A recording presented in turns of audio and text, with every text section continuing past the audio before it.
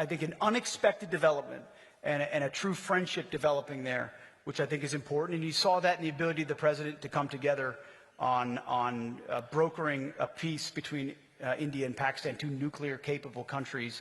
I think both sides there are going to see understandable threats coming from the other, maybe some of which we see differently, and countries are going to want to develop ICBM threats, but we're not pointing a finger, at least from our view right now, at either country and calling them a threat to us, and we're grateful for, in each of their lanes, the benefits they've given to peace around the world. Excellent. Let us get one more round of comments and questions in. If I can ask for crisp, short questions so that we can get to answers. First one in this round from the United Kingdom, Tom Beckett. Mr. Secretary, thank you very much. Noting the, applauding the defence procurement changes that you're making in the Pentagon, on the 22nd of May, the Acting Secretary of the Navy said that the 14 billion FMS to Taiwan had been paused to preserve stocks for Epic Fury. Looking to the future, that's fine. In the here and now, how do you reconcile that with expedited arms sales for partners? Thank you very much, Tom. We take another question from China, Dong Wang. Your microphone is on. Thank you for your speech, Secretary Hegseth. Most recently, U.S. Forces Korea Commander General Xavier Bronson made a striking remark in a public interview, stating that South Korea is, quote-unquote, a dagger in the heart of Asia aimed at China.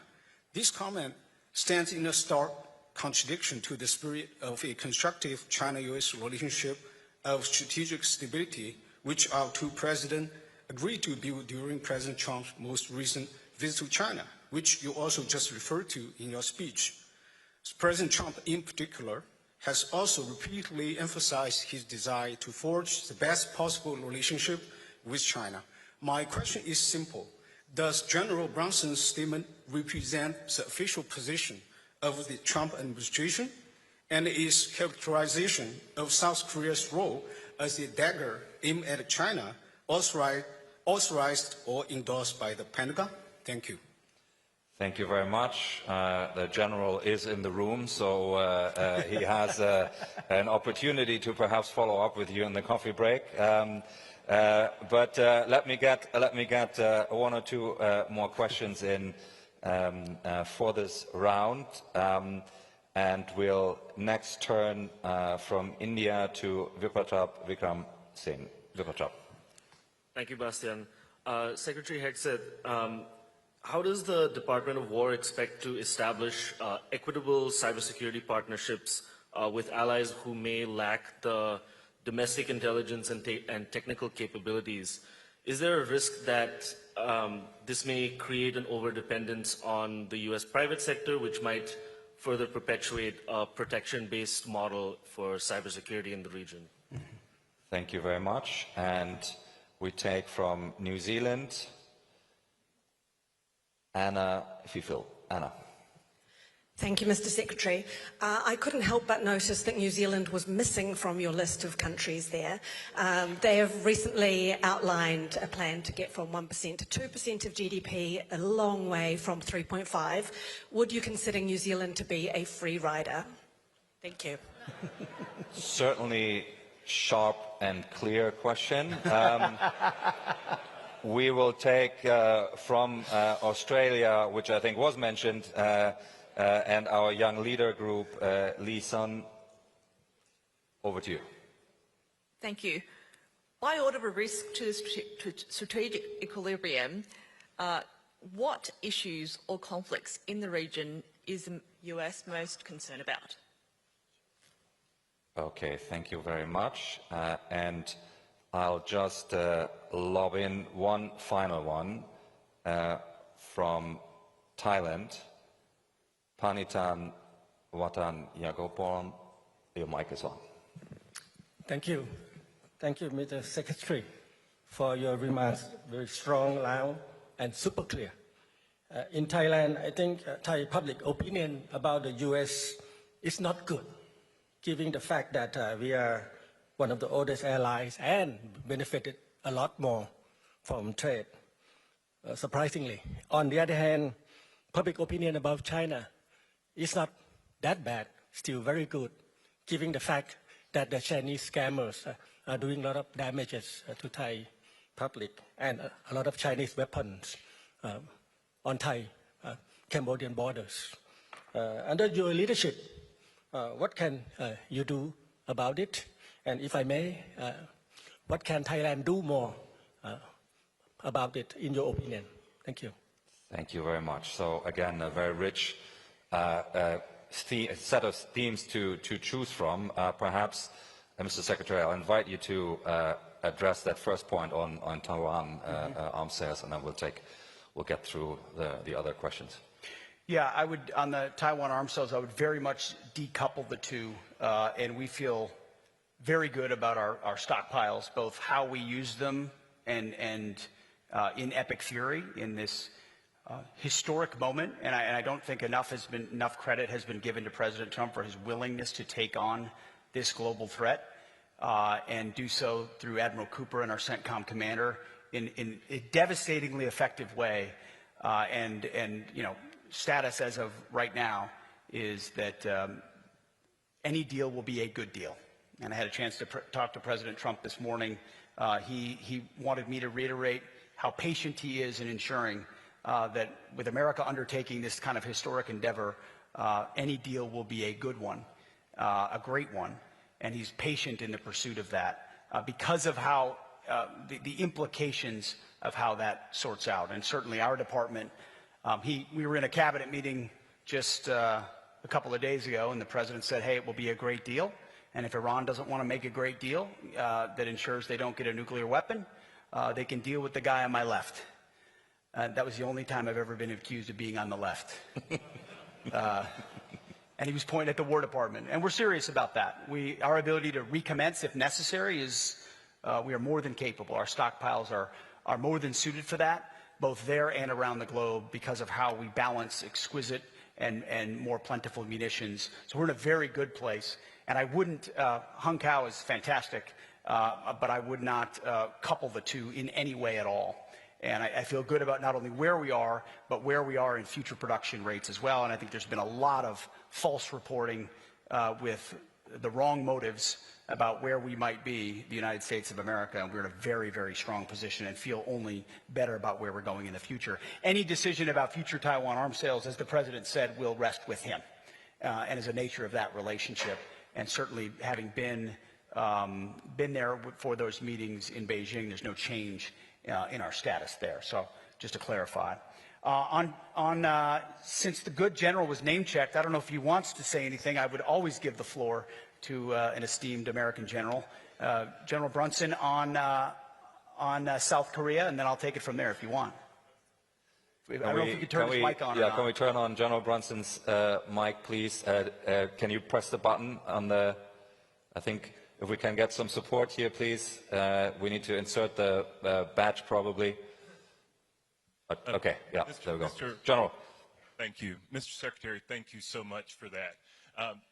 Gentlemen, if you could please raise your hand, the gentleman who asked the question, that I might look at you directly.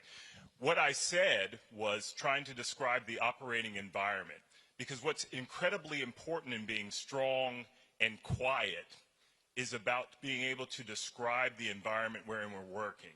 If you remember, the Prussian philosopher, military philosopher Clemens talked about Korea being a dagger pointed at Japan.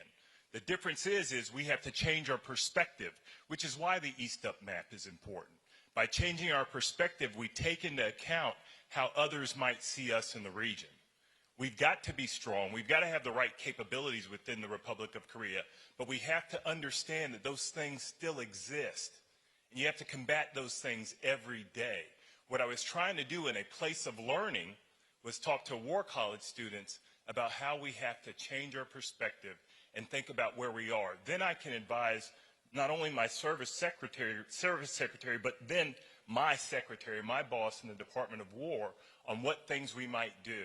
The secretary also mentioned OPCON transfer. The position that we have within the peninsula, based on our great allies represented by Minister of Defense Ong Bak, who's right here in the front row, is important. But what's also important is that we have the right capabilities at the right place in the right time, but also take into account our perspectives. I'm encouraged by the fact that my president and my secretary went to China. That is tremendous, and that we might have increased relationships where we might talk. And we have to remember that when we're talking to students, we want them to understand and appreciate other perspectives other than our own.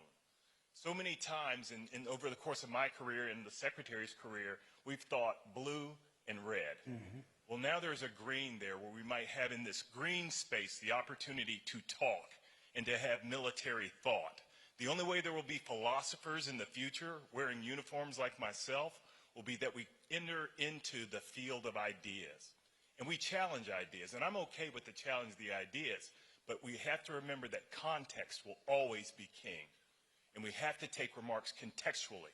And I would encourage that you listen to the entire podcast, as well as the speech that I gave to the War College students, which was pretty good.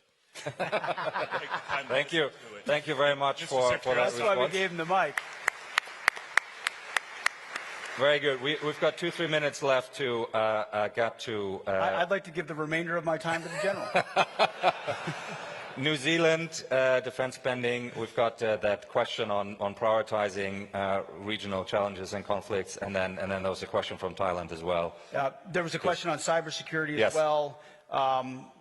I think what you've seen from our operations is how central we've made that capability, how important it is, how decisive it can be, and now that we're moving into the brave new world of AI and what it enables, the United States has incredible private sector advantages there that we intend to responsibly harness, which would require understanding how they work and how they can be utilized offensively or defensively, but responsibly, and working with partners on cyber. And those cyber relationships is going to be a huge part of how we enable partners, whether it's AI or not.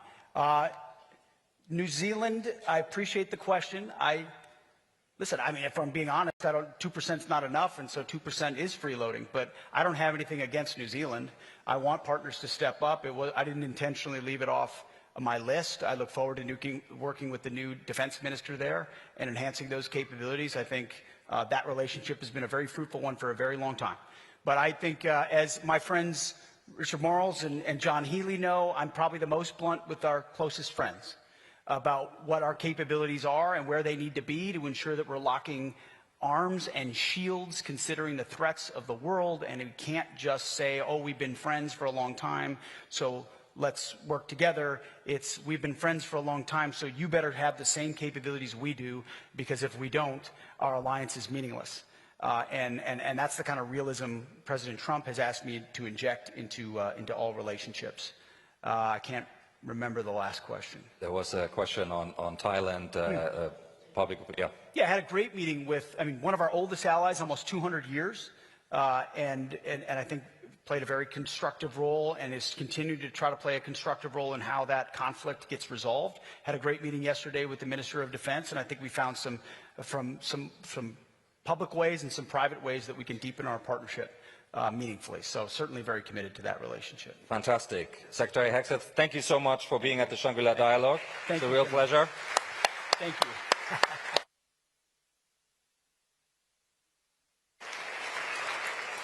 Please. Session, so if I can invite the next panel to join us, and thank you so much, Secretary Hegseth. Thank you so much. Please.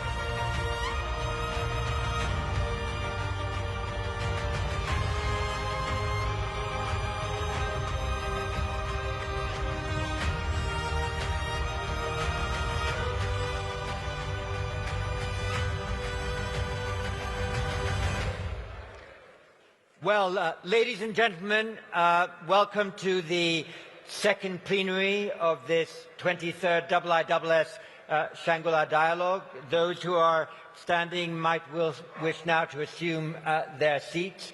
I have a great challenge because that was a hard act to follow, but we have three tremendous speakers here who will address our plenary 2 theme of priorities within Asia's shifting strategic landscapes. And Secretary of War Hegseth mentioned a number of countries in his address and the kinds of partners he wished rather than protectorates.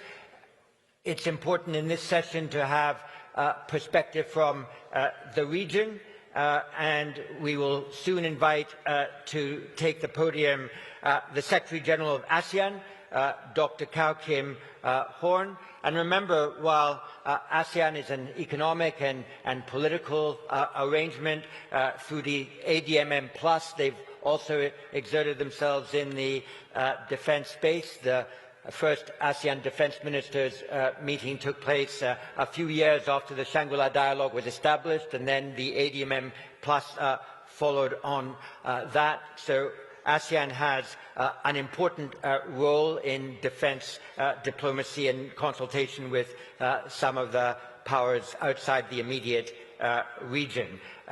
Delighted to have for the first time Chris Penk, Minister of Defense of New Zealand. 1% to 2% is sort of in percentage terms a big jump, but we'd love to hear more from you as to how you are directing that investment and what are the particular capabilities that you wish to enhance in New Zealand, and perhaps also the priority of regional geographic element that you assign to yourselves. And delighted to have the recently appointed Minister of National Defense of Lithuania, Robertas Kaunas. Some people might say, if you're looking at priorities within Asia's shifting landscape, why are you bringing a Baltic state on board? And I think the reason is that it's consistent with our strategic understanding that the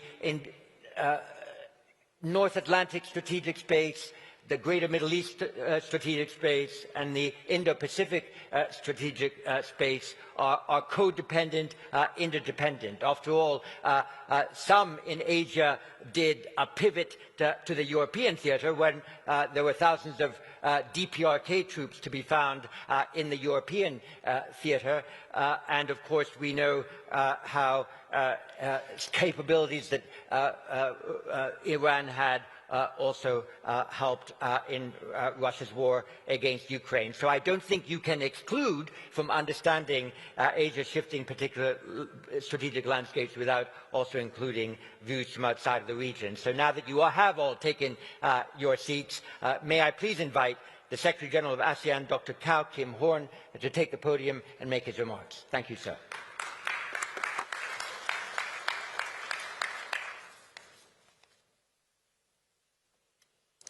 Your Excellency Chris Penk, Minister of Defense of New Zealand, Your Excellency Robertas Kaunas, Minister of National Defense of Lithuania, Sir John Chipman, Executive Chairman of the International Institute for Strategic Studies, the IISS, Excellency, ladies and gentlemen, a very good morning. It is a pleasure to join this distinguished discussion on priorities within Asia's shifting strategic landscape. Our region, particularly Southeast Asia, is navigating a period of profound strategic transition. The regional order is being recalibrated not only by the shifting dynamics between the major powers, but also by the growing strategic agency of regional actors. ASEAN and its member states are not passive bystanders in this transition. We are actively working to enhance our resilience, strengthen our strategic autonomy, deepen and diversify our partnerships, and sustain the momentum of cooperation and dialogue. Even as the headwinds of protectionism, fragmentation, and conflict grow stronger and more destructive. Against this backdrop, we welcome the good outcomes of the recent US-China summit in Beijing. The framework of constructive strategic stability reflects an important shared recognition between the two powers that their strategic competition needs not for close cooperation on issues of common interest and must not be allowed to slide into conflict or rupture. For ASEAN, this really matters. The US and China are our two most consequential security and economic partners, and the quality of their relationship has direct and immediate consequences for the region. We hope and expect that this stabilization framework will translate into policy and behavior that tangibly contributes to regional peace, stability, and development. This matters all the more because today's strategic environment has become more structurally complex and multi-dimensional than at any point in recent memory. Traditional security concerns remain, but they are now deeply intertwined with increasing competition and disruptions across digital, technological, financial, maritime, cyber, and informational domains. Transnational challenges, climate change, health security, food security, and energy resilience are four layers of complexity that no single country, no single region, and no bilateral relationship can manage alone. And while the deep economic interdependence that underpins the post-Cold War regional order remains significant, it is being actively reshaped by policies of supply chain de-risking and diversification. The central challenge before us is therefore threefold. First, to deepen our partnerships with each other, with major powers, and with the wider international community in terms of mutual benefit. Second, to diversify our external and international partnerships, to build resilience against the shocks and disruptions that will inevitably come. And third, to strengthen ourselves from within, investing in the quality of governance, national cohesion, and the human and physical infrastructure that will determine whether our societies and communities can harness technological progress and withstand global disruptions. This is precisely where ASEAN's role becomes more, or I should say most important, with multiple platforms for dialogue, diplomacy, confidence building, and practical cooperation across the full range of challenges we face. In a more contested and fragmented world, ASEAN's enduring contribution has been and will continue to be its ability to provide institutional architecture and diplomatic processes that keep all major stakeholders engaged, discourage the formation of exclusive blocs, sustain a regional order that remains open, inclusive, and rules-based. In periods of strategic stress, the temptation to bypass multilateral platforms in favor of bilateral deals and transactional arrangements grows stronger. Demonstrating that inclusive multilateralism delivers requires constant renewal, collective commitment, and sustained political will from all of us. Our collective commitment and vision are reflected in the ASEAN 2045, our shared future, ASEAN's strategic guideposts for the next 2 decades. It envisages a resilient, innovative, and people-centered ASEAN community, anchored in dialogue, diplomacy, cooperation, stability, and the rules-based regional order. More than a development blueprint, it is an expression of ASEAN's strategic agency in shaping its own environment rather than merely responding to forces that others set in motion.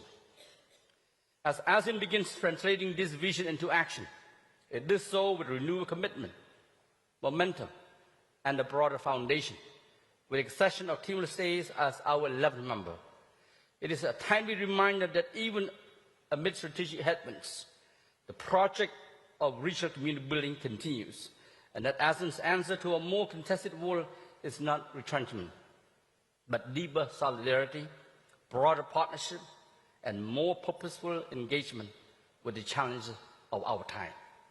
Excellency, ladies and gentlemen, allow me to highlight 5 priorities for ASEAN in shifting strategic environment and landscape. First, advancing inclusive, practical cooperation. ASEAN experience has consistently demonstrated that peace, stability, and prosperity are best sustained through openness, mutual respect, rules-based partnership, and a shared responsibility.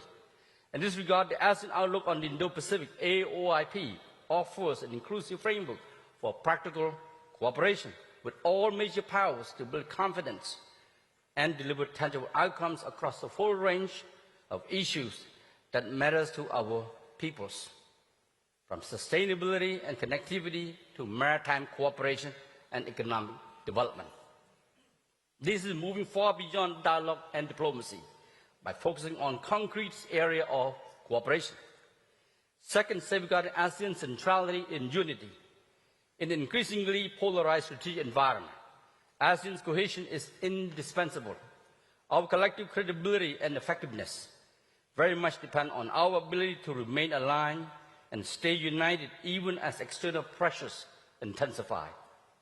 Centrality without unity is an empty claim and promise. Both must be earned and renewed through the constant and consistent work of consensus building and collective resolve. Third, upholding rules-based regional order. In a world where the assertion of might override is increasingly felt, ASEAN's foundational principles become all the more relevant. The principle of mutual respect for sovereignty, non-interference, political independence, peaceful settlement of disputes, and non-use of force are the fundamentals that protect small states from coercion, preserve the space for diplomacy, maintain peace, and sustain the conditions under which cooperation remains possible. Fourth, enhancing ASEAN's role as a convening and stabilizing force. In a more contested environment, we must tactfully manage the increasing competition through guardrails, sustained communication, and responsible statecraft. This is precisely what ASEAN-led mechanisms have done for decades. The East Asia Summit, the ASEAN Regional Forum, and the ASEAN Defense Ministers Meeting Plus are the connective tissues and key building blocks of regional diplomacy, promoting strategic trust, fostering cooperation across diverse political systems and strategic outlooks, and keeping dialogue alive even when bilateral relationships are tested and strained. Fifth, strengthening our resilience across all domains, including supply chains, critical minerals, energy systems, digital infrastructure, emerging technologies, and financial networks. In today's disruptive world, resilience is simultaneously an economic imperative, strategic necessity, and societal safeguard. The conflict in the Middle East has clearly demonstrated how events far beyond our shores can rapidly cascade into our countries, disrupting supply chains, driving up energy costs, and affecting the livelihoods of ordinary people. Resilience, therefore, cannot be an afterthought or a crisis response. It must be built and sustained consistently as a core dimension of national and regional strategy. In order for ASEAN to survive and thrive in today's world of complex challenges and constant changes. We are now building on these experiences under ASEAN 2045 of a shared future by deepening economic integration, accelerating digital transformation, strengthening connectivity, and advancing a just and inclusive energy transition. At the same time, ASEAN is strengthening supply chain resilience, narrowing development gaps, and enhancing institutional capacity so that the region remains agile, responsive, and future-ready. In addition, ASEAN is responding even more strategically to its engagement with external partners by strengthening partnerships. Excellency, ladies and gentlemen, as we commemorate the 50th anniversary of the Treaty of Amity and Cooperation in South Asia this year, we are reminded of an enduring lesson. Lasting stability cannot rest on power alone. It depends equally on trust, mutual confidence, share norms, and sustain dialogue and cooperation. We also need to invest more in building a stronger culture of peace and to keep reminding ourselves to not take peace in our region for granted. What states across our region see is an environment in which we all can pursue security and prosperity without fear or coercion and without being forced to choose sides. We seek the freedom to diversify our partnership, chart our own development paths, and equip our peoples to harness technological progress and withstand external shocks. This is why we remain firmly committed to an open, inclusive, and rules-based regional order and architect, anchored in international law, the UN Charter, and the ASEAN Charter. ASEAN stands ready to work with all partners, major powers, and small states alike, to ensure that our future is shaped less by fragmentation and division, and more by the difficult but ultimately rewarding work of cooperation, resilience building, and the pursuit of shared prosperity. I thank you.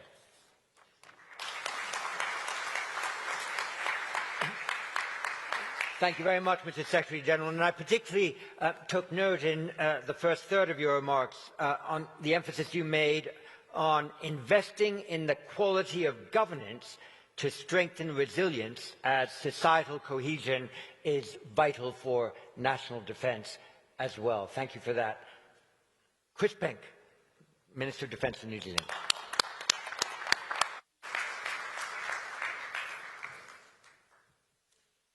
Ladies and gentlemen, dear friends, thank you for the opportunity to be here at the International Institute for Strategic Studies convened session of this, the Shangri-La Dialogue.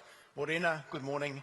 I have enjoyed the discussion so far today, and I look forward to sharing with our fellow panel members, Mr. Secretary General, our friend from Lithuania, and to Sir John, thank you for your chairing of this session.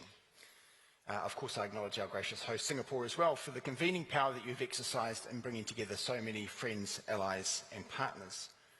We will have the opportunity to share our perspectives on Asia's shifting strategic landscape.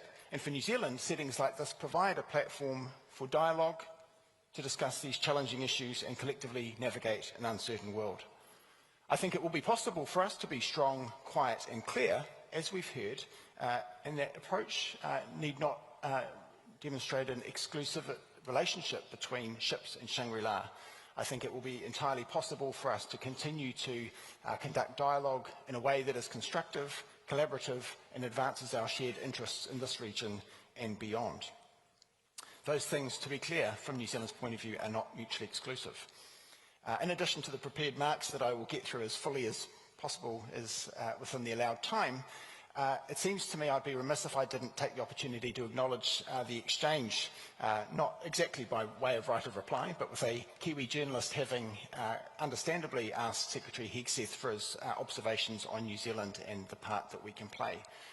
It seems to me that we are poised to play an even greater part in this region and throughout the globe, but I would emphasise that historically New Zealand has played its part strongly. Under that heading, I would emphasise presence, people and platforms.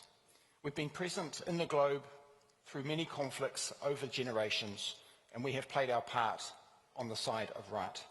Even now, we are in Eastern Europe assisting Ukraine to train its personnel for the defence against the illegal invasion by Putin's Russia. Geographically distant as this conflict may be, to New Zealand it is important for doing the right thing, but of course also demonstrating our commitment to the international rules-based order. Our people, I have heard from many of you, are very well regarded as credible, capable personnel in times of conflict, peacekeeping and other theatres of operation and exercise, and we will work hard to ensure that our people are well resourced to continue to uphold that reputation.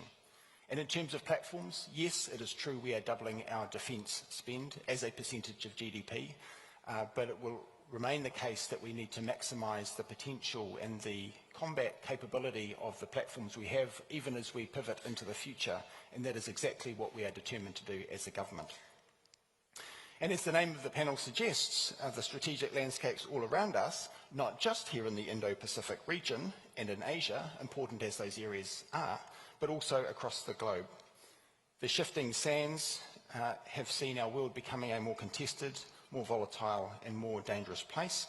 And in this context, New Zealand is clear-eyed about the role that we can play, and we're determined to stay the course in protecting the rules and norms that we support, particularly for the benefit of a stable and prosperous Indo-Pacific region. The Indo-Pacific is central to New Zealand's strategic outlook. It is our largest trading nation or region. Our energy, food and supply chain security depends on sea lanes of communication, many of which run through this region. And of course, the strategic choices made in the Indo-Pacific influence global norms and behaviour. We know that we are stronger together than when we act apart. And so for all these reasons, what happens in this region does matter to New Zealand. It matters deeply. And that is why, in the face of greater challenges, our government is committed to doing more to protect our long-standing interests. Again, though, to emphasise, New Zealand has always been a globally engaged country. We've just celebrated our 50th anniversary with ASEAN in 2025, elevating our relationship to a comprehensive strategic partnership. And of course, New Zealand looks forward to expanding our relationship with Timor-Leste as the newest member of ASEAN. Our relationship is shared through a history over the years, including through the Interfet operation. That commemorates its 25th anniversary last year, in fact, and remains relevant today. It's an example of how the New Zealand Defence Force responded hand in hand with our partners to support Timor-Leste's young nationhood and the security of our shared region. This laid the foundation for our relationship today, one that is based on transparency, respect and regional cooperation. We may be small, but we continue to make a difference. We will continue to do this in several ways. First, the rules and norms that support and facilitate our security and prosperity in this interconnected world matter deeply to New Zealand. We'll continue to work with our partners to ensure that these rules are upheld in our region. Second, we are focused on prosecuting our defence interests more sharply and with more urgency. Today, our defence policy reflects the realities that we face. This means deterring the actions that would do us most harm, and of course we must contribute meaningfully alongside our partners in their security efforts too. Achieving this, we are clear, does require a more capable defence force. That is why we are more than doubling our defence spend and investing in a defence force that is combat capable with enhanced lethality and deterrence. We want a defence force that can be a force multiplier with our Australian ally and increasingly interoperable and even interchangeable with partners. Earlier this month, I announced the progress made by the New Zealand Defence towards replacing our ageing frigates. We're thinking about what New Zealand and our region needs for today and into the future to protect and promote the things that matter to us all. Third, we are committed to using the defence force we have. Operational activity is central to delivering our defence objectives throughout the broader region and, of course, close to home. To that end, our primary focus will remain the Pacific. We're actively working with Pacific partners to promote regional security and stability and support them in times of humanitarian assistance and where disaster relief is needed as well. The Pacific is and will remain a core priority for us. We'll continue to be active and engaged in the Pacific, therefore, alongside Australia. The New Zealand Army has recently, for the first time, concluded its participation in Exercise Balakatan. That was in April, alongside friends of Australia, the US, Japan, the Philippines, France and Canada. This example shows that the New Zealand Defence Force is considering new ways to engage with Indo-Pacific partners in a manner that promotes the regional security and the rules and norms on which we all depend. With our government's commitment to enhancing defence capability and our clear intent to regularise our Indo-Pacific presence, there will be more opportunities to work alongside the New Zealand Defence Force in our shared region in the future. And finally, New Zealand has a long and demonstrated commitment to regional dialogue.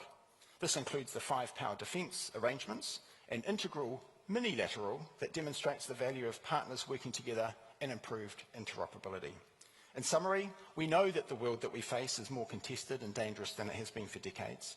And as the strategic landscape shifts all around us, our priorities remain consistent. We will continue to be an engaged and committed partner to promote security and stability in our region, building on our historic presence, our people, and increasing the lethality and combat capability of our platforms. On that note, I thank you again and look forward to our discussion together. Thank you. Thank you so much, Minister. And we're delighted the Shangri-La dialogue offers an opportunity for all 5 of the FPDA ministers to attend. During the question and answer, it might be good if you were able to add a few points on how in this increase in defense expenditure you are proportioning the investment in new defense technologies that can perhaps have great strategic effect at lower cost. With that, could I invite the Minister of Defense of Lithuania to take the stage? Thank you, sir.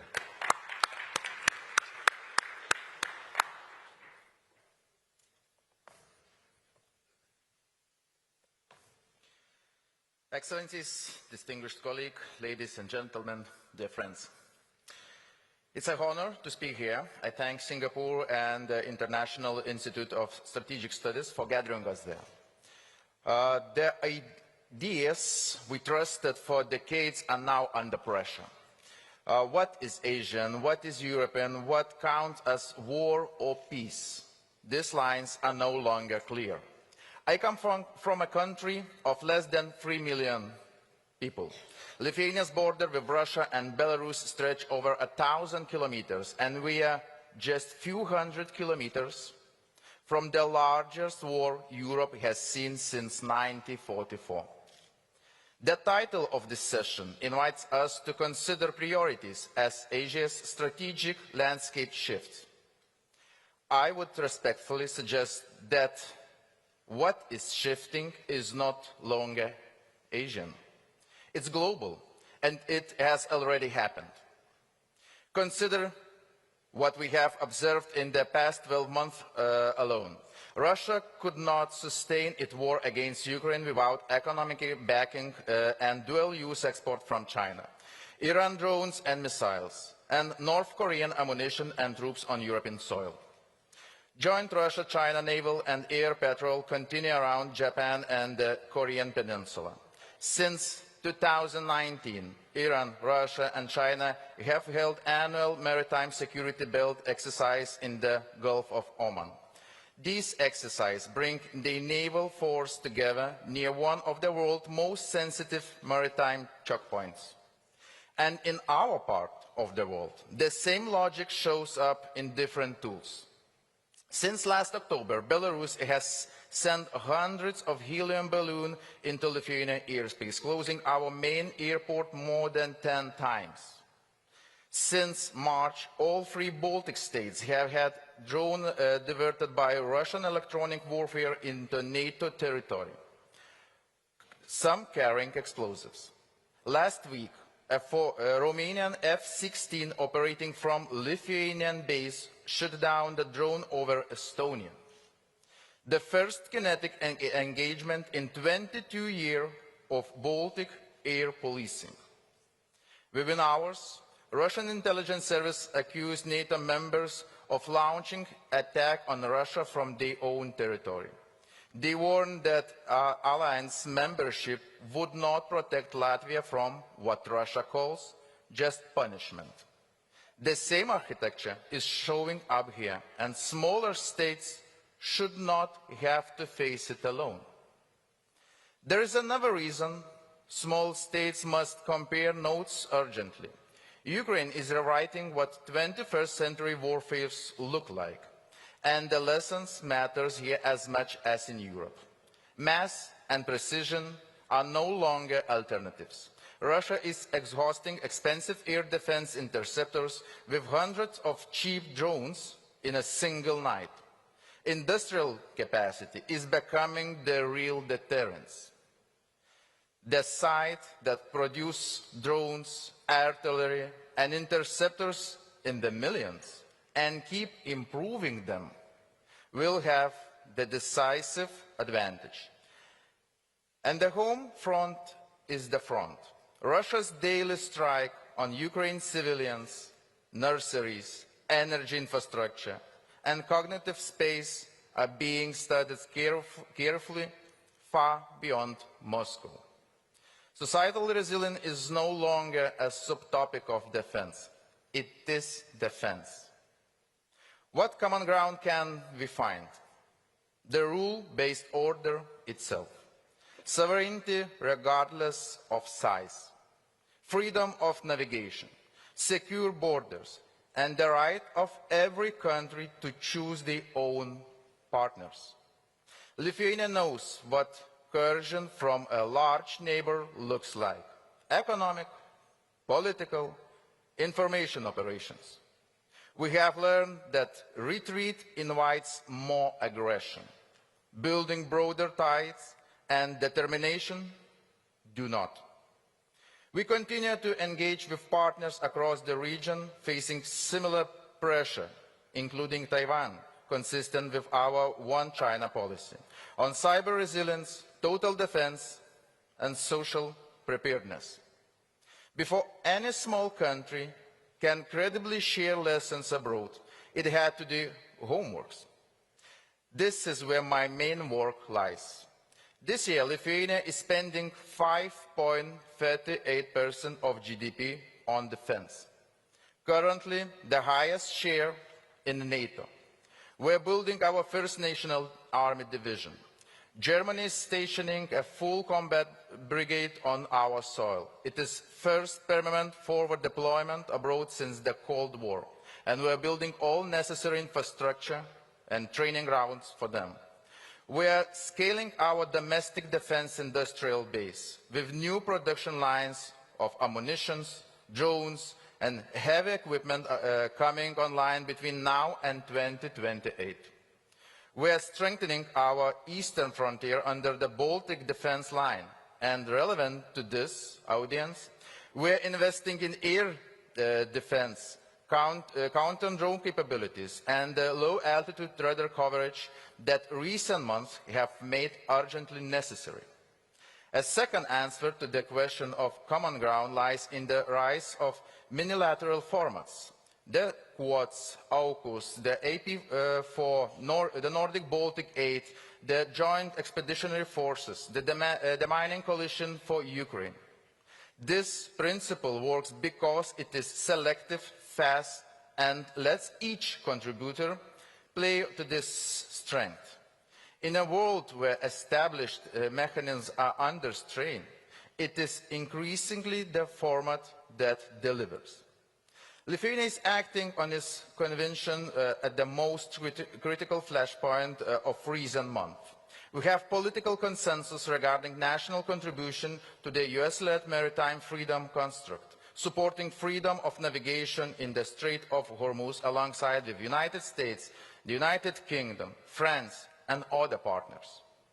For a small state, the test of seriousness is whether we show up when it matters, even far from home. One specific area where our experience and your are converging in real time is the security of critical underwater infrastructure. Since 2022, the Baltic Sea has witnessed a pattern of suspected sabotage of subsea cables and pipelines.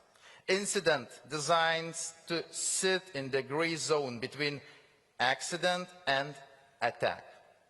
95% of the world's data and a significant share of its energy runs along the seabed. Finally, defense industrial cooperation is one practical area where the Europe Atlantic and the Indo-Pacific must converge. Resilient allied supply chains are now and strategically capability to their own rights. Perhaps the most undervalued one in our collective deterrence. Ukraine has rewritten what the defense industry must do. We can no longer fill warehouses and assume that content will be irrelevant in 2 years. Drones become old in weeks, and software-defined system demand continuous update. At the same time, we have rediscovered the need of produce of 155mm artillery rounds in an industrial volume, and to hold credible strategic strike at risk in any adversary's backyard. Lithuania is adapting its industrial to all free demand, a drone manufacturing ecosystem that can modernize daily, ammunition production at scale, and long-range strike capability. And we are doing so with our allied partners. This adaptation can only happen between friends. We warmly welcome Japan's landmark decision to ease its defense equipment export rules, a signal that this region's posture is itself shifting. We are a member in the US-led Partnership for Indo-Pacific Industrial Resilience, and we are open to deeper cooperation with defense companies across this region, both ways. To return to the question of this session, the common ground exists. It always has. What remains is for those of us who depend on it to choose, together, to stand on it, and to do so before the choice is made for us. Lithuania, small, but neither distant nor neutral, stands ready to do its part.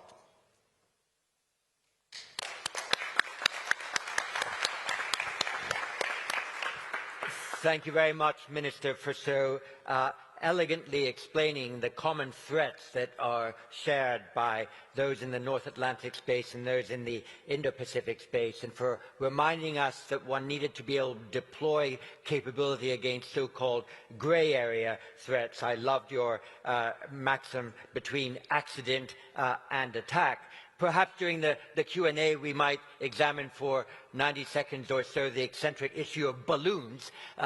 You have balloons coming to you from Belarus. There is at present no capability package that is able to defeat these balloons, but they can interrupt your airspace for 3 days. And we know that that sort of balloon strategy can also be seen in the greater Middle East and in the Indo-Pacific region. So understanding how defense technologies can deal with these gray area threats is, I think, an important theme that all of you have somehow touched on. We now have well over 18 people who want the floor. I think I will take 7 or 8 questions and then give each of you a moment to answer those principally that were directed to you. A young leader from Australia, your mic is on, Vanessa Wong. Hi, Secretary General. This is a question directed to you. We've had a lot of countries speak up about their GDP and military spending. So my question is there a role for restraint in military build-up in our region, whether it is explained clearly or not? And what are the checks and balances and guardrails that we need to put in place? And from the United States, Morgan Michaels. Thank you, Sir John. My question is also for the Secretary General. Following the recent ASEAN summit in the Philippines, you were quoted by Reuters as saying that the foreign ministers had agreed to a virtual meeting with Myanmar in the very near future. Do you anticipate that ASEAN will re-invite Myanmar at the foreign minister and leaders level? If so, what will that mean for ASEAN's engagement with other Myanmar stakeholders, including opposition groups, and the call for constructive dialogue among all parties as per the 5-point consensus? Thank you. Thank you. And from China, Zhishong Shen, your mic is on. Okay. Thank you very much, Chairman, Sir John Chiefman. I'm Senior Colonel Shen Zhixiong from Chinese People's Liberation Army. First, I'd like to say is that the accusation on China in a speech by the Minister of Defense of Lithuania is unfounded, while my question still goes to Dr. Kao King-hoon, Secretary General of ASEAN. After the end of the Cold War, whilst the wars and conflicts erupted and even escalated in many parts of the world, Asia has continued to enjoy overall stability and prosperous development. We all believe such an important achievement can be attributed to the common efforts of regional countries and organizations, with Asia in particular.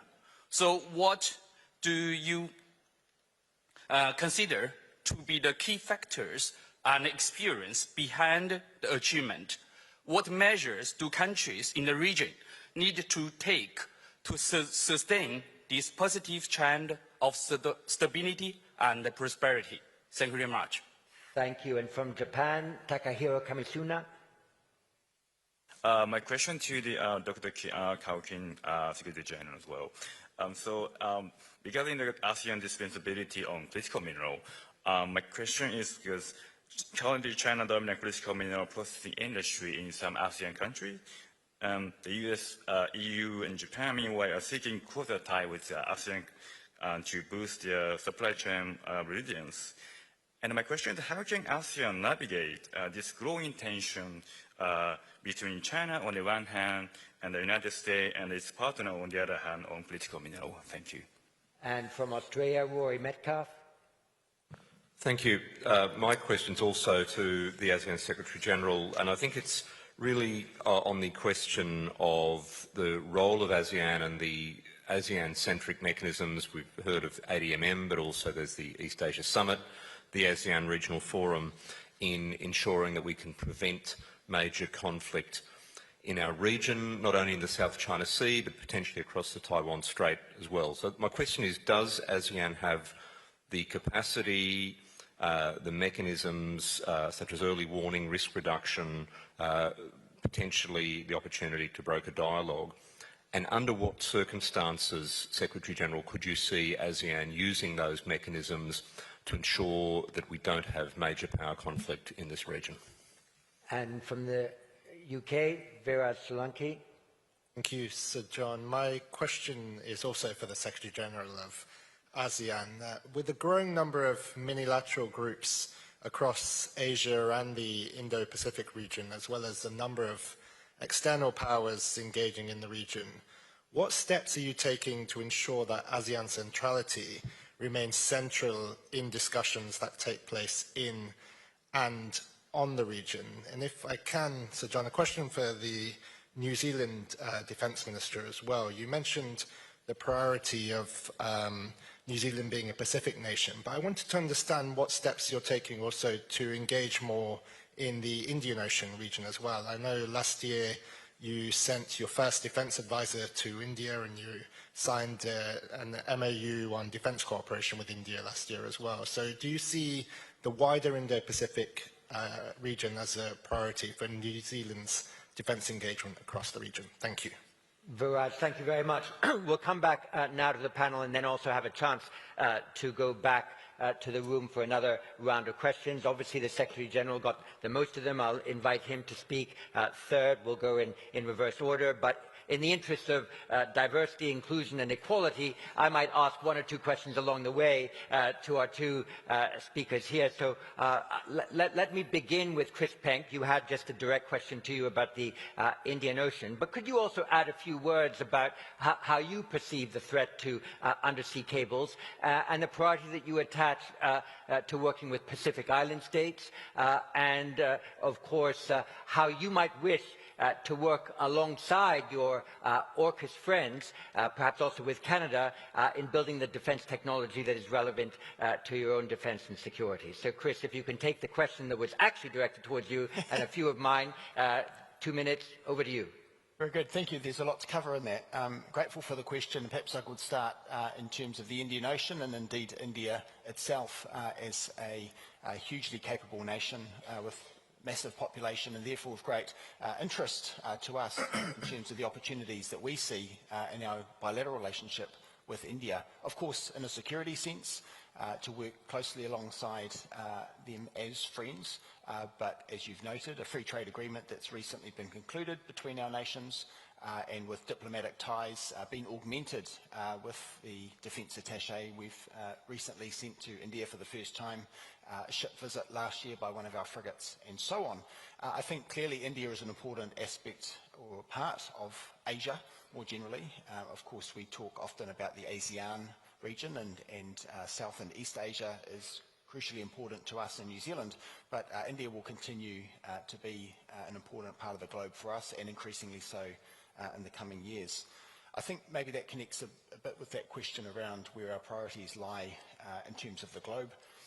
You could characterise the question along a number of different lines. Geographically, of course, we are somewhat remote.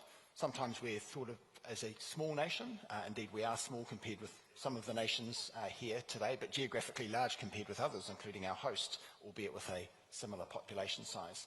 But certainly if you take our territorial waters out to the 12 nautical mile limit, exclusive economic zone of 200 nautical miles extended around a long, thin island nation with no near neighbours, clearly there's a large area for which we have rights and responsibilities, to say nothing of Antarctica, where we have a footprint in terms of scientific endeavour to protect and so on. So from a geographical basis, clearly our priority must remain in the region of which we are physically part. But if you think too about the kind of priorities that we need to protect in a defence and security sense, the shipping lines, and we think about the importance of freedom of navigation with the conflict as far away as the Middle East, but the downstream effect for us in terms of our economic security, in terms of fuel and other supply chain interests. Clearly we are interconnected as a globe. And so if we think about those kinds of interests, clearly the whole globe becomes relevant to us.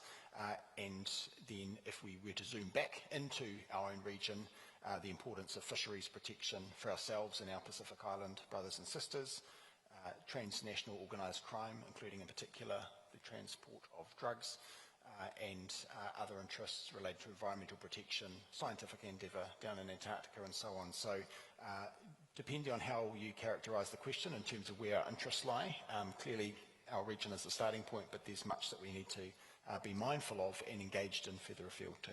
Thank you. And Minister of Defence of Lithuania, you were challenged on your assessment of Chinese engagement in the European space, but perhaps you could also take a crack at my earlier balloon question and anything else you thought you might like to add. Thank you. Thank you for this question. First of all, Lithuania supports peace, stability, based order, rule-based living, and we are looking for stability. What we're facing from our neighbors, Belarus, Russia, is threat, pressure, and instability. Those balloons are flying over our airspace, they're disturbing our airports, and it's not so easy to just take them down, because they are flying very high altitude, is from 5,000 till 11,000 meters. Speed of wind, the speed of balloons is the same as speed of wind. It can be around 200 kilometers, and they are sending it at night. So it's extremely hard to detect, first of all. Is it a threat? Yes, it is, because you can attach everything what you want. Now they are transferring smuggling procedure like cigarettes, but you can attach explosives, you can attach drones. And what we see in Ukraine, actually the Ukrainians starting to use same balloons to send weapons, drones, over 1,000 kilometers. Additional threats, drones incursion to our space. Yes, Russia started the war. Ukraine is now defending. Ukraine is capable to engage even long strike capabilities to Russia, to deep Russia strike. Unfortunately, Russia also uses electronic warfare equipment, so they are disorientating drones, and they are incursion to our Baltic airspace. And it's additional threat for us, because drones carrying explosives. Even Romania, a few days ago, we saw that drone just crashed in a civil building. This is new phase of war, and war was started by Russia. Russia can end this war even today.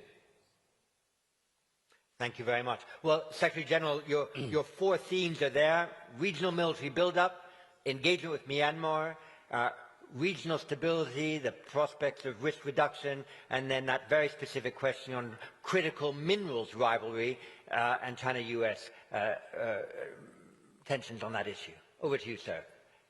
Thank you very much. Thank you very much for those very important questions. Let me take up on Myanmar first. Our Western foreign ministers have extensive discussion as well as the ASEAN leaders during the retreat of the 40th ASEAN Summit. They spent so much time discuss this issue, and in fact, they had very frank and candid discussions on how to engage with Myanmar, particularly based on the 5-point consensus that was reached back in 2021. Now, of course, the main issue here is whether 5-point consensus is still relevant, and whether how should we better engage with Myanmar. And one idea came up that we should invite the Myanmar foreign minister for engagement. It's all about engagement, because ASEAN is also about engagement. And to ensure that the 5-point consensus remains in place, we will not have physical meeting, but to have a virtual meeting to, on the one hand, we will listen to Myanmar, what's happening on the ground. But at the same time, it's for Myanmar to listen to concerns of ASEAN. And there is not a major change in the position of ASEAN, but I think how to recalibrate our engagement with Myanmar in the regard. So during the retreat, the leaders tasked the ASEAN forums to discuss this, to make sure, but particularly in the context of the upcoming ASEAN-Russia Member Summit that will take place on June 18, how Myanmar will be represented at this meeting, given the fact that the invitation was extended by President Putin to the new elected president of Myanmar. So I think this is where we are, but I think the bottom line is that it's not a few invitations that everything back to normal. No, I think it's still a lot of discussions, a lot of engagement, how to recalibrate this strategically. Second, I want to come back to this regional military buildup. That's the reason why, at the end of the Cold War, there was basically the establishment of mechanisms. We have a number of mechanisms, including the ASEAN Summit, the ASEAN Defense Plus, because at the time, you see, there was great feelings in this part of the world that the end of the Cold War is basically a great opportunity. But of course, the future remains uncertain. What's important is that, yes, we have the countries in the region. Some are focused very much on globalization, but others are looking at the military buildup. But today, I would say that more countries are spending more in defense. And of course, meaning that you have to divert resources from other areas of priority. And that's a concern for us, because as we spend more resources in the military buildup, it's not very healthy. That's why it's important for us to invest in preventive diplomacy, in the ASEAN-led mechanism like the ASEAN Forum, the ASEAN Defense Plus, so that we promote more dialogue and diplomacy, part of the strategic trust enhancement and the confidence building. I think it's all about this, that ASEAN has been doing already in the past 30 years to ensure that our region has clear strategic trust build-up. Of course, you heard yesterday evening by Hegseth that the triple crisis, including the crisis of strategic mistrust, for example, is there. But I think what's important here is that we need to make sure that there's checks and balances in this regard. That's why we produce what is called the defense outlook, basically, the defense white paper. We used to talk a lot about defense white paper, but nowadays we don't hear so much more about this. I think we should push that. I hope some of the dialogue will pick up this and promote more, so that we know who invests in what and what areas and all of that. I think we have to promote defense spending transparency as much as possible. Come back to regional stability on that has been addressed, of course, is the issue of, yes, ASEAN has been focused very much on what I call the 4 Ps. On peace, on prosperity, on people, and on the planet, particularly in the energy transition. For peace, of course, through our own ASEAN mechanism, and also ASEAN mechanism that we deal with all the key players in this part of the world. Should we jump to critical minerals and yes. close with that? Thank you. Yes, and on prosperity, this is where we need to engage with all partners. Particularly, we don't want to choose side. We have to engage with all. US, China, Japan, Korea, India, and of course in the EU. These are our part of our 11 partners, dialogue partnership. So we do have what we call the ASEAN Ministry Meeting on Minerals. Before we have, this is a meeting we organize every 2 years. Now we agreed to do it annually because of the critical minerals that have been discussed extensively in this part of the world. So the discussion now, particularly just in this month, is that in our region here we have a lot of critical minerals. But how do we develop? How do we seize this opportunity so that we can use this to advance our prosperity agenda? And finally, of course, on the last point, and that is on the US-China rivalry. It's not just critical minerals. It's also an area of AI technology. And of course, the framework of engagement. So we know that this is something that we have to engage with both US and China, because US and China are our comprehensive strategic partners, and they are the most important sources of foreign direct investment, of course also the most important trading partners. Let me stop there. Thank you. Thank you very much. I loved your assertion that the publication of defense white paper is an important act of strategic transparency. I think what we've discovered in Europe is that every time a defense white paper is drafted, it has to be rewritten about 6 months later. And therefore, for the moment, strategic statements made in the Shangri-La dialogue are the best way in which to achieve that transparency that we all aim for. With that solipsistic thought, could I invite Hugh Williams from the United Kingdom? Thank you. A question for Minister Penk, if I may. You mentioned that interoperability with Australia will be an aim and that the US shouldn't forget about New Zealand as a partner. So with that in mind, does it make sense for New Zealand to join Pillar 2 of the AUKUS arrangement and as a means of improving capability and showing commitment to those partnerships? And from the US, Daniel Kurtz-Phelan. Thank you, John. My question is directed to the ASEAN Secretary General and to Minister Penk, though I imagine the Lithuanian Defense Minister will also have interesting views on this. I was struck by your comments about the need to sustain and strengthen the rules-based order shortly after Secretary Hegseth had dismissed it as utopian nonsense, more or less. The Chinese government tends to be similarly dismissive, and of course Mark Carney famously called on middle powers to accept the demise of the rules-based order at Davos earlier this year.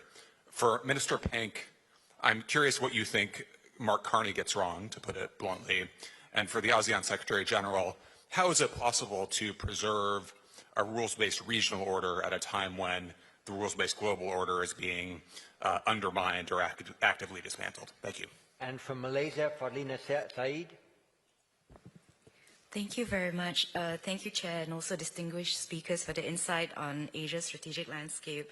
I think across the statements today as well as yesterday, there was a mention that cybersecurity is important. It's become more of a priority, especially in the face of disruptive emerging technologies and digitalization in civilian and military sectors. This actually, and I do have a question in regards to the challenges in developing rules of engagements on cyberspace, perhaps from your perspective. And for ASEAN specifically, because ASEAN actually subscribes to the norms of responsible state behavior, and this is since 2018, if I'm not mistaken, would ASEAN be interested in developing clarity on rules of engagement in cyberspace, even if appetite for this outside of ASEAN is quite low? Thank you. Thank you very much. And from Indonesia, Kut Nuri Hikman Sabri. Thank you. My question is for the Secretary General of ASEAN. You recently said that there is a real progress towards concluding the South China Sea Code of Conduct. What are the main political obstacles that still prevent ASEAN and China from finalizing a meaningful and enforceable agreement? Thank you. And from the UK, Antoine Levesque. Thank you. I have a question for Minister Konas. You said that small states should compare notes. What about larger states with sophisticated foreign policies and industrial capacity? I'm thinking here of India, for example. What would be your advice to small states when it comes to engaging India? And to Secretary Kao, how important is stability in India-China relations for ASEAN? Thank you. And from Australia, Stephen Forshaw. Thank you, Sir John. My question is to the New Zealand Minister, Chris Pank. Minister, I wanted to ask you if you can expand a little on the comments you were making about the threat from narco crime in the South Pacific. Is this a defence issue? Is this purely a law enforcement issue? Have nations got the balance right in combating this new threat? And what additional capabilities do you see as necessary in the South Pacific to help deal with it? And from Japan, Hiroyuki Akita. Thank you very much. My question is about ASEAN. Two quick questions to Mr. Kao. So you mentioned about the practical cooperation and also dialogue as a glue to unite ASEAN. But do you think that as U.S.-China's rivalry intensified, do you think that practical cooperation and dialogue are good enough glue to keep uniting ASEAN?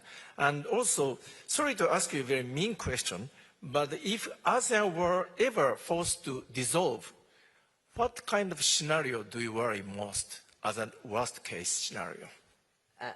And from Vietnam, Minh Phong Vu. Thank you, Chair, for the floor. My question is directed at Secretary General Kao as well. So in your speech, you emphasized the role of mutual trust, rules and norms to accommodate power in preserving stability in our region. What do you think of the Secretary of War, Pete Hegseth, opposing point about less need for dialogue and more need for power? Do you think that this is something that Southeast Asian countries need? And I would also like to hear from other ministers about your prospective countries' positions on this, if you would like to provide a comment. Thank you very much. And from Cambodia, Sothikpu. Thank you very much. I would like to address my question to Secretary General Kao Kum Hoon as well. There is a reason for optimism after Cebu meeting where the Philippine president have played a very constructive role in engaging both Thailand and Cambodia, Prime Minister of both countries, to task their foreign minister to continue talking. To me, this is a very good opportunity, and I would like to hear Secretary General ASEAN, what would you see the challenges, because Cambodia now is seeking UNCLOS compulsory reconciliations, while Thailand would want to talk about the format through which UNCLOS can be used to reconcile or to go forward after the cancellations of MOU 2001. Thank you. Thank you. And from the UK, James Hackett. Thank you, John. A couple of quick ones, if I can. First, to the New Zealand Defence Minister. You mentioned maritime capabilities, and I think a month ago your 2026 budget mentioned maritime sustainment. But what about surface fleet replacement? I noticed yesterday you had a trilateral with the Australian Defence Minister and the Japanese Defence Minister. Can you give us an update on the replacement planning and what capabilities you need to replace your frigates? And to the Lithuanian Defence Minister, you mentioned Defence Industrial Cooperation with this region. But what capabilities and technology lessons do you think Lithuanian industry could bring to the Asia Pacific? Thanks. And from Indonesia, Rizky Wahyudi. Thank you, Chair, for this opportunity. My question goes to Secretary General. Several countries in ASEAN have undergone significant democratic transitions in the past 2 decades, while simultaneously facing serious domestic security threats. The evidence suggests that democratization and effective counterterrorism do not automatically reinforce each other. And in some cases, in Indonesia and the Philippines, the institutional compromises, let's say militarized counterterrorism made to address security threats, have undermined democratic consolidation. My question, what institutional arrangements does Secretary General believe are most important for ensuring that counterterrorism effectiveness and democratic accountability are genuinely complementary rather than structurally intention? Thank you. Thank you. And from Thailand, Sarathon Nayanet. Thank you for the opportunity. So my question goes to the Mr. Secretary General. The ASEAN basically operate on the principle of consensus, but the regional challenges are becoming more complex. Do you think that the decision-making mechanism need to be evolved to remain effective in the future? Thank you. And from Indonesia, Klaus Handradito. Thank you. My question goes to Dr. Kao. Should ASEAN countries demonstrate greater support, greater solidarity with the people of Myanmar vis-à-vis the military regime? And if so, how can this be done effectively while maintaining ASEAN unity and regional stability? Thank you. Thank you very much. So these are the rules of engagement that will take us elegantly to 1 minute to 11 when we have to close this session. Each one of you have your themes in front of you, 4, 3, and 3. And so I think it would be excellent, rather than just specifically answering every question as precisely phrased, you said what was most important across the themes that sit in front of you, and I'll ask people to answer in reverse order from which they originally spoke. You have 4 minutes each. Minister of Lithuania. Thank you very much. Actually, very good questions. Lithuania always looking for peace and stability, as I mentioned before. But what means peace through strength? This means that we need to invest ourselves to our defense first of all. And it doesn't matter, are you big country, are you small country? Lithuania did 5.38% of GDP to our national defense need, investing this year, this amount, not because we are looking for war. No, we are looking for peace and stability. But we understand that without this investment, nobody will come and help us, because there are two parts of defense. First of all, what we do ourselves, and second, credible collective defense, as with our friends, with our allies. And here, cooperations starts, military cooperation, industrial cooperation. From Lithuania perspective, we have very good relation with Ukraine. We have very good scientists. We have very well-known laser specialists, cyber security specialists, software engineers. We are capable to build drones right now, and we are doing it together with Ukraine. So our jamming systems is also used in Ukraine.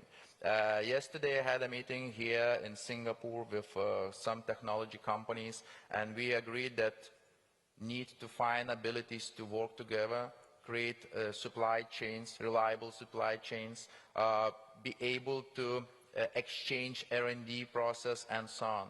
This is how small countries can unite together, create reliable ecosystem, and build what is necessary for everyone defense. I believe that like-minded, transparent, and looking to the same direction countries can create very strong deterrence, first of all. Of course, we rely on bigger allies like NATO, like other constructs, so we are members. Lithuania is a member of NATO, we are a member of European Union. This helps us a lot, of course, but we had to do our homework before we become members, and now we must contribute. We are not only consumers, and small countries shouldn't be only consumers of safety.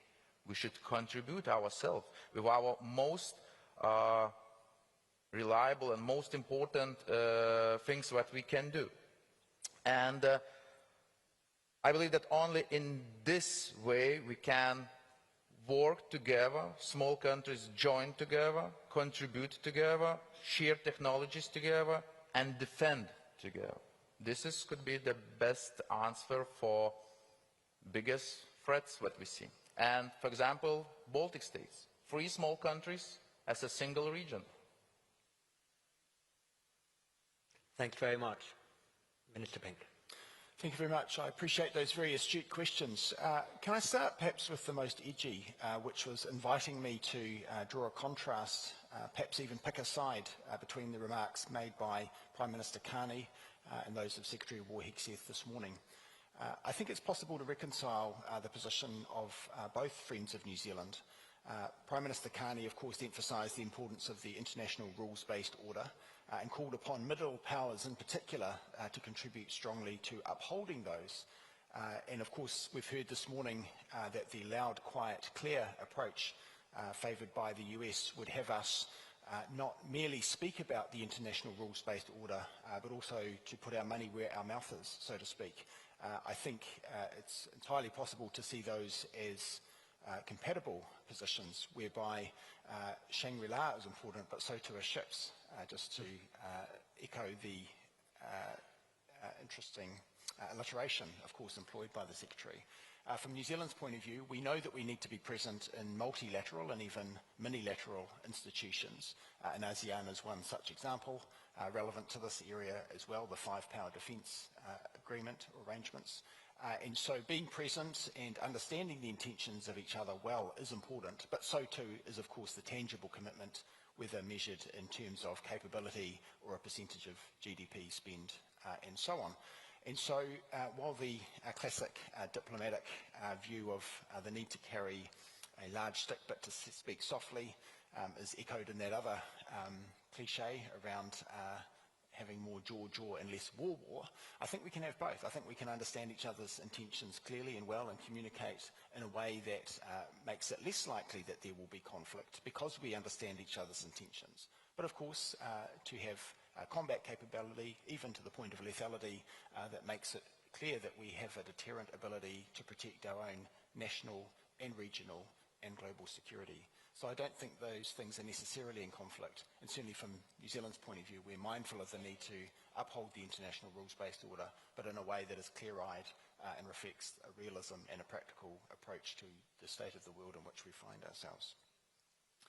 As for the potential membership of the AUKUS Pillar 2 arrangements, clearly there are 3 partners of AUKUS in its original conception, and New Zealand, being a non-nuclear nation as well as a non-submarine nation, is not obviously part of those particular discussions, but we're interested in our 3 friends' interactions and cooperation as far as that goes. Our position in relation to a possible Pillar 2 style of collaboration is that we have been waiting to see what that might look like in terms of details. We're open-minded about the possibility of partnering with those 3 nations and others who might likewise be invited to join. But it might be quite soon that we hear a bit more detail about what is entailed in that, and at that point we'll listen carefully, we'll engage closely at the official level and ultimately at the political level to determine if that's a partnership that we would wish to join. As for naval capabilities, I think our British friend asked about the surface capability. Of course, he's right to acknowledge that New Zealand is looking to replace its frigates. We have a whole maritime fleet renewal program, in fact, that reflects that all of our fleet, bar 1 vessel, will need replacing by the mid-2030s. We have 2 options, in fact, for possible frigate replacement, one of which is the Mogami-class frigate out of Japan, and which our friends in Australia have committed to acquire. And so that's the significance of the trilateral meeting, among other priorities in terms of regional and collective defence that we discussed today. But the other possibility remains firmly on the table, which is the Type 31 frigate out of the UK. And of course, we've got strong historic and present and no doubt future links with the Royal Navy of Britain and of course Britain as a whole. And so we're carefully conducting due diligence in terms of both of those possibilities, and they seem to me both very capable warships, and neither would be a bad option. Thank you very much. Secretary General, I think I can't remember in the last 10 or 12 years when we haven't had a Shangri-La dialogue that referred to the SCS Code of Conduct, South China Sea Code of Conduct. So perhaps you could take the Code of Conduct, India-China relations and cybersecurity as the main themes of your response. Thank you very much. Well, thank you very much. On the current status of the progress of the negotiation of the COC, this year, for the very first time, that we set timelines. That means that both us and China would meet every month, and we had to make progress because back in 2023, we agreed that the Code of Conduct must be completed within a period of 3 years. So this is the third year now. Based on the current negotiations, I'm confident that we will conclude the COC negotiations. There are remaining some key outstanding issues that need to be sorted out as early as possible. And this, of course, has to do with whether there's going to be a binding agreement or not, for example. That's one of the issues there. Of course, also how a mechanism will have to be set up on the implementation and monitoring, for example. So this is something that we are still focusing on. So, but I think we still have time between now until the end of this year. But I would just say there's clear commitment on both sides, ASEAN and China, to move forward and get the COC in place. On India-China relations, of course, we have seen some progress in recent months between the two sides. I think it's a positive development there. The engagement between ASEAN and China, there's any stability in the progress between ASEAN and China, between India and China would be good for this region. You have 1.4 billion people to the north, and we'll have 1.4 billion people to the west. And both are our comprehensive strategic partners, and they are our major bilateral FTA partners. So for us, it's in our interest that China and India are getting along to get alike between US and China as well. On cyberspace, on cybersecurity, there have been a lot of discussions in ASEAN. In fact, we have two main mechanisms that have been taking on key responsibilities. One, of course, the ASEAN Digital Ministers meeting. They just had their recent meeting in January this year in Hanoi, for example. So they have a lot of discussion there on how to address cybersecurity issue on the one hand, of course, also on the AI and the digitalization factor. And of course, the other one is on the what we call ASEAN Ministry of Media and Science Technology and Innovation, focus on the application. But I would come back on the other mechanism that we trying to address extensively, and that is the ASEAN Ministry meeting on transnational crime, which of course they have already agreed that cybersecurity, cybercrime is one of the top 10 challenges that ASEAN has to address. So we working through the various frameworks and of course mechanisms, but I want to add that just last year, for the very first time after so many years, we signed the ASEAN Treaty on Extradition and the establishment of a new mechanism, what we call the ASEAN Prosecutors and Attorneys General. So I think from the legal side, we also take up this matter as well. So I think we work on all fronts. Let me stop there. Thank you.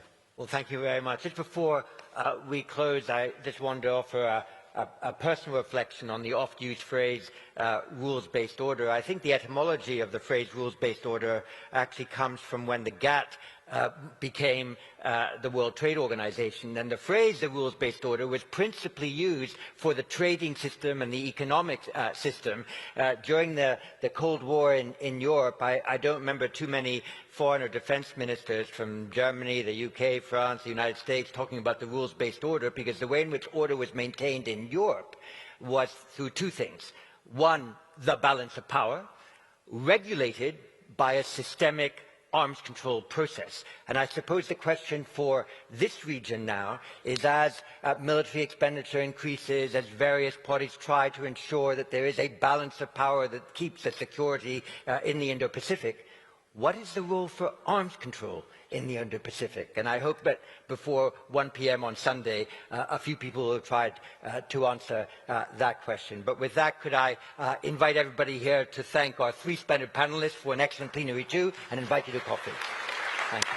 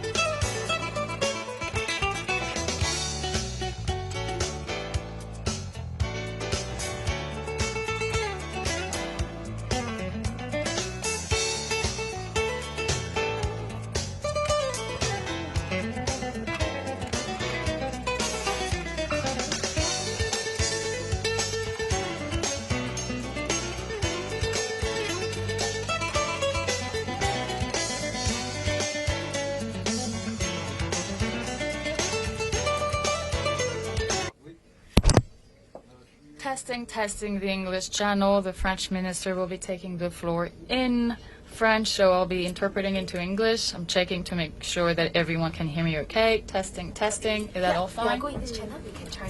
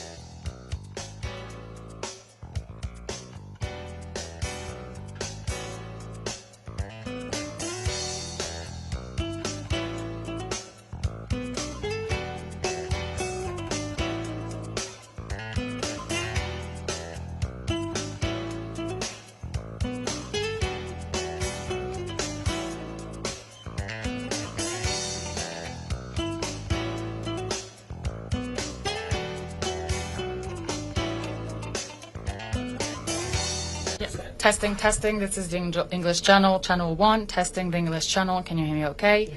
Keep testing the English channel. You're not hearing anything. Testing, testing. Can you hear me on the English channel? Testing, testing.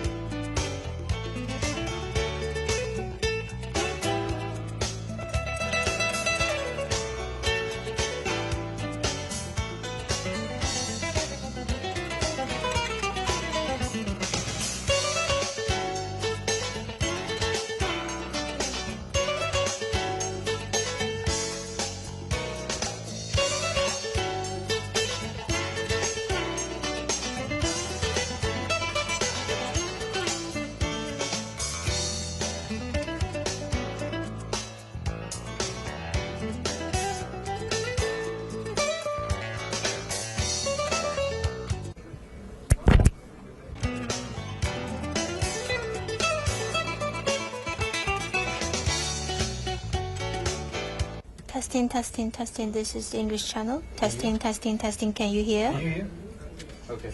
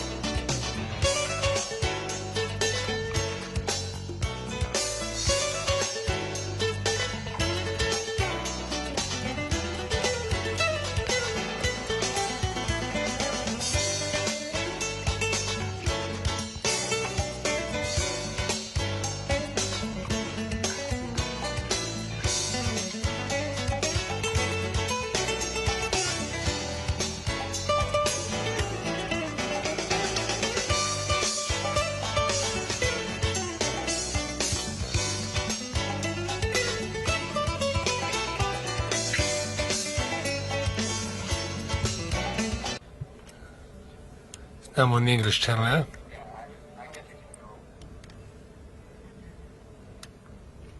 Right, so what's wrong with the... Here, 1, 2, 3, 4, 5, 6, 7, 8, 9, 10. 1, 2, 3, 4, 5. So in the booth area, I'm only getting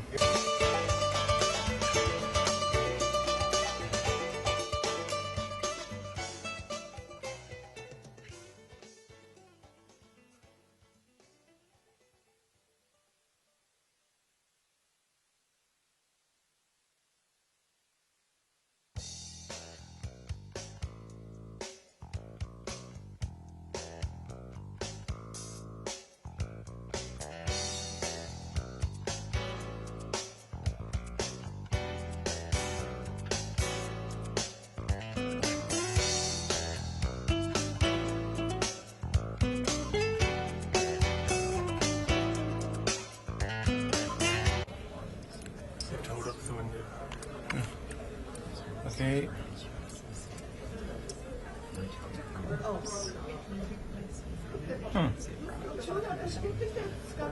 Hello, hello, hello. Testing. Testing. Huh.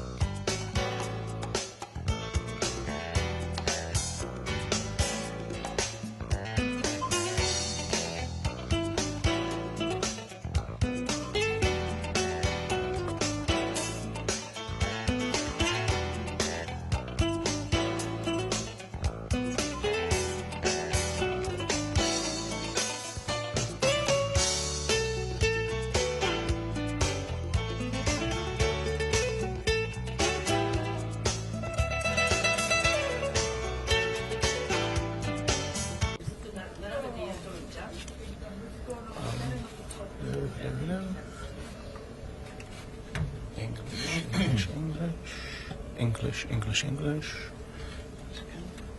Okay. Yep. Thank you. Yes.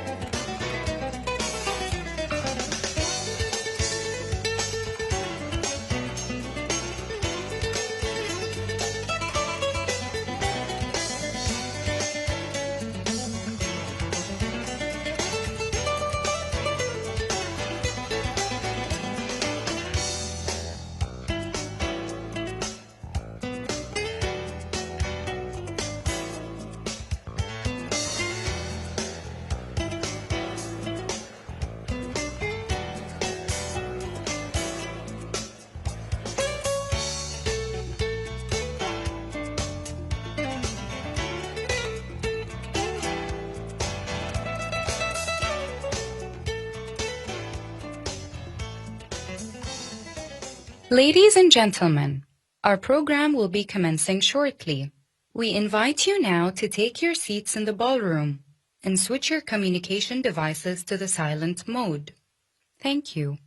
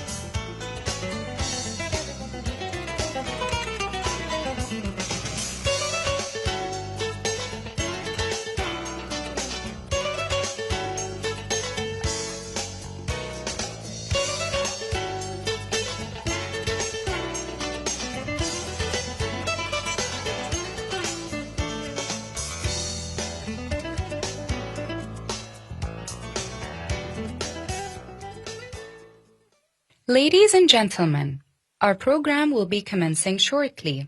We invite you now to take your seats in the ballroom and switch your communication devices to the silent mode. Thank you.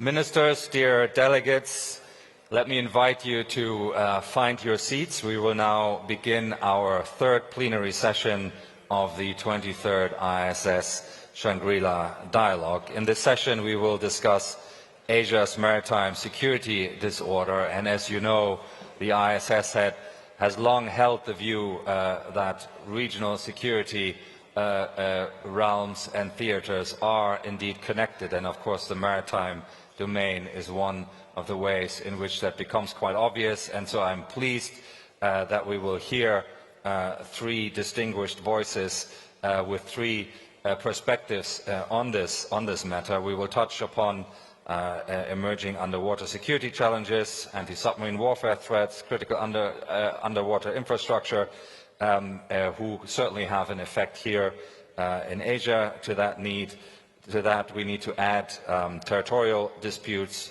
military build-up, and prevailing tensions and conflict that have an impact on the maritime domain in its various ways. And hopefully, during this session, we will also be able to discuss how to mitigate these challenges and how to promote order stability in the maritime domain. So that is what is ahead of us for this session. And I'm really delighted to be joined here on stage by Richard Marles, the Deputy Prime Minister and Minister of Defense of Australia, by Catherine Autain, the Minister of the Armed Forces and Veterans of France, and by Sheikh Saud bin Abdurrahman bin Hassan bin Ali Al Thani, the Deputy Prime Minister of State for Defense Affairs of Qatar.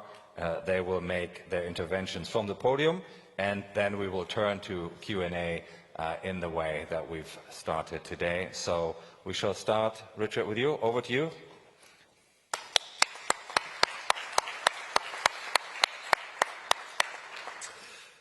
Well, can I thank the IISS for convening this dialogue and for the opportunity to speak on cooperative maritime security in the Indo-Pacific. This is the fifth Shangri-La dialogue I've attended as Australia's Minister for Defence, and in that time the conversations have grown more urgent, the questions are harder, and the stakes have grown considerably higher. When I addressed this forum for the first time in 2022, I spoke about a world in which the rules-based international order was under stress, and in which a military build-up of historic proportions was reshaping the strategic landscape. I argued then that Australia's approach to the world, to China, to our region, to our alliances, would be anchored in a resolve to safeguard our national interest and support regional security based upon rules. And this approach would be sober, consistent and without drama. Since then, our government has released the 2023 Defence Strategic Review, the 2024 National Defence Strategy, and last April, the 2026 National Defence Strategy. And there has been a consistency in each of these documents. There has been a sober avoidance of hyperbole. There's been a steady trend in observing a deteriorating strategic environment and increasingly acute strategic contest. And each of these documents has concluded that Australia faces its most complex and threatening strategic landscape since the end of the Second World War. And within our region, the area where the strategic environment is most complex, where the strategic contest is greatest, is the maritime domain. The seabed has become a major field of contest. Over the past 18 months, we have witnessed a series of attacks against subsea critical infrastructure at a scale and frequency that is historically unprecedented. Now, this is not speculation. This is a documented pattern of behaviour, and we must reckon with it honestly. In November of 2024, a vessel severed 2 fibre optic cables in the Baltic Sea between Germany and Finland and between Sweden and Lithuania. Weeks later, Finnish Coast Guards seized a tanker, the Eagle S, that had dragged its anchor for nearly 100 kilometres across the floor of the Gulf of Finland, severing a power connector between Finland and Estonia and damaging 4 separate telecommunications lines. Earlier this year, the Baltic was in a state of heightened alert again after yet another subsea cable was cut, this time a fibre optic line connecting Helsinki and Tallinn, detected on the last day of last year. Finland's President Stubb spoke of national mobilisation. NATO launched a dedicated Operation Baltic Century to monitor and protect critical seabed infrastructure. Now, it's striking that several cables have been severed across the Baltic and the Taiwan Strait since November of 2024. Now, maybe all of these were accidents, but even if they were, it highlights the vulnerability of this crucial part of the globe's infrastructure. If they were intentional, we are left to wonder. Are countries testing our response times, testing our attribution thresholds, and testing our political will to respond? In the Indo-Pacific, Taiwan has now reported 5 separate cases of seabed cable damage in 2025, compared with 3 in 2024 and 3 in 2023. In January of 2025, a cargo vessel was found near a severed international cable northeast of Taipei. In February, a Togolese-flagged vessel severed the cable connecting Taiwan's main island to the Penghu Islands. Now, all of this matters to Australia because we are among the most threatened nations in the world to this threat. Around 99% of Australia's internet traffic flows through just 15 subsea cables. Consider that number for just a moment. 15 cables, 15 physical assets on the ocean floor carry essentially the entirety of our international digital connectivity. Our financial systems, our health systems, our communications, our intelligence partnerships, our ability to operate as a modern economy and a functioning state, all of it is critically dependent on infrastructure that is exposed, that cannot move and, as we've now seen demonstrated in the Baltic, can be cut with an anchor in the middle of the night. Australia is not alone in this exposure. Pacific Island nations are in many cases served by just a single cable. Maritime Southeast Asia, the commercial and digital heartland of one of the world's most dynamic economic regions, is threaded through with this infrastructure. The relatively recent proliferation of subsea cables across the Indo-Pacific has been one of the great enablers of the region's economic rise, connecting communities to cloud services, to global markets, to the digital economy. These cables are, in the most literal sense, the arteries of modern civilization, and we have been slow, collectively slow, to recognise them as the strategic targets that they have become. Contests on the surface of the sea are also reshaping the maritime domain. Last year, the twin drivers of Iran's strategy of proxy warfare and the ongoing Yemeni civil war saw militia attacks on strategic choke points in the Red Sea, disrupting the principal maritime corridor connecting Europe, the Middle East and the Indo-Pacific. The costs were enormous.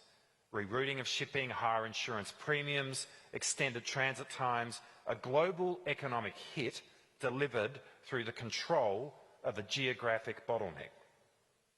This year, the costs have escalated even further as the conflict with Iran has seen an effective closure of the Strait of Hormuz.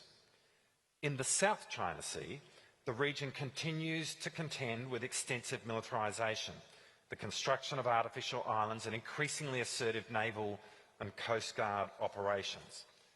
Almost 10 years have passed since an arbitral tribunal constituted under UNCLOS made a unanimous, clear and binding ruling in the South China Sea arbitration between the Philippines and China.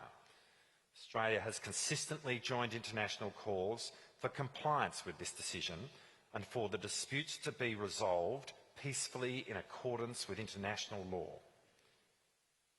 And the shadow fleet problem, vessels operating in the grey zone between commercial shipping and instruments of state coercion, extends well beyond the vulnerabilities of subsea cables. These same networks of unregistered flag of convenience vessels are vectors for sanctions evasion, for the transport of energy that sustains Russia's war in Europe, for illegal fishing, for human and drug trafficking. According to Australia's own fisheries agency, a third of the total fish catch in Southeast Asia and the Pacific is illegal. The fisheries of this region support the livelihoods of nearly 200 million people. Their systemic plunder is not just an environmental problem, it is a security problem. And it is being conducted substantially through the same opaque maritime methods of operation that enable grey zone coercion. Now, what Australia concludes from all of this is that it is now abundantly clear that the post-Cold War era is over, and with it, the optimistic assumption that political convergence and economic interdependence offsets the need for robust government spending on defence and security. States that do not invest in credible defence capability will be more exposed to coercion and face greater constraints on their sovereignty. And so for Australia's part, the Australian Defence Force is now undergoing a hard power transformation, which enables our country to deter force projection against the continent. We're also increasing our military capability to work with our partners in Southeast Asia and the Northeast Indian Ocean and the Pacific to prevent conflict and preserve our region's security and prosperity. And for this reason, Australia has made a deliberate judgment to increase the weight of our defence posture in the maritime domain. More than 40% of our defence budget under the 2026 NDS is now directed to maritime capabilities. We are engaging in a generational recapitalisation of the Royal Australian Navy, nuclear-powered submarines under AUKUS, 3 Hobart-class air warfare destroyers, 6 Hunter-class frigates, 11 new general-purpose frigates and 6 large optionally crewed surface vessels. We're also investing heavily in the enabling capabilities that maritime defence in the grey zone requires. Satellite-based surveillance, autonomous undersea systems, enhanced maritime domain awareness and the data and AI capabilities that allow us to track and attribute behaviour that is designed to evade attribution. For a free ocean nation, this is a strategic necessity. 98% of Australia's traded goods passes through Australian ports. 90% of our fuel is imported. Our economic sovereignty is, in the most basic sense, a maritime proposition. And the free and open passage of goods, energy and data across the seas is not just Australia's economic lifeblood. It is the economic lifeblood of this entire region. And it is precisely for this reason that neither Australia nor indeed any country can meet this strategic moment alone. For this is a collective challenge which demands a collective response. The Indo-Pacific needs a step change in regional maritime domain awareness to meet the threat of grey zone sabotage to critical maritime infrastructure. The technology exists: satellite-based monitoring, AI-enabled vessel tracking, blockchain certification systems that make commercial maritime activity transparent and traceable. These are not aspirational tools, they are available today. And what is required is the political will to share information, to pool surveillance assets and to establish the regional fusion centres that would allow us to connect the dots before the next cable is cut rather than after it. NATO's Baltic Century operation offers a model, not for the Indo-Pacific to mirror, but from which to learn. And closer to home, the Malacca Straits patrol between Malaysia, Singapore, Indonesia and Thailand is an example of regional states acting together in a framework consistent with ASEAN centrality to address a shared maritime security challenge. What that model achieved on piracy, we can also achieve on grey zone infrastructure threats.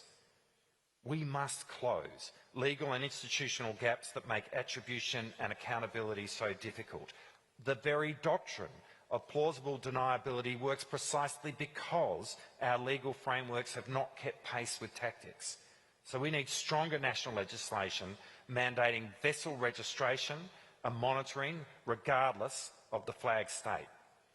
We need enhanced enforcement of port state measures. We need financial and criminal penalties that are a genuine deterrent, and we need regional mechanisms building on UNCLOS, the Port State Measures Agreement and the work of the regional fisheries management organisations that support accountability at scale. Critically, we need the engagement of the great powers on this challenge.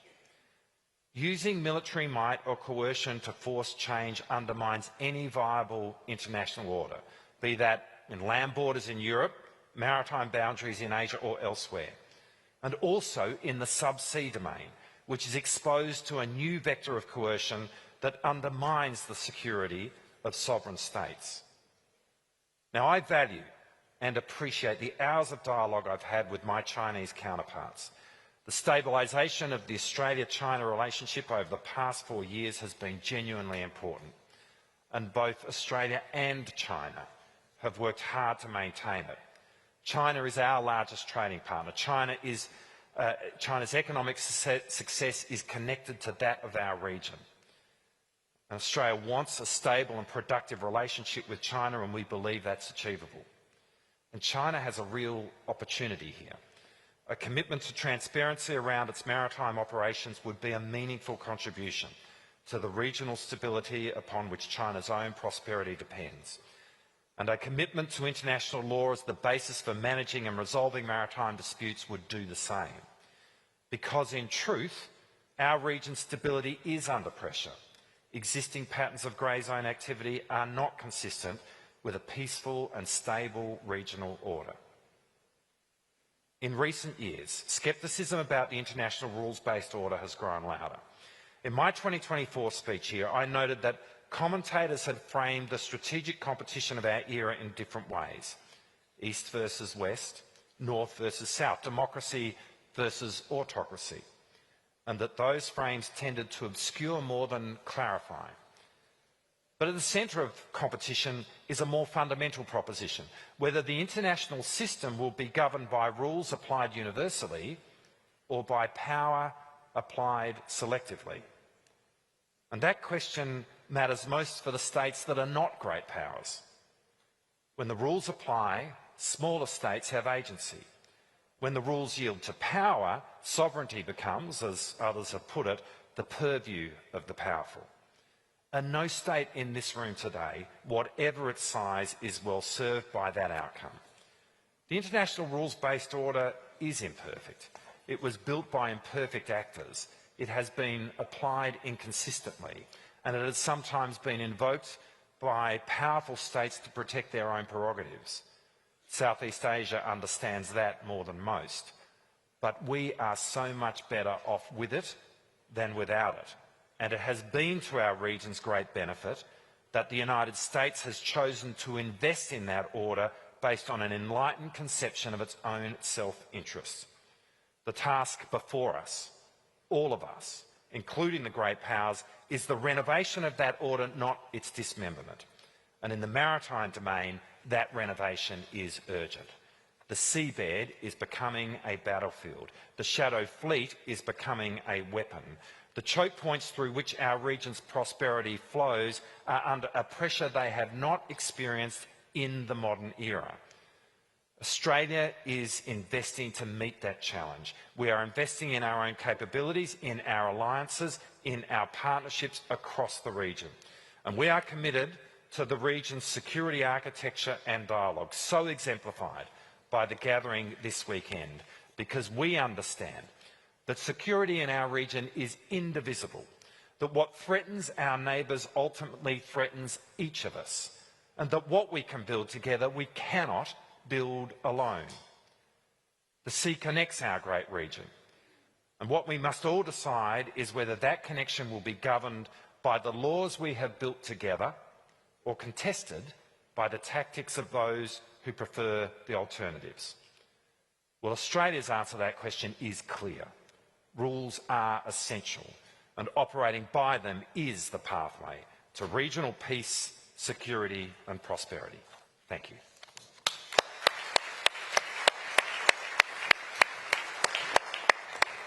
Deputy Prime Minister, thank you very much for that comprehensive assessment and the way how you ranged across the vulnerabilities to the hard power choices that Australia is making and the step change that you'd like to see in some of the tools that are available but are not quite advanced enough yet. So there's a lot there we want to come back to. But may I now invite the Deputy Prime Minister from Qatar to take to the podium, please.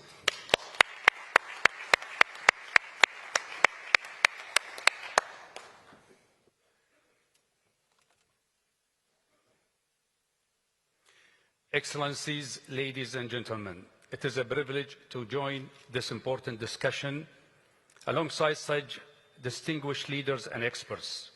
Today's session addresses one of the defining strategic questions of our time: the growing disorder in the maritime domain stretching from the Pacific Ocean to the Indian Ocean and into the Gulf region. The crisis affecting the Strait of Hormuz has shifted the focus of strategic experts from a form of sea blindness, which gave more importance to land security issues over maritime ones, to deep interest and concern for maritime security issues. Maritime security is not only to be seen through the lens of hard security, but also in terms of economic disruption and human security. Indeed, the Gulf region, and particularly the Strait of Hormuz, represent one of the world's most strategically sensitive maritime corridors. It is a transit route for more than a quarter of global seaborne oil trade and for significant value of LNG, fertilizer, and essential commodities such as helium. Since the event escalated at the end of February, ship transit from the Strait of Hormuz have dropped by 90%. It is easy to take freedom of navigation at sea for granted. Yet, the prosperity of nations, the flow of global trade, and the growth of the world economy all depend upon it. Maritime routes carry the great majority of international commerce at a scale that no network of roads, railways, or air transport could ever replace. This system connects producer to market, deliver food and energy across continents, and support the daily lives of billions of people. However, this system is not guaranteed. Disruption in key sea lanes can quickly affect supply chain, price, energy security, and economic stability far beyond any region. Protecting maritime route is therefore not only a matter of national interest, but a shared international responsibility. And Qatar firmly believes that maritime security cannot be achieved through military measures alone. It requires a comprehensive strategic approach based on 3 key pillars. Firstly, dialogue and de-escalation. Regional security cannot be sustainable without diplomatic engagement and channel of communication among all concerned actors. In this, Qatar, in full coordination with the regional partners, reaffirmed its support to the Pakistani mediation effort, which currently constitute the most credible and active channel of dialogue. Secondly, respect for international law. The principle of the United Nations Charter and the United Nations Convention of the Law of the Sea must remain the foundation of maritime governance.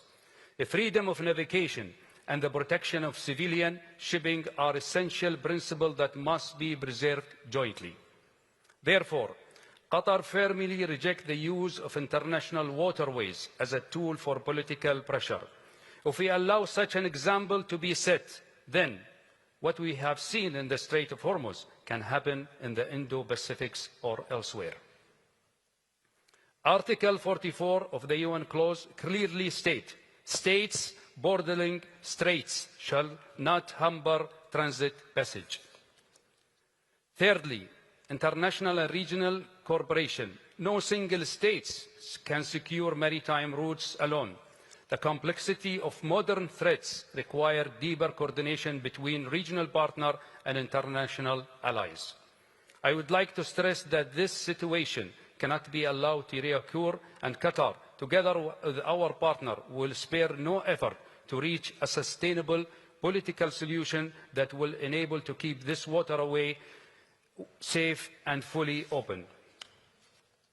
Ladies and gentlemen, the security of the Strait of Hormuz and the wider Gulf closely linked to the global security.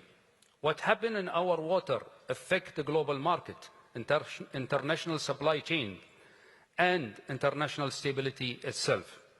The Gulf area is currently the point of impact, but the shock waves extend far beyond it, affecting countries very remote from the actual military theater. Therefore, safeguarding freedom of navigation is not only a regional priority, it is an international strategic imperative. Thank you.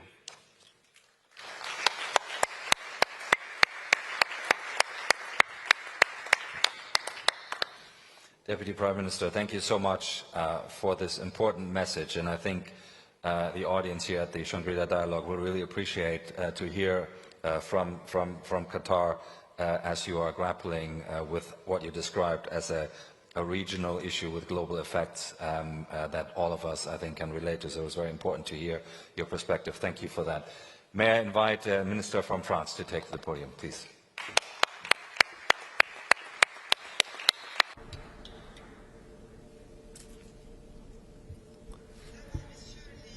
Ministers, members of parliaments, ambassadors and official representatives, general officers, ladies and gentlemen in your respective ranks and capacities, ladies and gentlemen, first and foremost, I would like to thank Singapore for watching us here. In particular, I would like also to thank IISS for giving me the floor here 1 year after President Macron's address.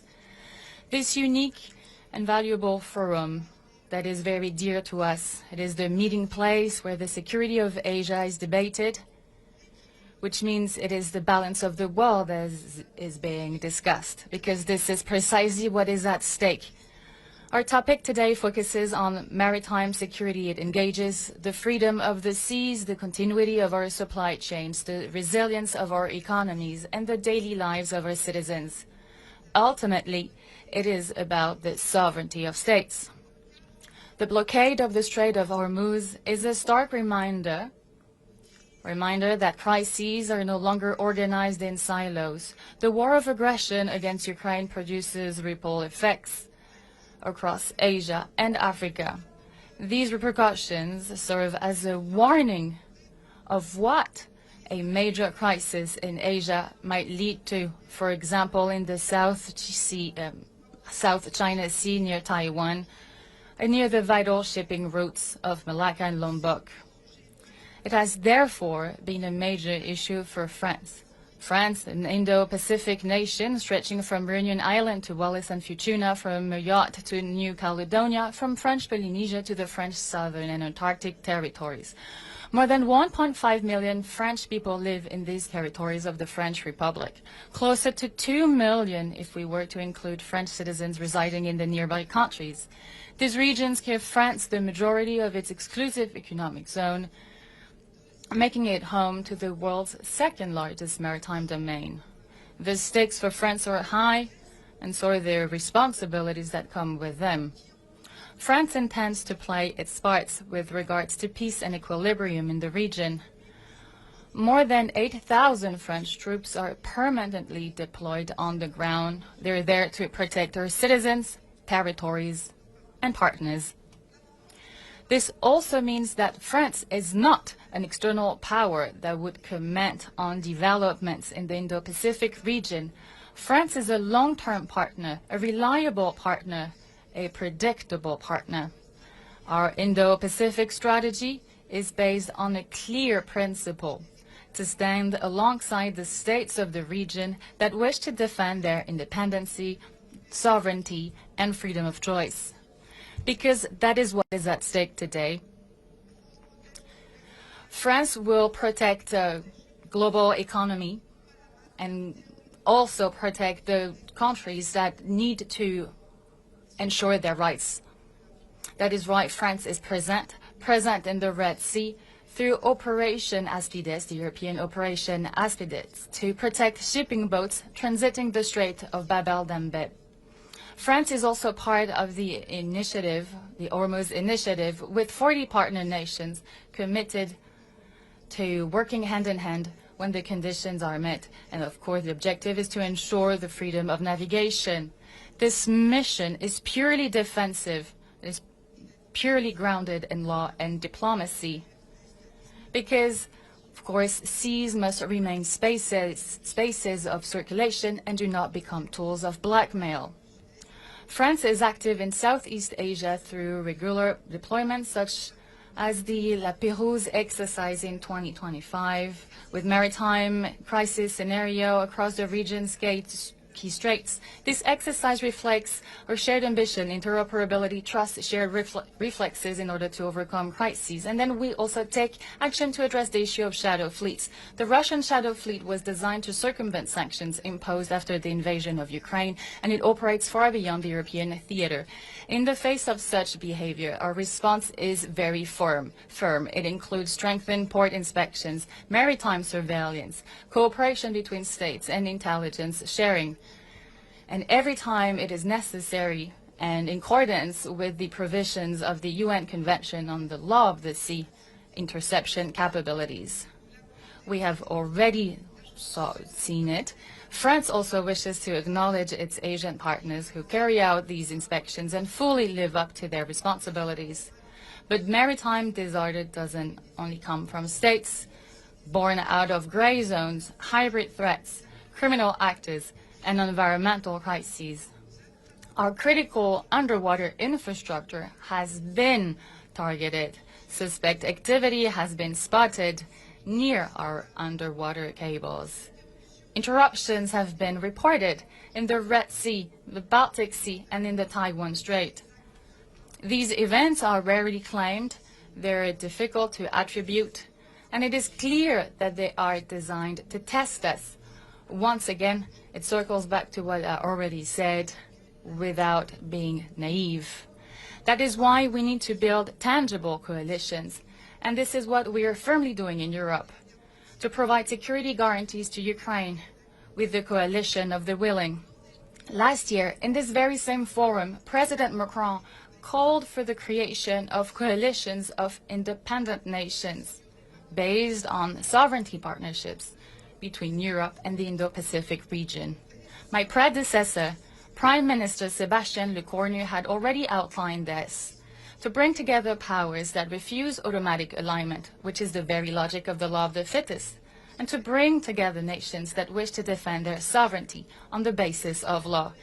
And there's an area where this concept must become reality: maritime security.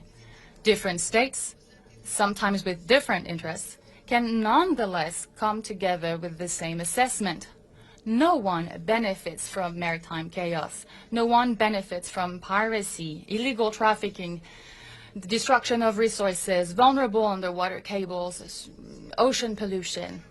Piracy in the Western Indian Ocean has been contained thanks to collective initiatives, notably the European Operation Atalanta.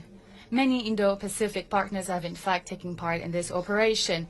Illegal, unreported, unregulated fishing must be addressed with the same resolve. IUU fishing destroys resources, weakens coastal economies, and can at times support hybrid strategies.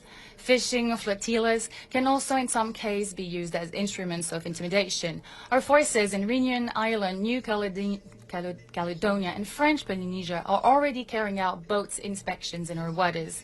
Our forces stand ready to keep doing so alongside states that wish to cooperate in the name of sovereignty.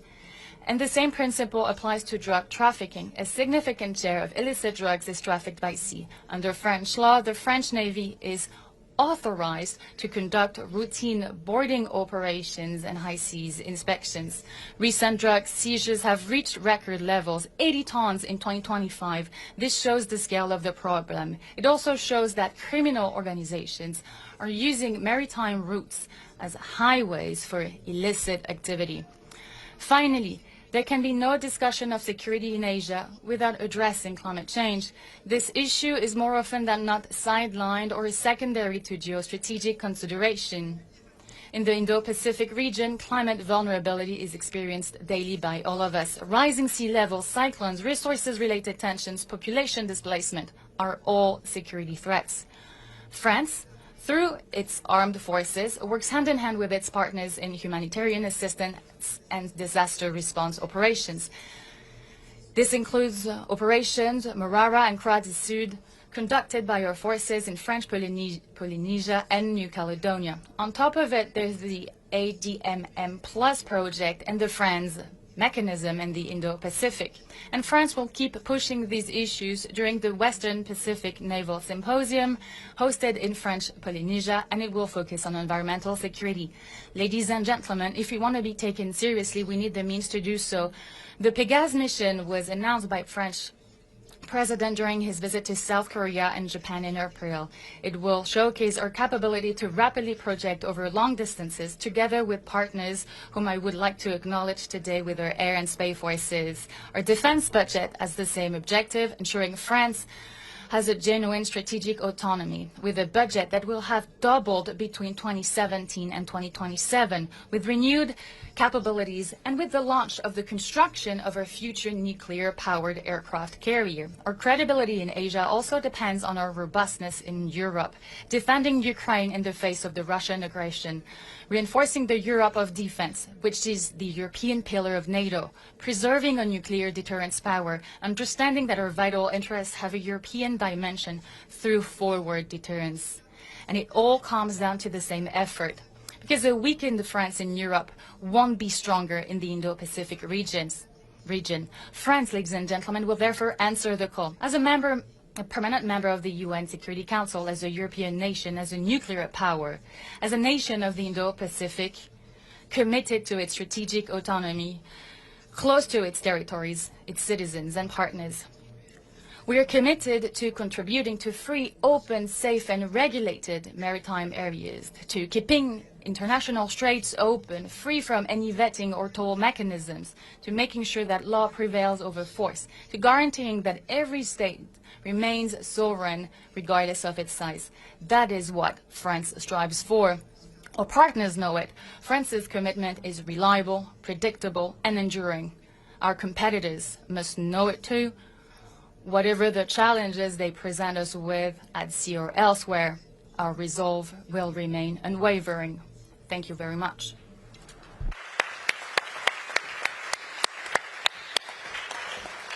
Minister, thank you very much for that speech and for the perspective from, as you stressed, a nation that has a presence and obligations across multiple regions. All three of you have stressed the complexity and importance of the maritime domain and the wide range of vulnerabilities and threats and the collaboration and cooperation, but also investment that might be required to manage them. So that gives us a very broad set of issues to discuss now in the next 50 minutes or so. My screen is already full of names that are seeking the floor, so I might again collect 6 or 7 interventions before I return to our speakers to see that we get some answers, and then we might do another round. So let me start with a question from Japan, Tadashi Maeda. Your microphone's on. Thank you. But first of all, David, my really appreciation of the decision of the Australian selecting that Mogami class frigates, and that we are more steady supporting that this shipbuilding capability of Henderson shipyard. This is a Japanese commitment. And my question is that to Deputy Prime Minister Miles on Australia is that your views on vulnerability of Pacific Island nations. Especially, Australia already agreed with national security with Papua New Guinea. And also we are now doing a lot about the support to Papua New Guinea and Fiji. And then together with our Australian counterpart and US counterpart as well, that's like a tangible case is that Palau, the deal of the fabrication optical fiber cable under the sea, and also that District Pacific deal.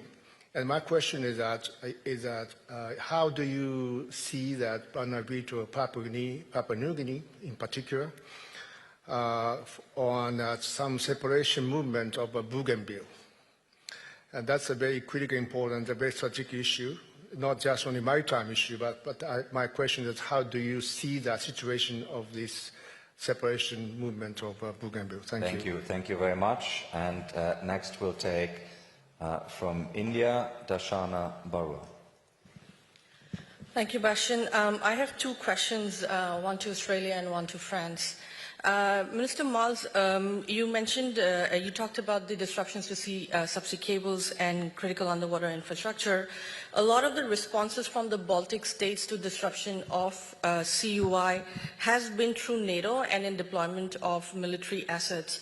In the absence of a NATO-like structure in the Indo-Pacific, what regional framework does Australia envision in addressing CUI disruptions when neighbors don't agree whether it's accidental or whether it is intentional in disruptions of subsea cables? To Minister Vautour, thank you for your remarks, and you outlined how France is an Indo-Pacific power and the crisis around the Strait of Hormuz. France is probably one of the only European players with military power and presence in the Indo-Pacific, particularly in the Indian Ocean region. It has the capacity to ensure sea lanes of communications, security with bases in Mayotte, La Réunion, UAE, and Djibouti. Can we expect France to see using some of this military power to re-establish SLOC security in the Indo-Pacific? And Bastian, sorry if I could just add in one last question to both Australia and France. Do you still see relevance for the India-Australia-France grouping, which lost its momentum after AUKUS? Thank you. Thank you so much. We'll take next from the Young Leaders Group and from the Solomon Islands, Loretta Brigida Manel. Loretta. Good afternoon, Mr. Deputy Prime Minister from Australia. Australia and China has been and still is very influential in the South Pacific region in terms of infrastructure, education, health, and even climate change. My question is, how can Australia and China work together to ensure regional peace and prosperity in the region? Thank you. Thank you very much. And from the United Kingdom, John Chipman. John. Thank you very much, Bastian. I have a question for Sheikh Saud. You rightly pay tribute to the hard work that Field Marshal Munir is doing in mediation in the current conflict in the Gulf, but I think we should also pay respect to the efforts made by your own Prime Minister, Mohammed Al Thani, at present there has been a lot of discussion on Iran and Oman taking some sort of joint responsibility for the Strait. And I understand that Oman understands that charging a toll is illegal under international law, but they appear to be looking at a kind of payment system to cover security and infrastructure costs. And could you enlighten us as to what you have learned about the ideas that Oman is putting forward in order to charge some form of legal revenue for secure passage through the Straits? And to Richard and Catherine, now that we have much better capabilities to surveil grey area threats, could each of you say what you think is the deterrent value of attributing activity in the grey area? Will it actually make a difference if we attribute, even preemptively, our knowledge of grey area threats? Thank you very much, John. And we'll take from the United States, Patrick Cronin. Patrick. Thank you very much. I wonder for all three of our excellent speakers how they see AI-enabled technologies amplifying undersea and shipping threats, and what do they think are some of the best means of remedying these new technological challenges? Thank you. Thank you very much. And I'll take a question from China, Xi Chang. Thank you, Dr. Chigarich. My question is for French Minister of Armed Forces and Veterans. As to U.S. war against Iran this year, European countries, including France, refused to follow. Then Washington said that it will reassess the role of NATO. So my question is, what's your opinion about the future development of NATO and the French role in it? Thank you. Thank you very much. And I might take maybe two more. Again, from the Young Leaders Group and from Cambodia, Esa Rayos Min. Thank you, Chair, for the floor. I would like to ask the question to all the three panelists. First of all, as Asia facing the growing maritime tension, how can stable, balanced sovereignty right with the need to present trust, legal certainty, and long-term regional stability can be exist? And with the recent precedents of the crisis of strategic trust that is happening in Southeast Asia, can a stable maritime order be sustained if negotiation on maritime agreement is no longer valued as doable and predictable? Thank you. Thank you very much. And we take from Malaysia, Trisha Yeo. Thank you for having me. So, Mr. Chair, I'd like to ask this question to all the panelists. So this morning, we heard from the U.S. Secretary of Defense, Pete Hegseth, calling on its partners and allies to expand their defense spending, specifically increasing to 3.5% of GDP. He also tied this to consequences should these allies engage in free riding. Now, I don't think any of the three countries represented on stage are in danger of that. But I quote, they will face a clear shift in how we do business. So I'd like to have the positions of the three panelists on the principle of the administration's strategy of tying defense and security commitments directly with trade benefits, especially for smaller states, say in the Indo-Pacific, that may not be able to afford this, this principle of tying security and trade. Thank you very much. Thank you very much. And I'll take one more and then advance warning to the panel that I shall ask you to pick up on these questions in reverse order which you originally spoke. But we'll take one more from the Young Leader Group and from Myanmar, Suwai Mon. Thank you, Chair, for the opportunity. My question is to all the panelists. As maritime security challenges become increasingly complex, what should be the top priorities for regional cooperation, and where do you see the greatest potential for public-private partnership as well as civil military cooperation to build resilience against physical as well as cyber threats against critical maritime and undersea infrastructure? Thank you. Thank you very much. So we shall now return to responses from the panel. We will then have time for a second round of questions. And if I may invite Minister Autain to start the response round. You have a few of the themes summarized for you in front of you, but please select some of the questions that you would want to respond to.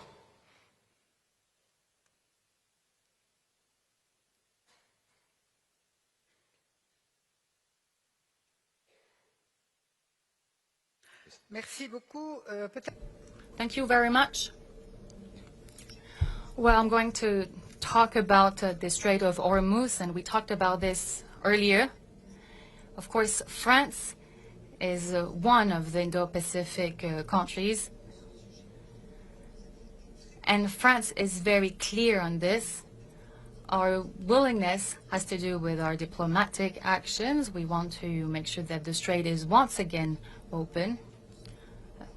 Having it open once again is about respecting a key principle. It's about the freedom of navigation.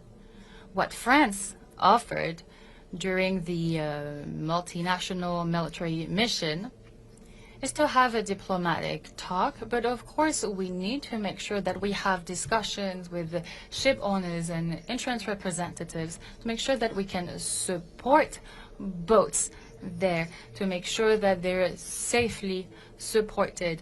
Of course, this is a key mission. And this mission is being discussed and talked with more than 40 partners, and more than 20 of them are committed to providing resources. So this is an international initiative. And beyond Hormuz and its consequences, and our Qatari colleague talked about this, here it comes down to more than this. It comes down to the freedom of navigation, and it circles back to all the international treaties. Now I would like to jump back to another question asked here today, namely the role of NATO and the relationship between France and NATO. Very concretely, and we will talk about this during the NATO summit in July. What we want to concretely do is to come up with this European pillar of NATO. Of course, we will work hand in hand with the US. You know the history behind the US and France, more than 250 years of relationship. Of course, we are allies, but it doesn't mean that we always see eye to eye, but we remain allies. And our position when it comes to the Near and Middle East is the following. France has its own approach. It's a defensive approach. It's not an offensive approach. And this is a key element here today. Now, about the questions when it comes to the military budget, and I would like also to talk about AI. We were able to learn lessons from wars in Ukraine, in the Middle East. What we saw is that the world is rearming itself, but also what we see is that things are changing with regards to the military, the role of drones, the role of surface-to-air systems. We talked a lot about underwater cables, and what we see today is that we are going from down below undersea to all the way up to space in the military domain. So we need to go even further when it comes to R&D. We need to develop more AI solutions. We need to have more answers and more solutions. And this is what we do with many countries. And it's a reason why we have coalitions. And I also would like to talk about what we do with our industrial partners. AI will allow to develop new concepts when it comes to maritime, naval, ground solutions. And we see here what is at stake for all countries all around the world. Deputy Prime Minister, may I invite you to pick up on some of these, of course, in particular on John's question on Oman's proposal. I'm sure you have a view, and then a few of the other themes. There were questions on how AI might change the picture and provide some remedies, and the theme of maritime stability and the difficulty of come to agreed negotiated solutions. Maybe you can pick up on that as well. Thank you. About charging legal revenue, I think Qatar and also the partners in the Gulf stated very clearly that charging fees will always impact the consumer. So we are against this, but for certain times that they say they will use it for mind clearing or some usage of the fees for a temporary time, this is something that negotiable, and it could be something that will help the transit of the Strait of Hormuz to be back to normal stage. But I reiterate here that this should be not a legal fees that will impact even to other straits that will follow the same example. And this will bring us to a disorder of the maritime solution. The second point regarding the AI, I think what we faced in Qatar in the last, and also in the region, in the last 2 months since the end of February, what give us now the experience that we can use the technology and the AI in the defensive way to see how we can prevent using the AI from all the different layers of the air defense. Because that will give us a very accurate response to whatever we are going to use from our assets. And you can imply this to the usage, how we can make the safeguard of the transit in the maritime. And also in the cabling underwater, where will be the pipeline or where will be the fiber optics cables. We can use AI and the technology to prevent any kind of this ordering of these connections. Regarding the cooperation and partnership, we thank France and the UK for the initiatives which we joined in Qatar among around 50 countries. And I think this will make sure that we will have a sustainable solution for the Strait of Hormuz and for any other examples in the future. Because we want to make sure that there is enough assets to protect the ship and also to give the confidence for the ship owner that Strait of Hormuz are back to normal. And this is something that in Qatar also we support in different sectors to make sure that these will be coming into action once the agreement hopefully will come soon. Thank you very much. Thank you. Deputy Prime Minister Miles, you've got a few Australia-specific ones, and then also a few of the wider panel questions, please.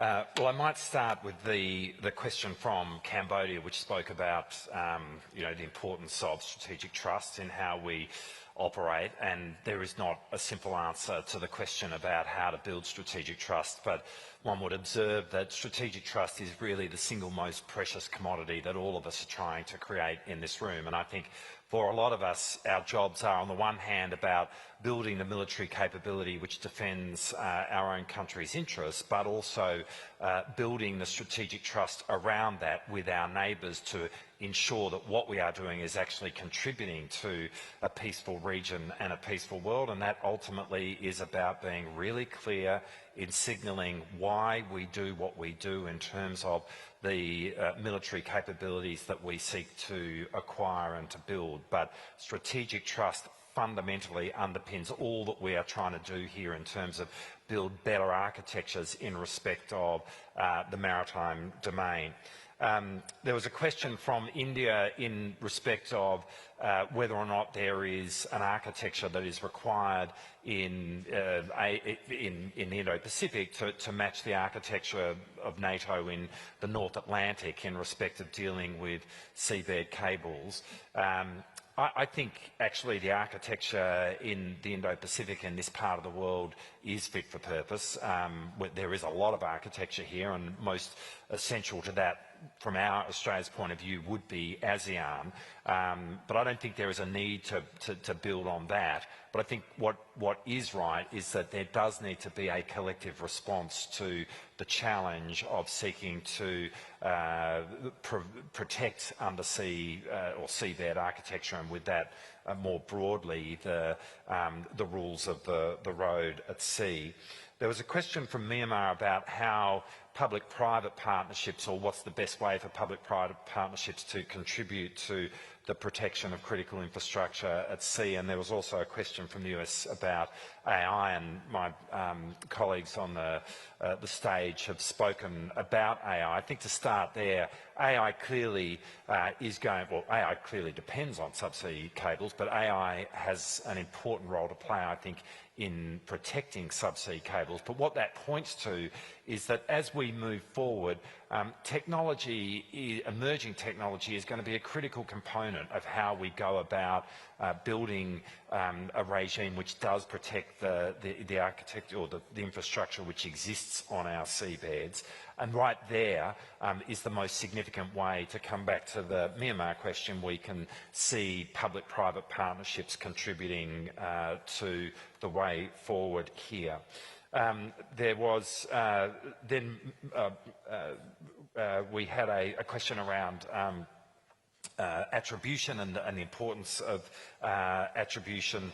I think what I would say there is attribution has played a significant role in cyberspace in terms of how we seek to combat cyber threats. Attribution needs to be done carefully. You need to be actually able to attribute, and this is one of the issues which exists, I think, in this emerging area of subsea infrastructure. But I think just as we've seen attribution play an important part in how we are dealing with the threats in respect of cyberspace, I think it has a role to play here as well. From the Solomon Islands, there was a really good question about how can Australia and China work together in terms of the Pacific. And I like the question because it kind of flips the paradigm, which is that the Pacific is a place of increased strategic competition, which I actually think it is. But I have long said that I feel that the great challenge amongst Pacific Island countries, which are amongst the least developed countries in the world where development is happening the slowest, is fundamentally human development. And I think we heard last night from To Lam the importance of human development in the context of security and peace. And that applies in the Pacific as well. And there is great work that can be done in terms from all countries wanting to assist in building human development in the Pacific, amongst Pacific Island countries. And I think right there is probably the answer to the question that was raised. There was a question from Japan in respect to Bougainville and what its future is in terms of its relationship or its place in Papua New Guinea.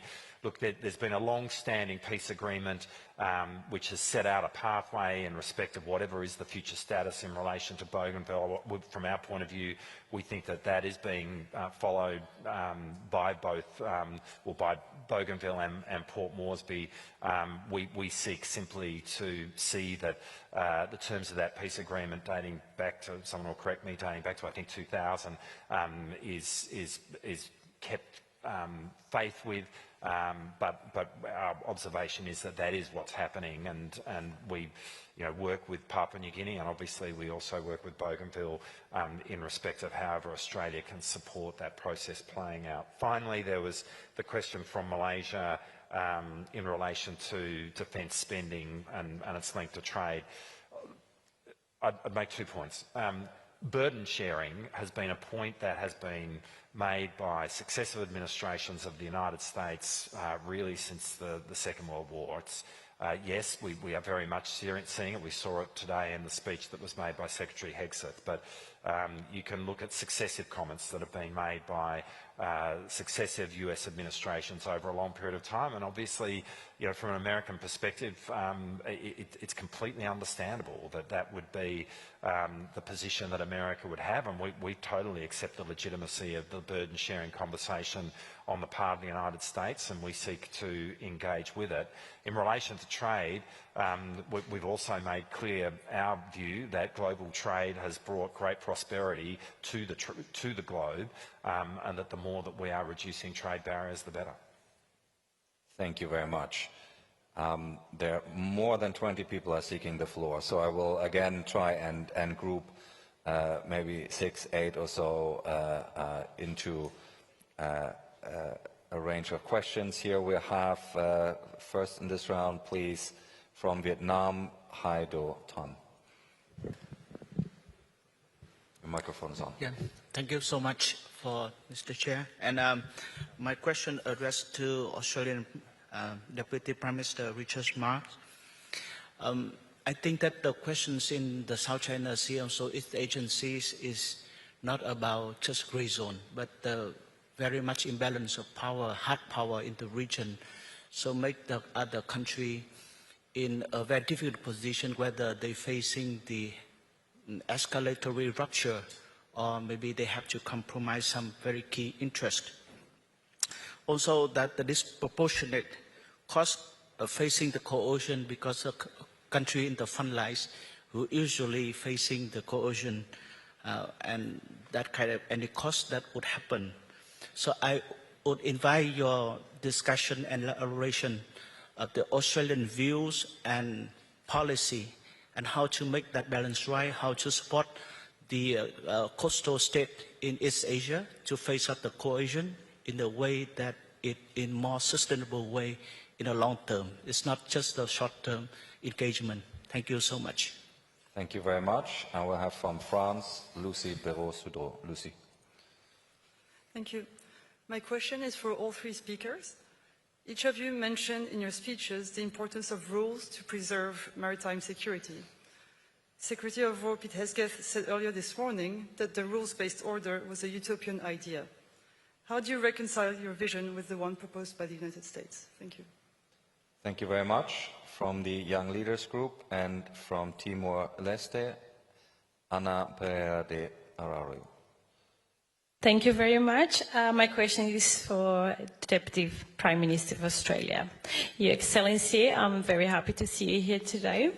My question is on the illegal fishing in Timor-Leste exclusive economic zone, which can possess a threat to Timor-Leste national security and food security. Given that Timor-Leste and Australia share its maritime border zone, and also given your dual role as Minister of Defense, how can Australia, my question is, how can Australia and Timor-Leste deepen its bilateral defense and maritime surveillance cooperation to robustly monitor and deter these transnational maritime infractions? Thank you. Thank you very much. And we take from China, Chanyu Gao. Thank you, Chairman. I'm the senior captain from the PLA NDU China. My question is for the Deputy Prime Minister of Qatar. And thank you, Deputy Prime Minister, and for your excellent presentation. Your presentation, you mentioned that the conflict in the Middle East has caused severe disruption of maritime navigation and also global energy supplies. And also getting the shipping and also the energy supplies back to normal as soon as possible is a top priority for the international community. My question is, in your opinion, what is the right and feasible way to attack this? And how will things play out in the near future? Thank you. Thank you very much. And we'll take from Indonesia, Frega Ferdinand Venas Inkriwan. Thank you, Chair. I would like to address my question to all the three speakers.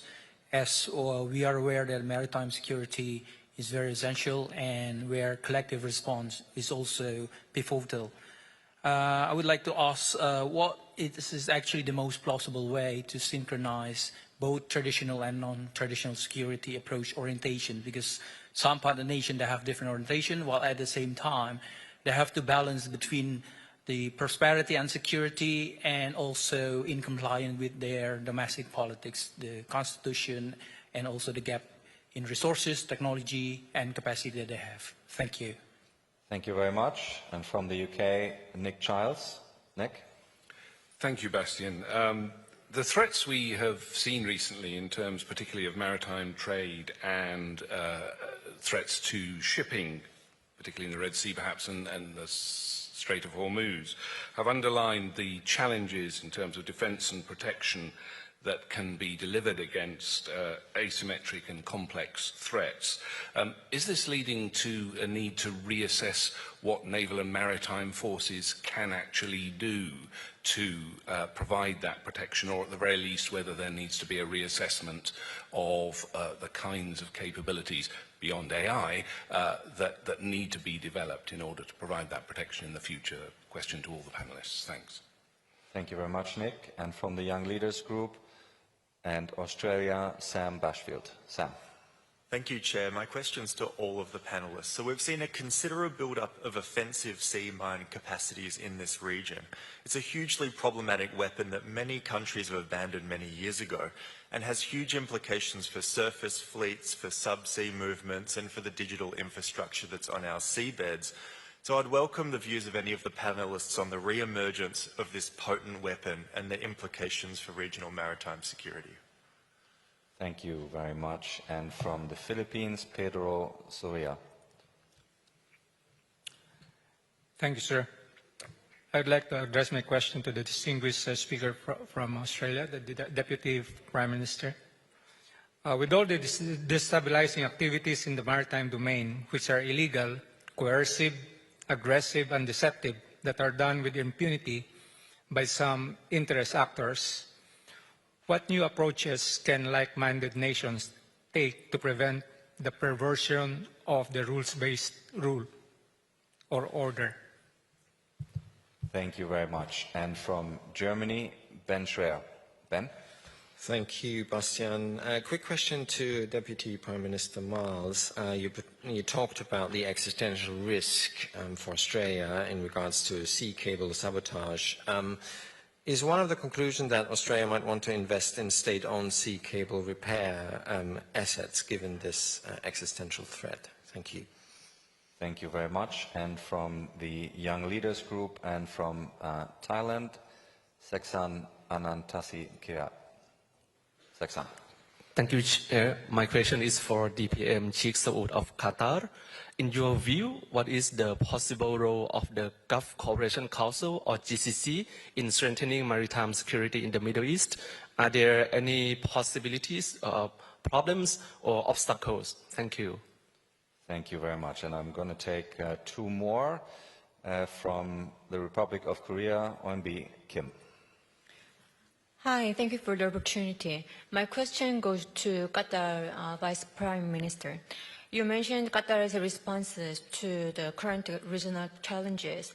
So in this context, I'd like to ask, when balancing national interest in regional stability and international expectations, what would be the Qatar's top priorities in when you shape your policies to preserve peace and guarantee the freedom of navigation in the Gulf region? Thank you.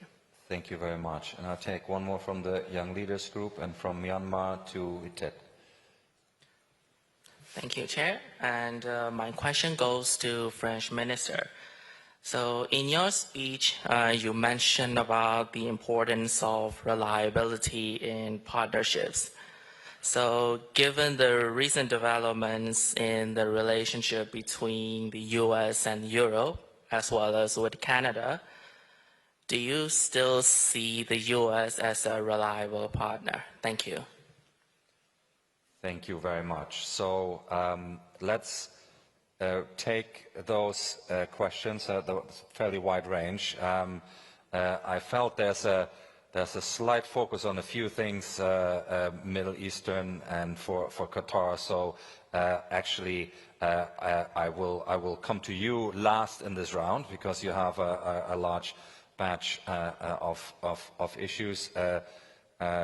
Deputy Prime Minister Mars, if I can ask you to perhaps kick us off, and then we'll come to Minister Votan, and then we'll finish this round with the Deputy Prime Minister from Qatar. Richard.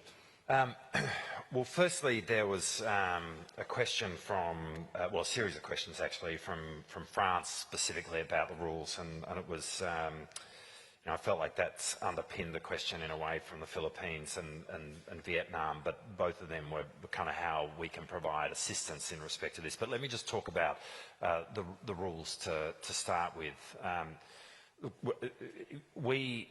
We are great believers, as I've said in the speech that I made today, about the importance of the rules-based order. And we feel that, you know, we are in a point in time where, you know, sometimes that almost feels out of fashion. But I've often kind of referred to the fact that if you fly low over the maritime, or the waters between Australia and Indonesia, you can sometimes actually see the maritime boundary because it is marked out by how far south the Indonesian fishing vessels come. And the people on board those fishing vessels are public international lawyers. They're from fishing villages, but they actually understand the international rules-based order and they are living by it. The rules work. We live by them, our neighbours live by them, and they are profoundly important, and they do give smaller countries, as I said, agency. Now, Secretary Hegseth made a point this morning in the Q&A, which I really do agree with, which is where he said that there is effectively a relationship between power and rules, which is completely true. And he said, you know, rules that aren't backed up by power aren't worth the paper they're written on. I agree with that. And so I actually think we are not speaking from different places. It is two sides of the same coin. There does need to be an underpinning power which underwrites the rules. And I understand America's fundamental point, which is that they can't be the underwriter of those rules alone, that the contribution to the power which underpins those rules must be made by all of us. Completely agree with that. Our only point would be, and I actually think this is a point that was shared by Secretary Hegseth this morning, is that in underwriting, in putting in place that power, it really matters that that power comes in combination with rules. And actually, I think in his answer this morning, Secretary Hegseth acknowledged that. The two are related, and this is, I think, where sometimes people, you know, get this wrong. This is not a dichotomy. It's in fact a relationship. You do need power that underpins rules, and you need the rules in place as well. And in a way that then goes to the questions that have been asked by Vietnam and Timor-Leste in their own ways. How can other countries help in the context of the application of rules in their varying spaces, be it the freedom of navigation in the South China Sea or the protection of the fisheries in the shared maritime space between Australia and Timor-Leste? I mean, we very much see that we have a role in respect of both. A large part of what the Royal Australian Navy does today is assert the rules-based order in places like the South China Sea, and we see that that's an important activity that a whole range of nations should undertake. And in respect of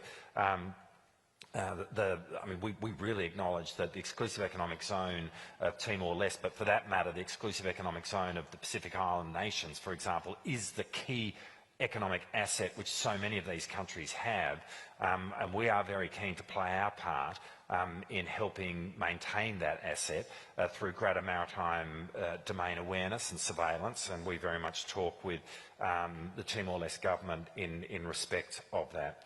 A few other specifics which came up. There was a question from Germany about sea cables and whether or not, given the comments I made, we would be interested in I guess, a state-owned sea cable. For us, it is less about that and more about how we can be developing systems which and norms, I guess, and processes which protect the sea cables that are there. An Australian state-owned sea cable would be as vulnerable to the threats as the sea cables which connect us right now. There was a question from Australia in respect of the application of sea mines.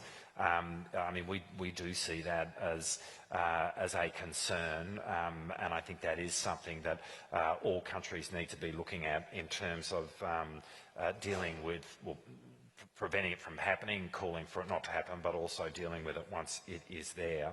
And perhaps the final question that I go to was asked by the UK, which was around asymmetry of maritime assets. I think kind of a reference to perhaps cheaper drones or autonomous systems that might operate in the maritime domain and what that means for more complex, expensive, exquisite capabilities. Look, it's a really good question. I think all of this is reshaping the way in which all of us are thinking about how we build our defence forces.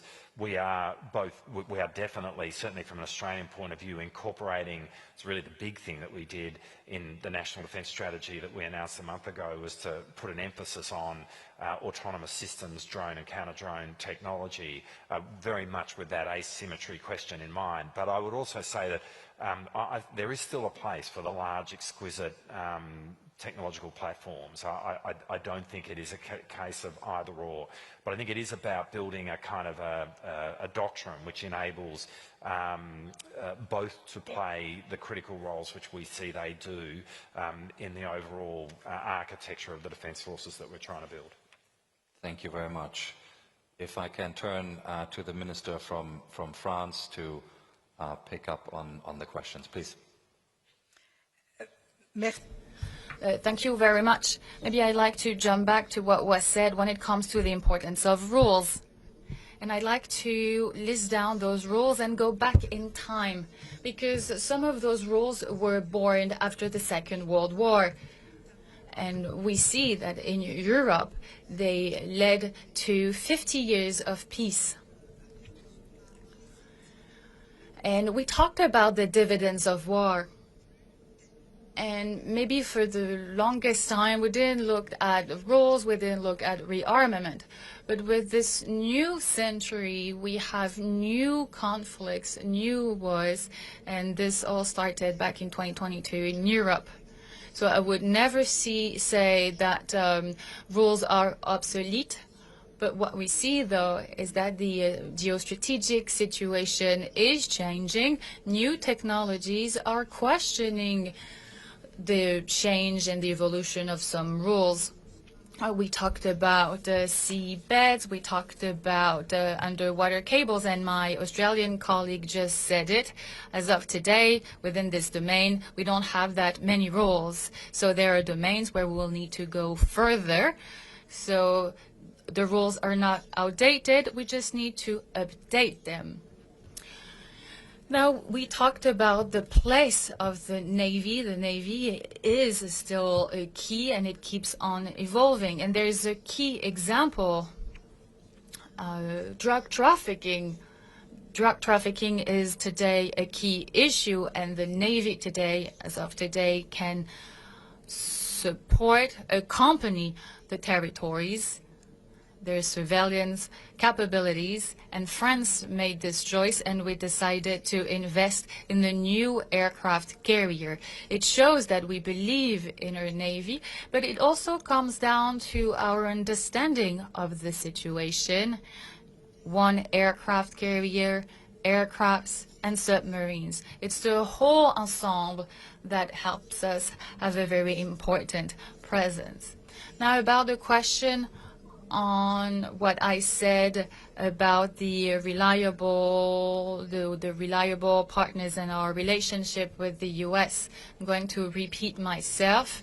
France has, for the past 60 years, the same strategy. Comes down to our sovereignty based on two pillars: nuclear deterrence and conventional armed forces.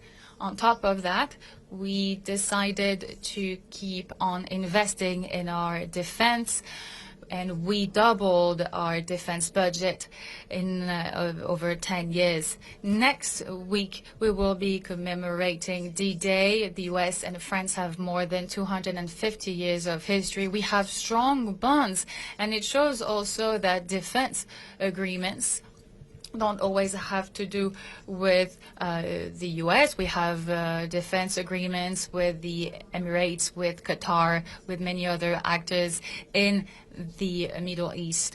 3 months ago, they were attacked. They helped us. They called us to help them, to be there to defend them in a defensive approach, and we answered the call. We signed an agreement. It's a reliable agreement. France answers the call, and France is present when needed. Thank you very much, Minister. Deputy Prime Minister, over to you. Thank you. I will start with a question from China. What is the solution, and what is the sustainable solution? We look always to understanding first the problem, and then to look what will be the sustainable solution, especially for the Strait of Hormuz. Because the Strait of Hormuz is like you are choking the neck of the world. When you hold the Strait of Hormuz closed, then you are having trouble everywhere. So what we did a collective approach with all the GCC. We did also a collective approach with our partner in the region. But the main thing also, we need to sit and to discuss that in a very open discussion with Iran, because Iran is also a partner, and a neighbor that will always have a role in the Strait of Hormuz. So we need to understand what is the vision, or what is the understanding of all the problems that Iran think about for the Strait of Hormuz in order to find a sustainable solution, because we think that a military solution will not be always a solution. And from there, all these should be under the role of the United Nations, and then after that, I think we will find a sustainable solution that will continue. In addition of building our capabilities in the region, building the capabilities for the maritime, I think there was also a question from the UK regarding what the naval, or what the Navy should do in the future. I think very important to involve the unmanned boats, the drones, the anti-drones, and not only having the capability of the assets, but also involving this within your training, your personnel, which is very important to understand the new technology and the new threats that are coming, which is based on the drones and the capability to do the anti-drones. About 1 year ago, in Qatar, we did a defensive review, and we based this into the 3 pillars. One of them was drone and anti-drone capability to build our military. The second was the air defense in terms of ballistic missiles and the anti-ballistic missiles. And the third pillar in our defense review was the cybersecurity and how to counter, also measure the cybersecurity. I think what we have seen in the last 10 years, this is the major threat, and this can apply if it is in the air defense, or will be in the land force, or will be in the Navy. So this is some of the area that all the Navy, what we think in our region, are investing in the coming month and years. There's a question from Thailand regarding the approach of the GCC. I just highlighted some of it, but for us in the GCC, we are also working together to have a very clear strategy of what we want to have the relationship with Iran. Still, if I speak, openly, we don't have a one main strategy with how to deal with Iran. Very important, we want to set up, a clear strategy and a clear approach with Iran in order to have a strategy for all the relationship that we have with Iran, including the trading strategy and also the political strategy with Iran. There was a question from Korea about balancing the relationship. I think Qatar was known in the last decade about the mediation that we are doing. Also currently, we are supporting the mediation of Pakistan.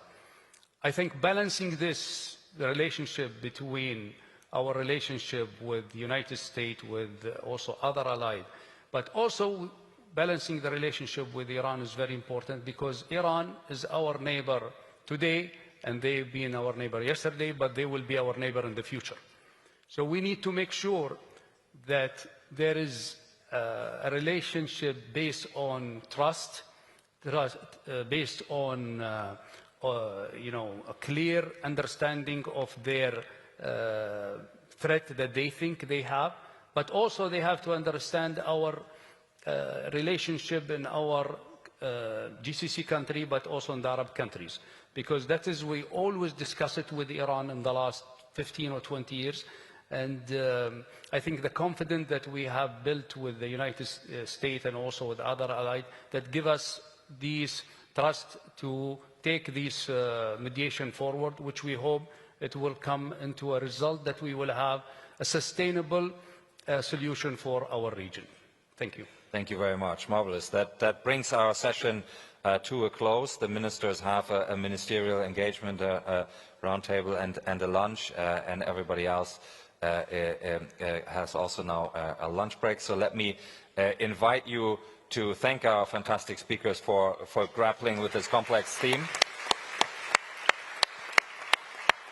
Thank you very much, and enjoy your lunch break. And if I can ask you to be back in here at 2:45 for the special address this afternoon, that'd be very helpful. Thank you very much.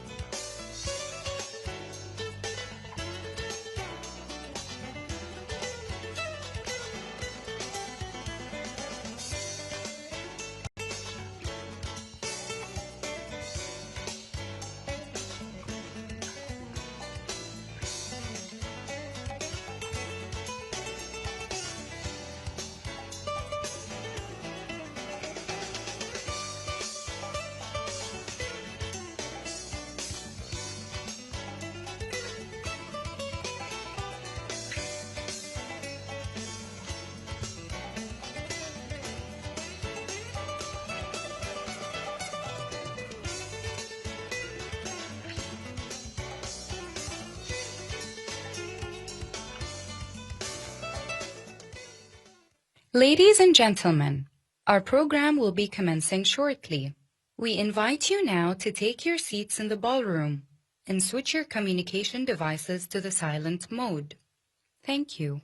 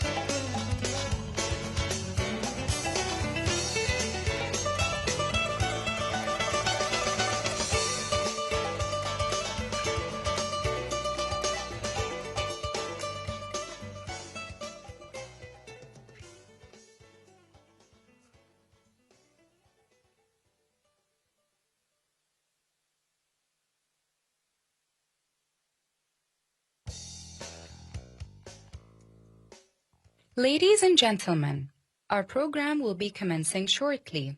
We invite you now to take your seats in the ballroom and switch your communication devices to the silent mode. Thank you.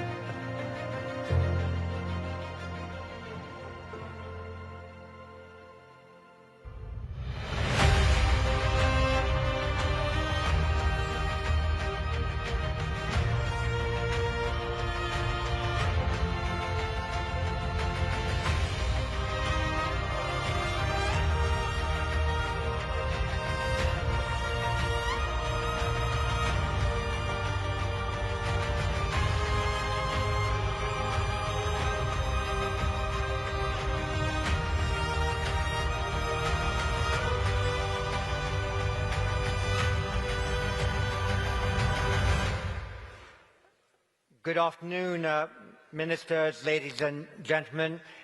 This year's Shangri-La dialogue, like many preceding Shangri-La dialogues, has provided the opportunity for a new variety of minilateral consultations. Different groups are forming who bring specific capabilities to bear on preventing war and confronting strategic challenges.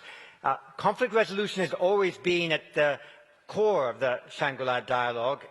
The very first Shangri-La dialogue was held here in this room in May 2002, when India and Pakistan were on the brink of a nuclear confrontation, and various friendly ministers from around the world had independent conversations with the then Minister of Defense of India, George Fernandez, a famous trade unionist who was moved to tears on stage by the concerns that were held then about their nuclear postures, and the chairman of the Joint Chiefs of Staff Committee of Pakistan and others were involved. And by the end of that Shangri-La dialogue, it gave every appearance that those countries stepped back from the brink. And a quarter of a century later, at this year's Shangri-La dialogue, we were honored by the keynote address of President To Lam. And I'd like to just quote, to remind you all, some of the points he made. He said, "Many crises erupt not simply because of conflicting interests, but because the parties concerned lack trusted channels for communication, lack space for de-escalation, and lack mechanisms capable of steering confrontation back to dialogue. The Asia-Pacific must therefore treat preventive diplomacy as a strategic capability, not merely as an improvised response after crises have already erupted. We need more diverse channels of consultation, more agile mediation mechanisms, incident contact mechanisms, quasi-formal exchange platforms. The objective is to create credible diplomatic off-ramps before parties become drawn into spirals of escalation that heighten the risk of conflict."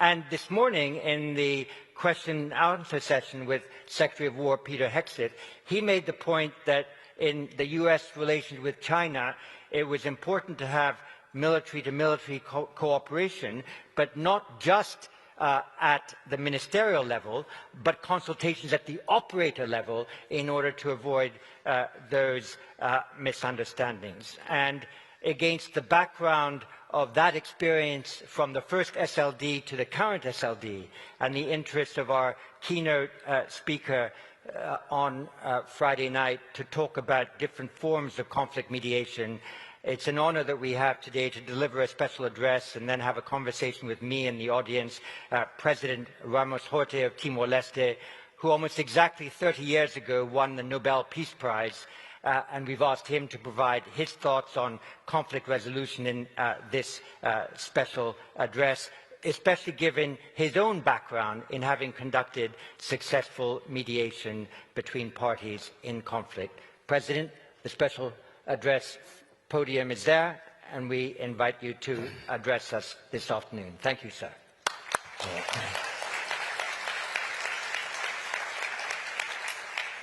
Sir John and Dr. Bastian, first I have to say I have a longer speech, but I have cut off quite a few, so I will skip to keep to the, I hope, less than 10 minutes, give more time for Q&A.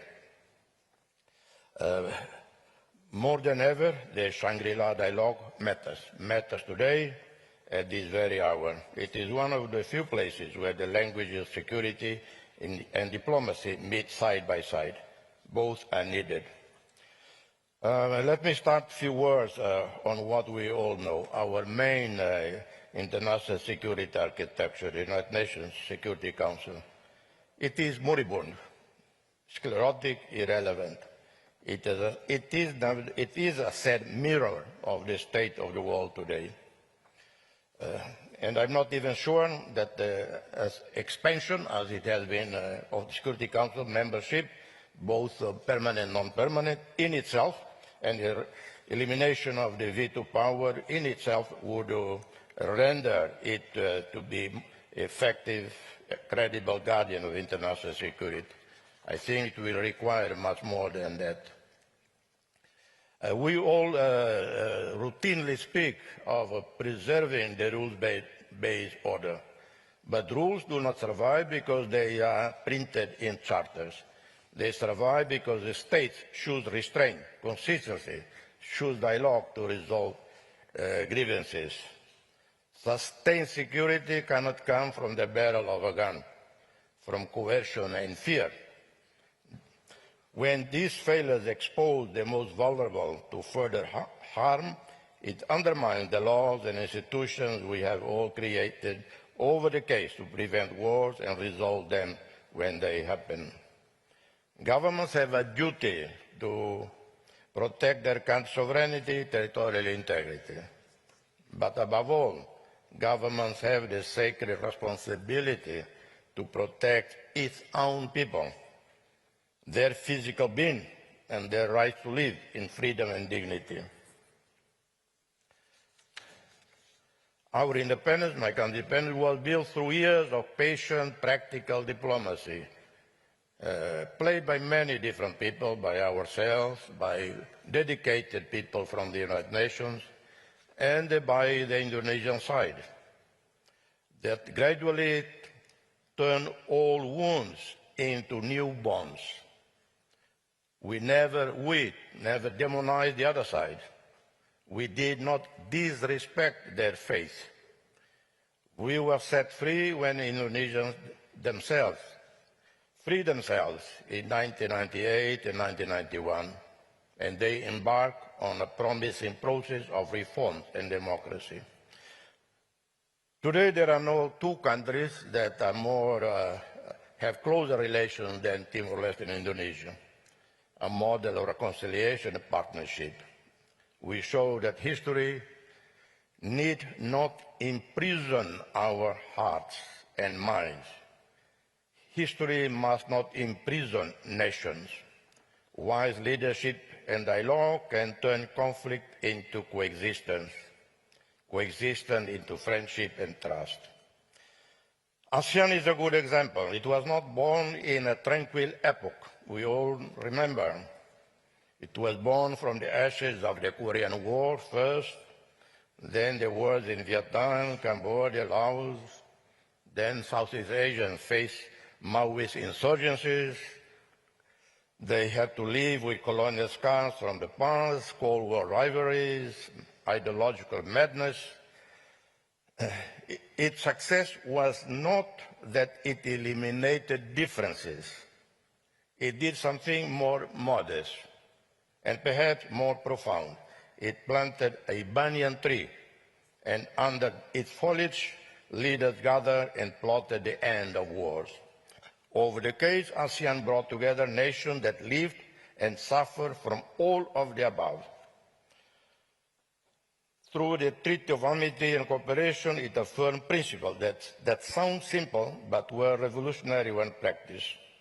The resulting trust between ASEAN nations has delivered vast mutual benefits.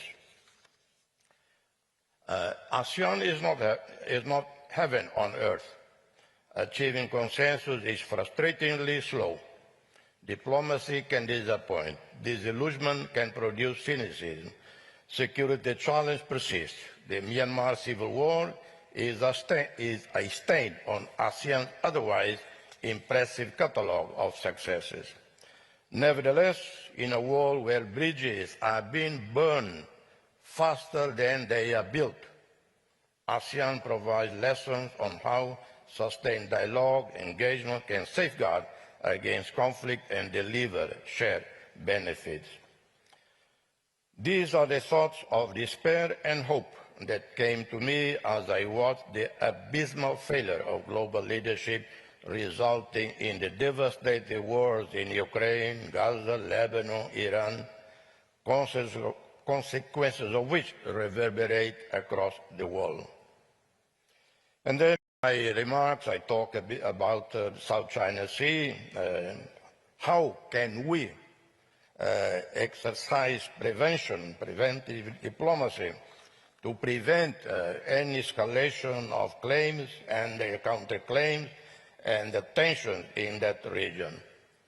May the crisis in the Strait of Hormuz warn us, remind us not to be complacent in dealing with potential flashpoints. I might risk words that dreamers use, like if I present an idea that, well, he's naive, he's romantic, and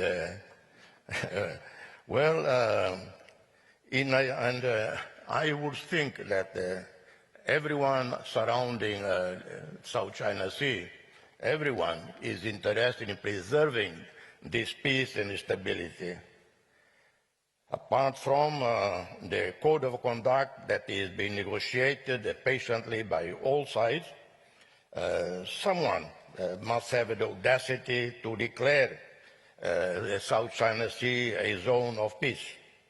Not necessarily that everyone has to abandon their legitimate historical legal claims, but do not allow these claims to freeze initiatives that would, in fact, gain for everybody more confidence and then lessen tensions. All should agree on a zone of peace, free of artificial islands and military bases. Maybe these artificial islands and military bases turn into accessible hosting oceanographic and marine life studies.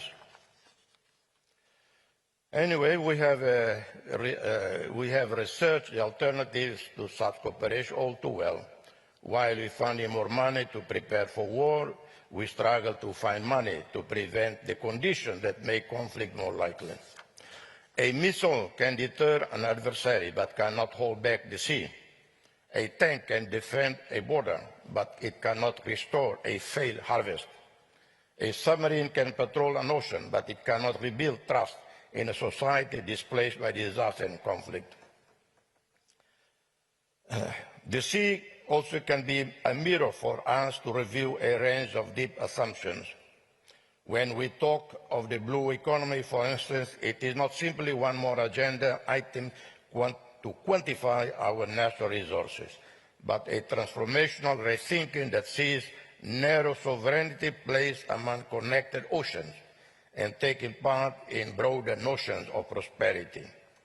Xanana Guzmão, our Prime Minister and Special Representative for the Blue Economy in Timor-Leste, leading our 9th constitutional government in adopting this aim, and I quote, to transform our sea, which is central to our identity, economy and geopolitics, into a source of sustainable development, inclusion and environmental resilience.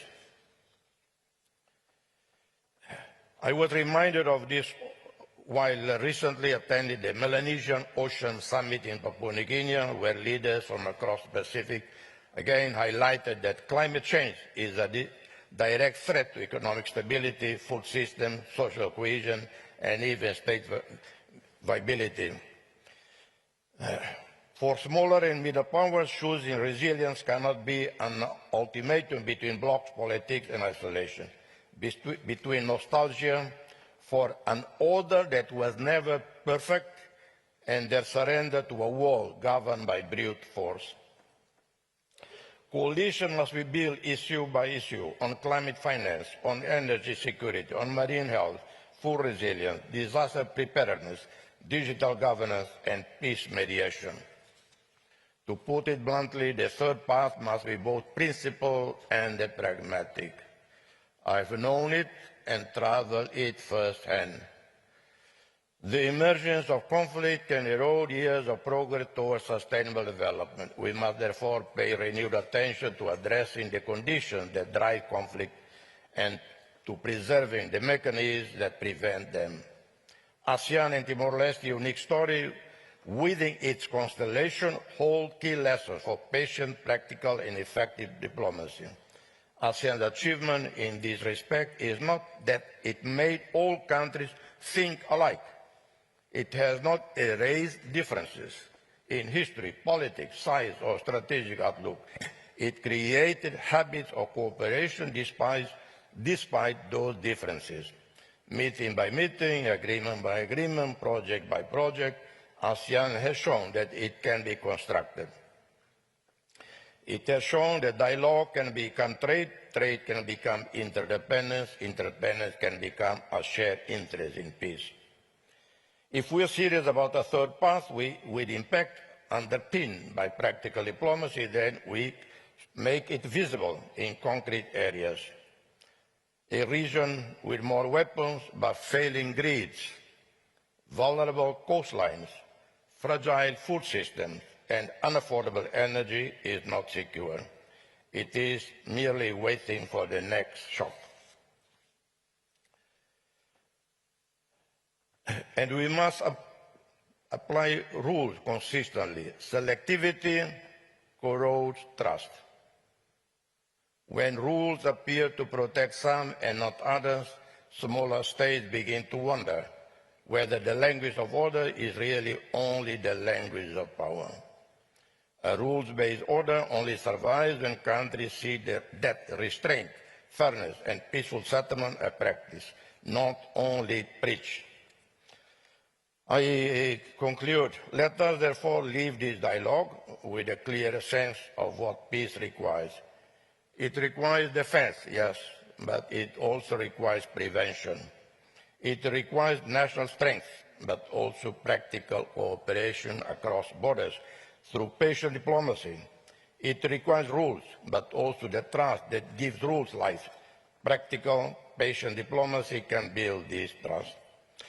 Let us be committed to maintain security, but devoted to building the condition for a zone of peace in South China Sea, for all Southeast Asia, for all of Asia, for the world.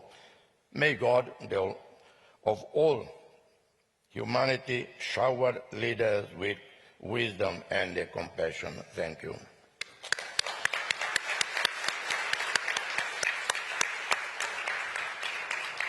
Thank you very much, Mr. President. I think we're all moved by your thought that history should not imprison our minds and your argument that managing climate change is actually an act in preventive diplomacy. Just to begin, I'd like to ask you a question related to current events. We see all this tension in the Middle East, and there is almost a rotation of prospective mediators. We've had Field Marshal Munir of Pakistan, we've had Prime Minister Mohammed Al Thani of Qatar in an earlier stage, Saeed Badr Al Busaidi of Oman. There have been others involved. What is your view on the right mix between regional mediators and mediators that come from outside the region, and how can trust be built in these circumstances? Yeah. What is your best practice advice? Yeah, when I watch from afar and the flow of mediators dealing with Middle East situation, it looked like a stampede. They bump into each other probably. And I remember some of the very dedicated, discreet, professional diplomats, mediators. One whom I call him my mentor is Lakhdar Brahimi, who was mediator in Iraq, Afghanistan, and then last he was called for Syria. Before him was Kofi Annan, who was called for Syria, was appointed by the League of Arab States and the UN. I think the first time that two major institutions have one mediator. But Kofi Annan did not survive 3 months. He gave up. Then came Lakhdar Brahimi. He was there for 3 years. At the end of the 3 years, he went public on television, apologized to people of Syria that he was not able to settle the conflict. But the Iran-Iraq war that lasted 8 years, resulting in more than 1 million people killed. Remember, chemical, biological weapons were used by Saddam Hussein on the Shias in Basra, on Iranian Kurdish people, and yet it took them 8 years, the two sides, to realize no one could win this war. And at that time, Iran and Iraq, there were two strong leaders there. One on the Iraqi side, Saddam Hussein, the other was Khomeini. And because when they decided the two countries exhausted, they sued for peace. And that was few mediators, but they were all in coordination. Algeria, the UN, and so on. So the war ended. Many, many years ago, I was mediating in Bissau. I went to give a talk in Geneva, Palais des Nations. I was asked about Syria in the beginning of the war. And I said, I will not make a politically correct statement. I will say this war will last forever. At least 500,000 people will die. And only when the sides in Syria are exhausted, they will sue for peace. But the problem is in Syria, I said, the problem in Syria is unlike Iran and Iraq, where there are two leaders, strong. When they decide for peace, it happens. In Syria, we have more than 100 armed groups involved, many regional actors involved, so it will go on till today. And so there is no blueprint really, except that the mediator has to be trusted by all sides, has to be hugely competent, experienced, with a lot of sang-froid, and otherwise he or she will not survive the pressure from every direction. Let me take 3 or so interventions, principally from our young leaders, because I think it's the importance that the new generation gets engaged in discovering best practice here. Could I please first call on Seksan Anakiat from Thailand? Thank you, Chair. Thank you, Mr. President, for your speech. I want to know your views on ASEAN. Do you think ASEAN needs reform? If so, what is the most urgent part of ASEAN to be reformed? Thank you. We'll take 3 or 4 and then come back for your thoughts. So from Seychelles, Angelique Pouponneau. Good afternoon, and Excellency, thank you very much for your inspirational special address. Small island developing states are often placed in this space of having to choose a side, especially in this particularly fragmented world. What country or how do you see the role of small island developing states navigating these troubling waters? Thank you. And from Indonesia, Azifa Astrina. Yeah, thank you.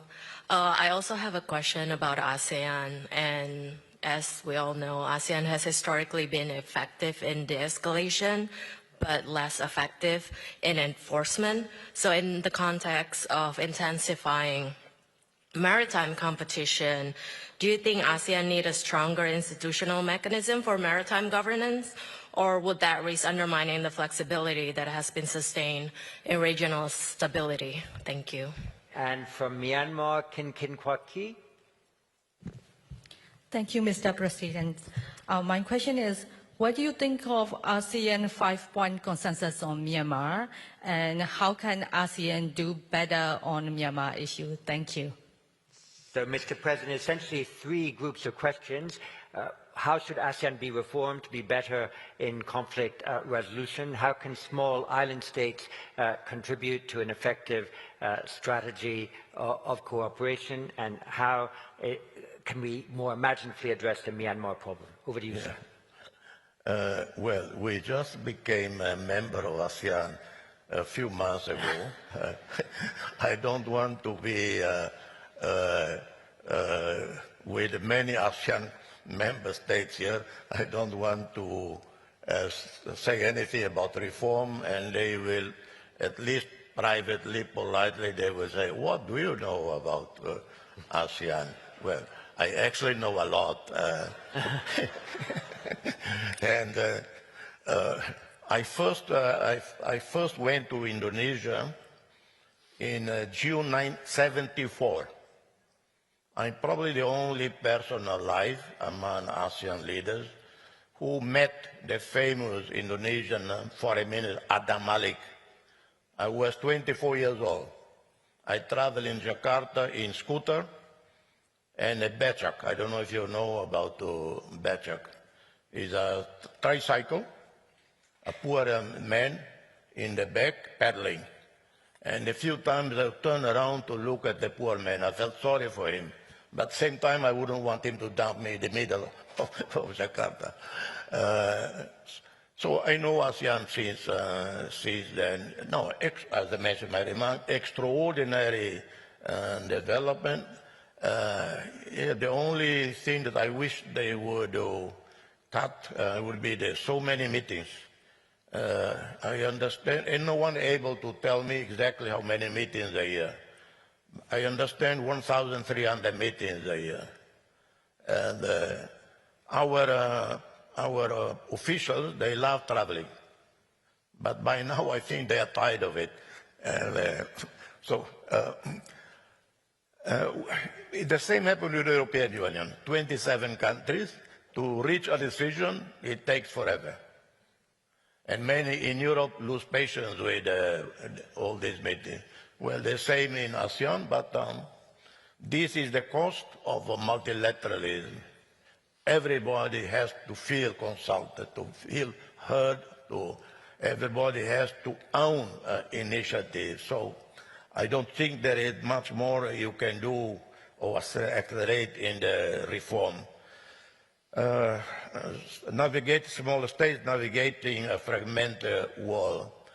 I think in general, smaller states have been doing pretty well. I just remember many, many years ago, maybe 30 years ago, in Geneva, I was a non-entity. And there was another non-entity, a young Somali diplomat. His country was totally bankrupted. And we both would meet every afternoon to have coffee at the Palais des Nations in the Serpentine, a popular place. And we both commiserate about our respective miseries. And he told me, before the Cold War, during the Cold War, every time the West lectured us about human rights, democracy, we just would go to Moscow. But now we have nowhere to go, he said, because the Soviet Union failed. And that was 30 years plus ago. Time to time, I would think about this, my Somali friend. I don't know where he is. But you know, I wonder sometimes, since then, Soviet Union disappeared, but China emerged. So I thought, maybe he's in China now. China became the alternative. So anyway, this is to say that's how small islands very smartly, wisely navigate. Solomon Islands, forgotten in the Pacific. Just because the Solomon Islands decide to have a few Chinese police to help them with their maritime security, suddenly Australia pay attention. Then people from Washington flew to Solomon Island, and Solomon Island was put in the map. Just because they wanted some Chinese police to help them with maritime security, to protect fisheries or whatever. So they've been doing very, very well in this regard. Myanmar, I think you asked about Myanmar. Well, the 5-point consensus is it is a solid principle, but at the same time to be practical. how can you address the problem of Myanmar? Like in every situation, those in power, those who exercise power, in this regard, the Tatmadaw, the war is going on. Seems like no one is going to win in the battlefront. It's a war of exhaustion, of ruining the whole country, the economy, and the people, the simple people, the farmers, the students, the youth are the ones suffering. Could they come together, all of them, Tatmadaw and all the leaders of the ethnic armies and the democratic opposition, under a tent, no preconditions, no agenda, just meet as human beings. Then there might be a climate, then they start substantive conversation on how to improve the humanitarian situation, to allow unrestricted access by humanitarian agencies. Again, no political agenda. The military gesture of goodwill will release everybody from prison, because these are their people. They are all the same country, maybe different ethnicity, different religion. And all of this guided by a prominent Southeast Asian individual. I would say a 4-star general or retired 4-star general. I did mediation in Guinea-Bissau, West Africa.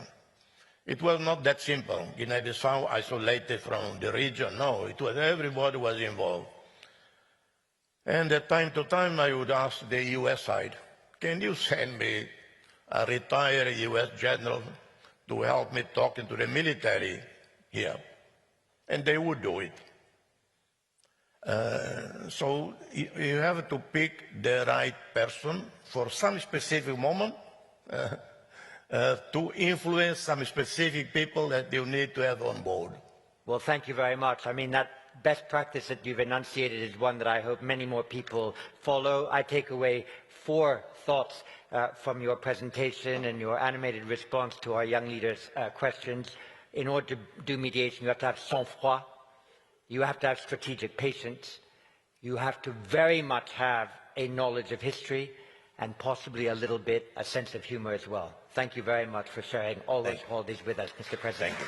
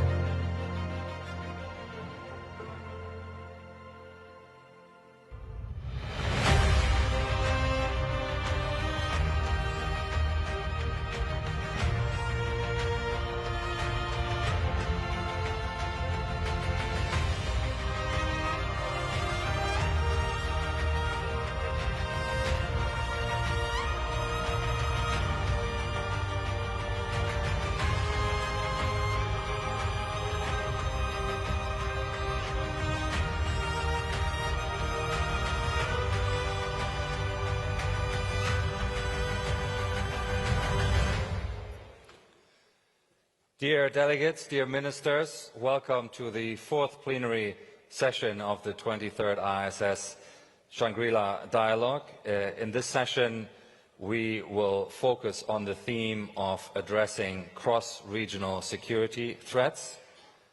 One could say that that list of threats is indeed long, and it includes hybrid matters, major power competition, and the rise of non-state actors and regional conflicts.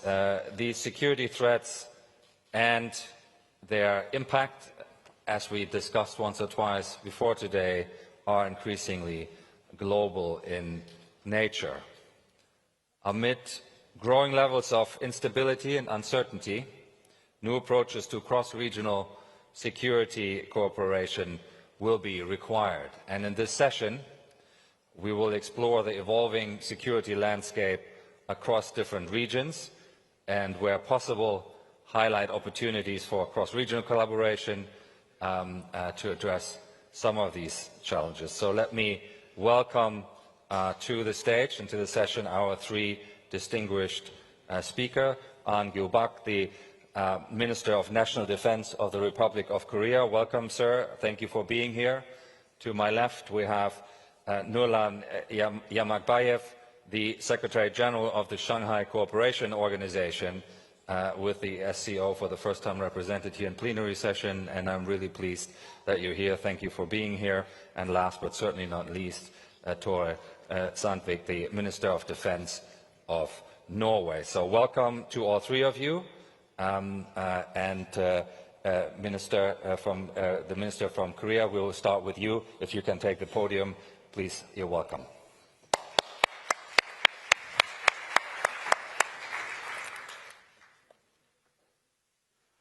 네, 여러분 반갑습니다. Good morning. I'm An Gyu-bak, the Minister of National Defense of the Republic of Korea.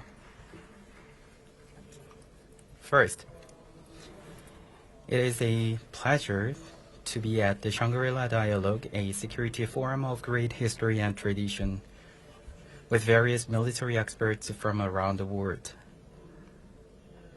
I would also like to extend my special thanks to the Singaporean government officials present today, including the Minister of Defense, Chang Chung-sin.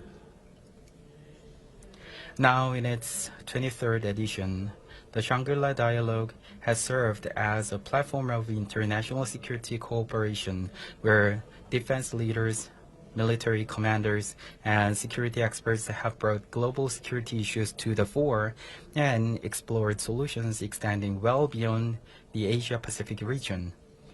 I believe this year's Shangri-La Dialogue, convened amid a grave security environment, is an occasion of great importance for our collective peace and security. I consider it a privilege to present this distinguished audience the Republic of Korea's defense policy against the recent security threats we face. We are now confronting an era of fragmentation in which the age of universal peace that continued after the Cold War is drawing to the close, and geopolitical conflicts have become a permanent feature of the landscape. The tensions in the South China Sea and the war in Ukraine continue to prolong, while strategic competition among major powers continues to intensify. The situation in the Middle East is also shifting by the day. The Strait of Hormuz, once a corridor of free navigation, has blockaded, and even civilian vessels are no longer exempt from the attack. Amid this security instability, the international community, which once championed solidarity and coexistence, is now embracing a new current of nation-first policies. The battlefield we are facing is also transforming at a rapid pace into one of invisible warfare and unmanned battlefields. With the full-scale military application of artificial intelligence, AI is now partaking in the decision-making process of war, and as the deployment of drones and robots become commonplace, a new paradigm of emotionless warfare is emerging. Furthermore, in recent conflicts, the growing prevalence of cyber and electronic warfare is blurring geopolitical boundaries. As the battlefield expands into the domains of space and cyberspace, the necessity for multi-domain operations is also significantly increasing. The Republic of Korea is also acutely experiencing the deepening security threats stemming from the shifting international landscape and the changing paradigm of warfare. North Korea is escalating tensions on the Korean Peninsula by solidifying its narrative of two hostile states and designating the Republic of Korea as its hostile state, all while continuously advancing its nuclear and missile capabilities. In addition, in a dangerous quid pro quo for its backing in Ukraine, North Korea is securing advanced Russian technology to overhaul its conventional military, an alarming development that is presenting new security challenges for the Korean Peninsula. Moreover, North Korean troops deployed to the conflicts are strengthening their modern warfare capabilities by accumulating real-world combat experience in drone operations, electronic warfare, and cyber warfare. The battlefields of Europe are now contributing to North Korea's military buildup, while advancement of Pyongyang's nuclear missile capability is triggering security and stability across the Indo-Pacífic region. As the mutual interlinked structure between the Korean Peninsula and global security takes shape, the situation on the Korean Peninsula is functioning as a major variable in global security in every sense of the term. Distinguished guest, given the deepening uncertainty in the international security environment and the paradigm shift of the battlefield today, we can no longer guarantee the peace and stability through the methods of the past. In this recognition, the Republic of Korea is pursuing three strategic directions. First, the Republic of Korea will concurrently advance efforts to strengthen both the ROK-US alliance and our self-reliant national defense. While maintaining a robust ROK-US combined defense posture, our military is actively deriving the enhancement of independent capabilities necessary for ROK-led defense of the Korean Peninsula.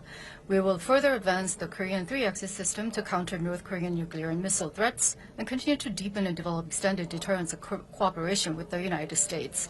In addition, to respond to the new paradigm of the battlefield, we will foster a smart and strong military centered on AI-based detect and struct system, unmanned and manned teaming, and counter-drone defense system. Furthermore, we intend to continuously expand our cyber and space capabilities, which will be the core domains of future warfare. Through these self-reliance efforts based on cutting-edge technologies, the Republic of Korea aims to play a more leading role in the defense of the Korean Peninsula. Second, the Republic of Korea is strengthening solidarity with the international community through multidimensional security cooperation. Recognizing that today's geopolitical conflicts are no longer confined to specific nations, the Republic of Korea is expanding its role as a responsible member of the international community. Regarding the recent threats faced in the Strait of Hormuz, our government considers the guarantee of freedom of navigation based on international law across major sea lines of communication to be of paramount importance. Accordingly, our government is participating in various international efforts for the security in the Strait of Hormuz and is actively reviewing viable contribution measures in consideration of domestic laws. Furthermore, the Republic of Korea has been expanding strategic security cooperation by actively engaging in various multilateral mechanisms within the Indo-Pacific, a pivotal region for global security, politics, and the economy. Moreover, building upon combat-proven technology, we are sustaining mutually beneficial defense industrial cooperation with key partners in the region. This represents a high level of defense cooperation that goes beyond merely providing timely deliveries of completed weapons system. It encompasses joint development, joint production, and follow-on logistics support, empowering our partner nations to establish their own independent defense industrial bases.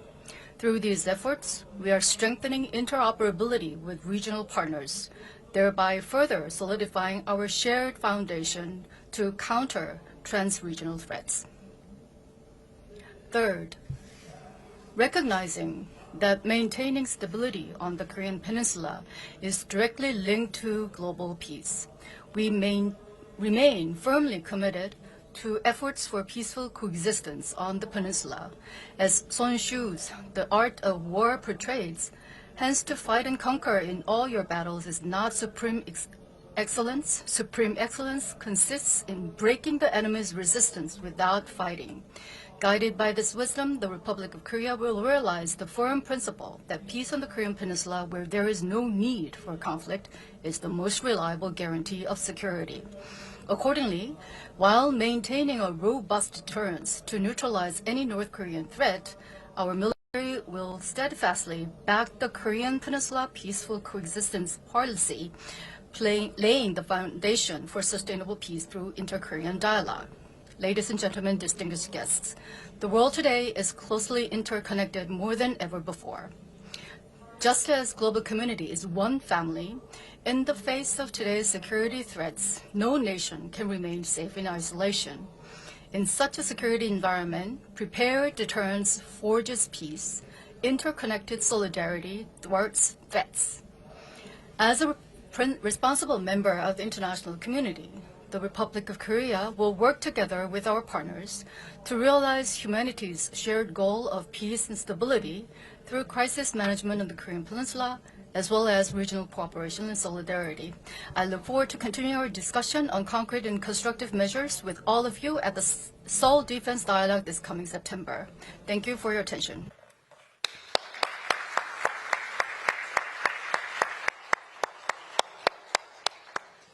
Minister Ahn, thank you very much for your remarks and outlining the expanding set of issues that you're dealing with. And of course, the ISS very much hopes that we can be a good partner in that conversation. As many of you know, the ISS was able to establish a Korea chair at the ISS in London earlier this year to work on issues of advanced technology and security and defense, among others, and we're looking forward to making more contributions of that kind. Secretary General, if I can invite you, please, to take the floor and take to the podium. Thank you.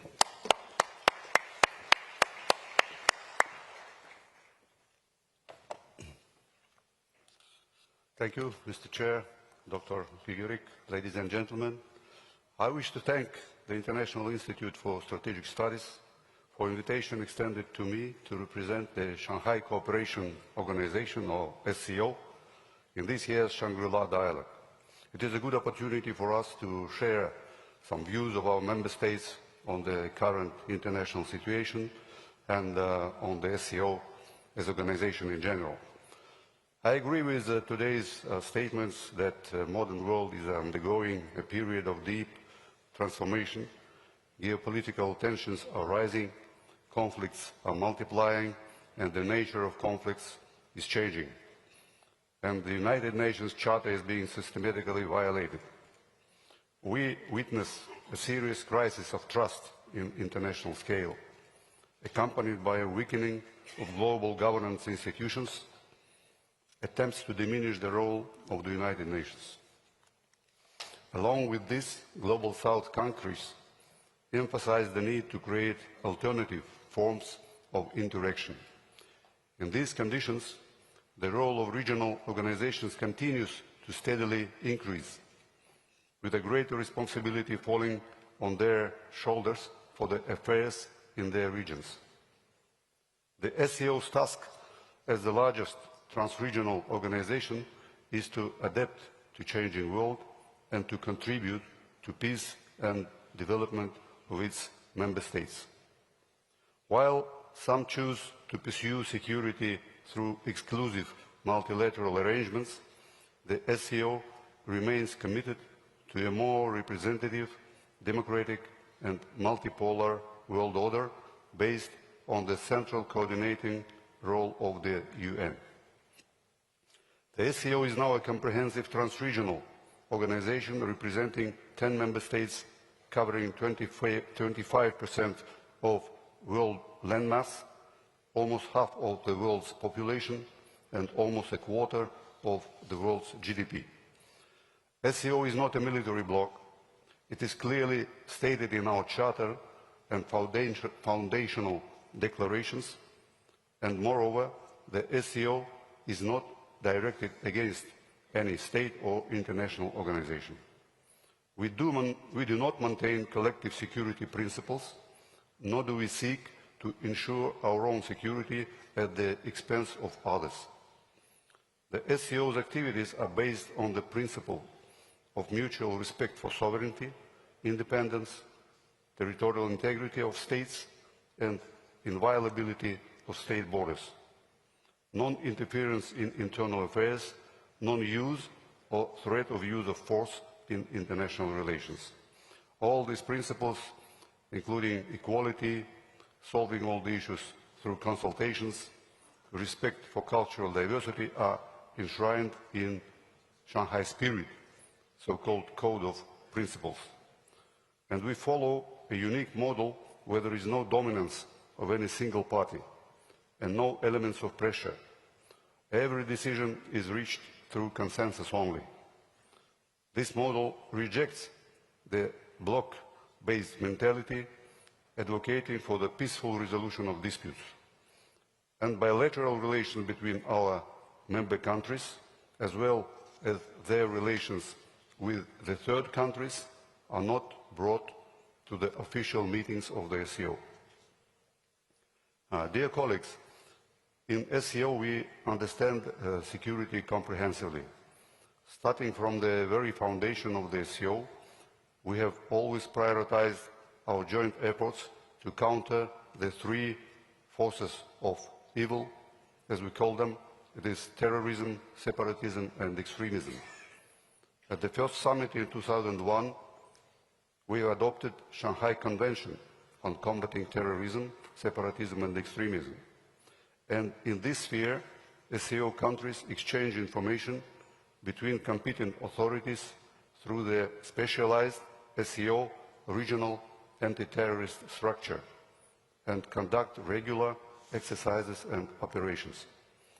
The SCO joint anti-terrorist exercise Peaceful Mission have been regularly held in SCO member states since 2003. Our member states also initiate other activities in this sphere. As an example, Sahand Anti-Terror 2025 anti-terrorist exercise took place in December 2025 in Iran. Such exercises contribute to the development of practical skills in conducting military operations against terrorist groups. We pay special attention to strengthening security of state borders and countering cross-border threats. The SCO has also achieved significant success on anti-drug track. An anti-drug strategy is being implemented, and it has laid a solid foundation for countering the drug threat emanating from Afghanistan. Over the past 25 years, SCO member states' actions against narcotic trafficking have led to seizure of significant amount of heroin and marijuana across Eurasia. Most notable mechanisms here is the International Anti-Drug Operation codenamed WEB.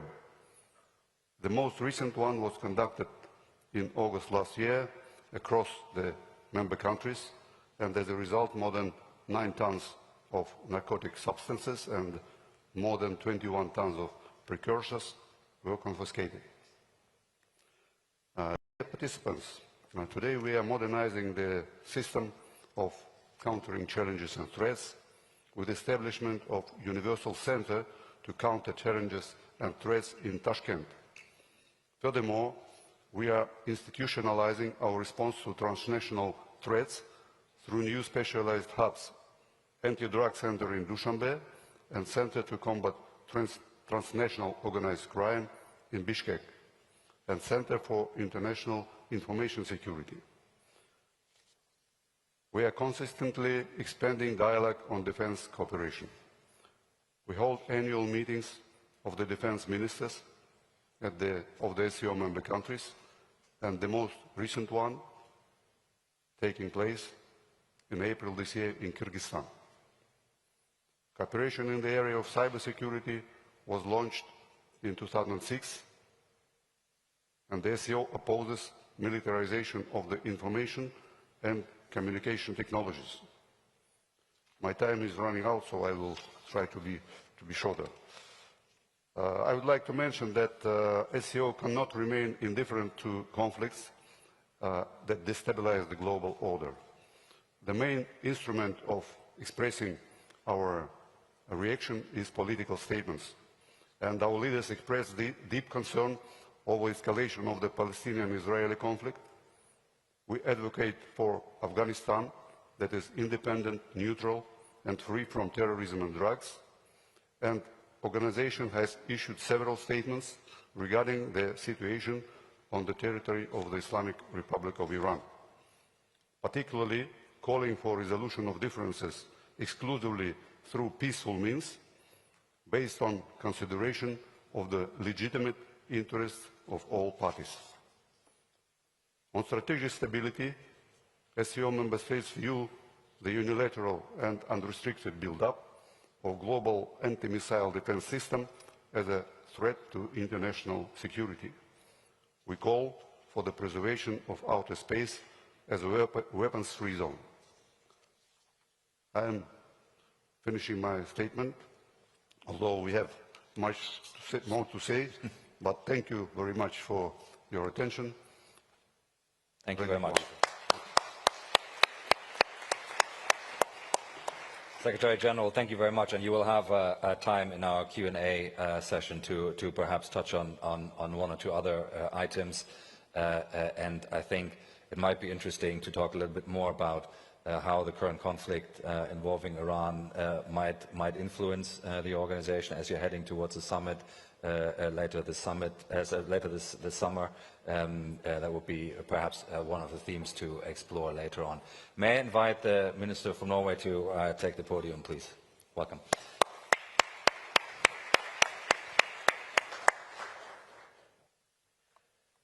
Ladies and gentlemen, distinguished delegates, it is an honor to address this esteemed gathering. We meet today in a world which is becoming increasingly dangerous, fragmented and decoupled. However, I would argue that the world is at the same time growing increasingly interconnected. Threats once considered geographically distant now travel rapidly across oceans, supply chains and strategic dependencies. Geopolitical tensions, the conflict in Ukraine, the Middle East and others have direct implications for our common security, global trade, energy supplies and technological flows. Meanwhile, the Euro-Atlantic and the Indo-Pacific theatres have become inseparable. North Korean soldiers are fighting on European soil in support of the Russian war of aggression against Ukraine. Direct and indirect military support to the Russian war machine increases the threat posed by Russia to the Euro-Atlantic region. In my intervention today, I will focus on the maritime domain as a source of global security challenges, but also as a source of opportunity and connectivity. Norway may be located on the other side of the globe, but while vast areas of land separate us, the oceans tie us together. A container ship leaving Asia for Europe sails through the waters that link our economies. Energy and gas produced in the Norwegian Sea contribute to stability far beyond Europe's borders. And Norwegian seafood meets palates across much of this region. Technology developed in Singapore, Seoul or Tokyo is applied on vessels in the Arctic. What happens in the Hormuz Strait, the South China Sea or the Arctic affects us all. Across regions, we observe the same pattern: military modernization and expanded naval activity, pressure on freedom of navigation, illegal and unregulated activities at sea, and the increasing overlap between economic security and national security. Like many of the countries present here today, Norway is a maritime nation, and our history has been fundamentally shaped by the sea. As a canvas for the first Viking voyages, a basis for centuries of trade in fish, through shipbuilding industries to the discovery of vast oil and gas reserves deep down in the Norwegian Sea. Today, the oceans remain an essential part of Norwegian security and economy. The Norwegian merchant fleet is among the largest in the world. Our exclusive economic zone provides energy, fish and sea lines of communication that are crucial not only to Norway, but to partners across the globe. Our seabed hosts extensive submarine fiber optic cables, oil and gas pipelines and power cables to continental Europe. Norway bears a substantial responsibility as one of the most important oil and gas providers to Europe. And importantly, our vast Arctic waters anchor our role as NATO's eyes and ears in the high north. This enables us to monitor the world's largest nuclear arsenal, located 100 kilometers from the Norwegian border at the Kola Peninsula. We take this responsibility very seriously. Norway is therefore stepping up our efforts on security and defence. Let me highlight three key pillars of our approach with relevance to the maritime domain. Norway's defence spending is currently at 3.3% of GDP. Norway's defence spending has nearly doubled since 2021, with a plan to double the spending again towards 2035, through a long-term spending plan for the armed forces. As a maritime nation, we have placed special priority on renewing our navy. This includes new submarines and frigates, as well as new standardized blue water and coastal defence vessels for the Navy and the Coast Guard. We are investing in space capabilities that will enhance our real-time situational awareness in our maritime neighbourhood and beyond. We have also adapted innovative solutions, such as autonomous uncrewed maritime systems, to protect our critical infrastructure on the sea. Hence, Norway is committed in its efforts to meet a more challenging security situation, support the new transatlantic burden shift, and strengthen the overall European defence capabilities within the maritime domain and beyond. Secondly, Norway continues to strengthen our bilateral cooperation with partners in the Indo-Pacífic region. As NATO remains the bedrock of Norwegian security, we are welcoming the deepening cooperation between NATO and its 4 Indo-Pacific partners. Together, we are not only increasing information sharing and political dialogue, but also deepening our practical cooperation. This cooperation has already yielded tangible results, including within cyber defence, countering disinformation, responsible use of AI, and support to Ukraine's legitimate defence against Russian aggression. As Europe is rearming, facing the increased threat from Russia, Norway also looks to Asian markets. Norway procures systems from South Korea, exports missile systems to Japan and Australia, and collaborates on missile production in Australia. These exchanges strengthen interoperability, technological innovation, and security across regions. And third, Norway has a strong focus on training, exercising, integrating, and operating with close partners. This was a central motivation for our participation with a frigate throughout the deployment of a UK-led carrier strike group to the Indo-Pacific last year. The 8-month mission spanned over 40,000 nautical miles and integrated with vessels from 11 different countries. The task group conducted exercises, operations, and port visits across the Indo-Pacific region. The deployment produced concrete results in interoperability. The Norwegian participation also demonstrated Norway's strong commitment to international law, open trade routes, and freedom of navigation at sea. These principles apply across all seas, from the Arctic to the Indo-Pacific, ensuring that even the most remote regions are governed by rules, not power.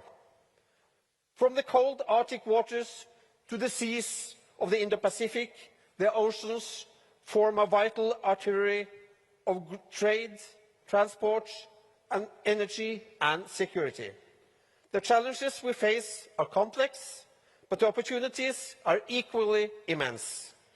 By safeguarding our oceans, investing in innovation, and deepening cooperation across Europe and Asia, we secure not only our nations, but the stability of a truly interconnected world. Thank you for your attention.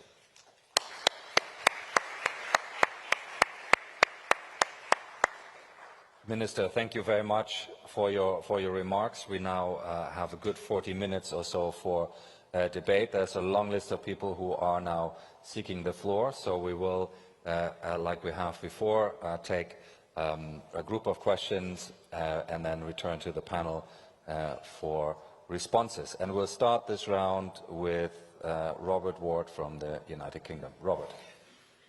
Thank you, Bastian. A question for National Defense Minister Ahn, if I may. Security relations between the Republic of Korea and Japan have been deepening. Recent high-level bilateral meetings, including between President Lee and Prime Minister Takaichi, suggest momentum. Where do you see the most promising areas for further expanding and deepening ROK-Japan security cooperation? Thank you. Thank you very much, Robert. We'll take a group.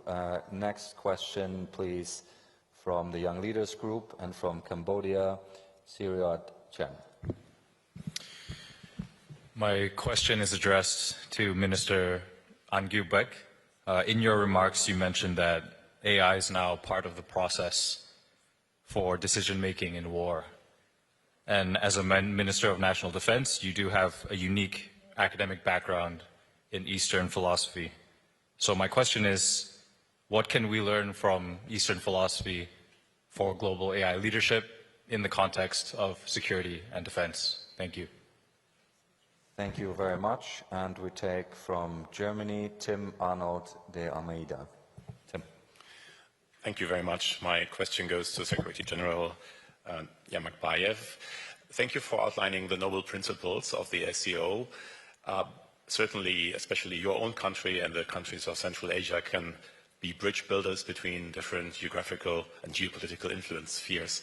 You also mentioned your member Iran and your decision to conduct an activity in Iran that was dedicated to the fight against terrorism.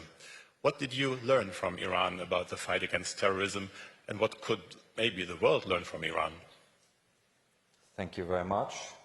And from Malaysia and the Young Leaders Group, Joanna Henley-Rampas. This session is titled Addressing Cross-Regional Security Threats, and I want to address this question to all of the panelists. And in this context, I would like to invite some reflection on how our understanding of security continues to evolve in response to challenges facing our region. Now, issues such as supply chain disruption, technological concentration and climate change increasingly transcend national borders in both their causes and consequences. And their effects are felt not only economic resilience, but also in governance and social cohesion and also long-term stability across Southeast Asia. Now, from Sabah, Malaysia, Borneo, one of the security concerns I see most clearly in it is not conventional military threat, but the weakening of economic and social conditions that support the stable communities and effective governance. And my question is this: do our existing regional security architectures, whether ASEAN-led mechanism or broader Indo-Pacific framework, adequately recognize development resilience and economic concerns as core security concerns? Thank you. Thank you very much. And we'll have from the United Kingdom, Fenella McCurdy. Thank you, Bastian. My question is for Minister Sandvik. Are you concerned that others across Europe do not have a similar framework to Norway, where there is a long-term plan for defence spending, for the armed forces and for capability development? And without those frameworks across Europe, does that make it difficult for further cooperation and risk that the increased investment that we're seeing across the region isn't coordinated and can potentially be spent inefficiently? Thank you. Thank you very much. And we take from Indonesia and the Young Leaders Group, Rizky Wahyudi. Thank you, Gurgerit. My question is addressed for Secretary General. Many studies evaluate counterterrorism effectiveness primarily in operational terms. However, my research suggests that different governance configurations such as military-led, civilian-led, or multilateral coordination models like the ACOs has regional anti-terrorist structure, produce trade-off across operational performance, legitimacy, and institutional sustainability. My question is, from your perspective, how does the SEO conceptualize counterterrorism success, and how does RATS balance these different dimensions in practice? Thank you. Thank you very much. I'll take two more in this round. From the United States, Ankit Panda. Ankit. Thank you, Bastian. Minister An, I'd like to ask you a little bit about growing nuclear dynamics in the broader Indo-Pacific region. You, of course, spoke about the Korean Peninsula specifically. I was wondering if you could share with us a little bit about the progress within the U.S.-ROK alliance of the nuclear consultative group that was set up in 2023. What is that group currently looking at?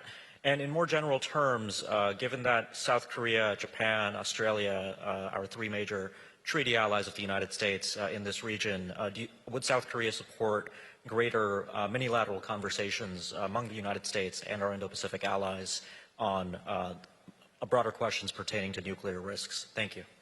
Thank you very much. And finally, in this round, from China, Jian Zhao.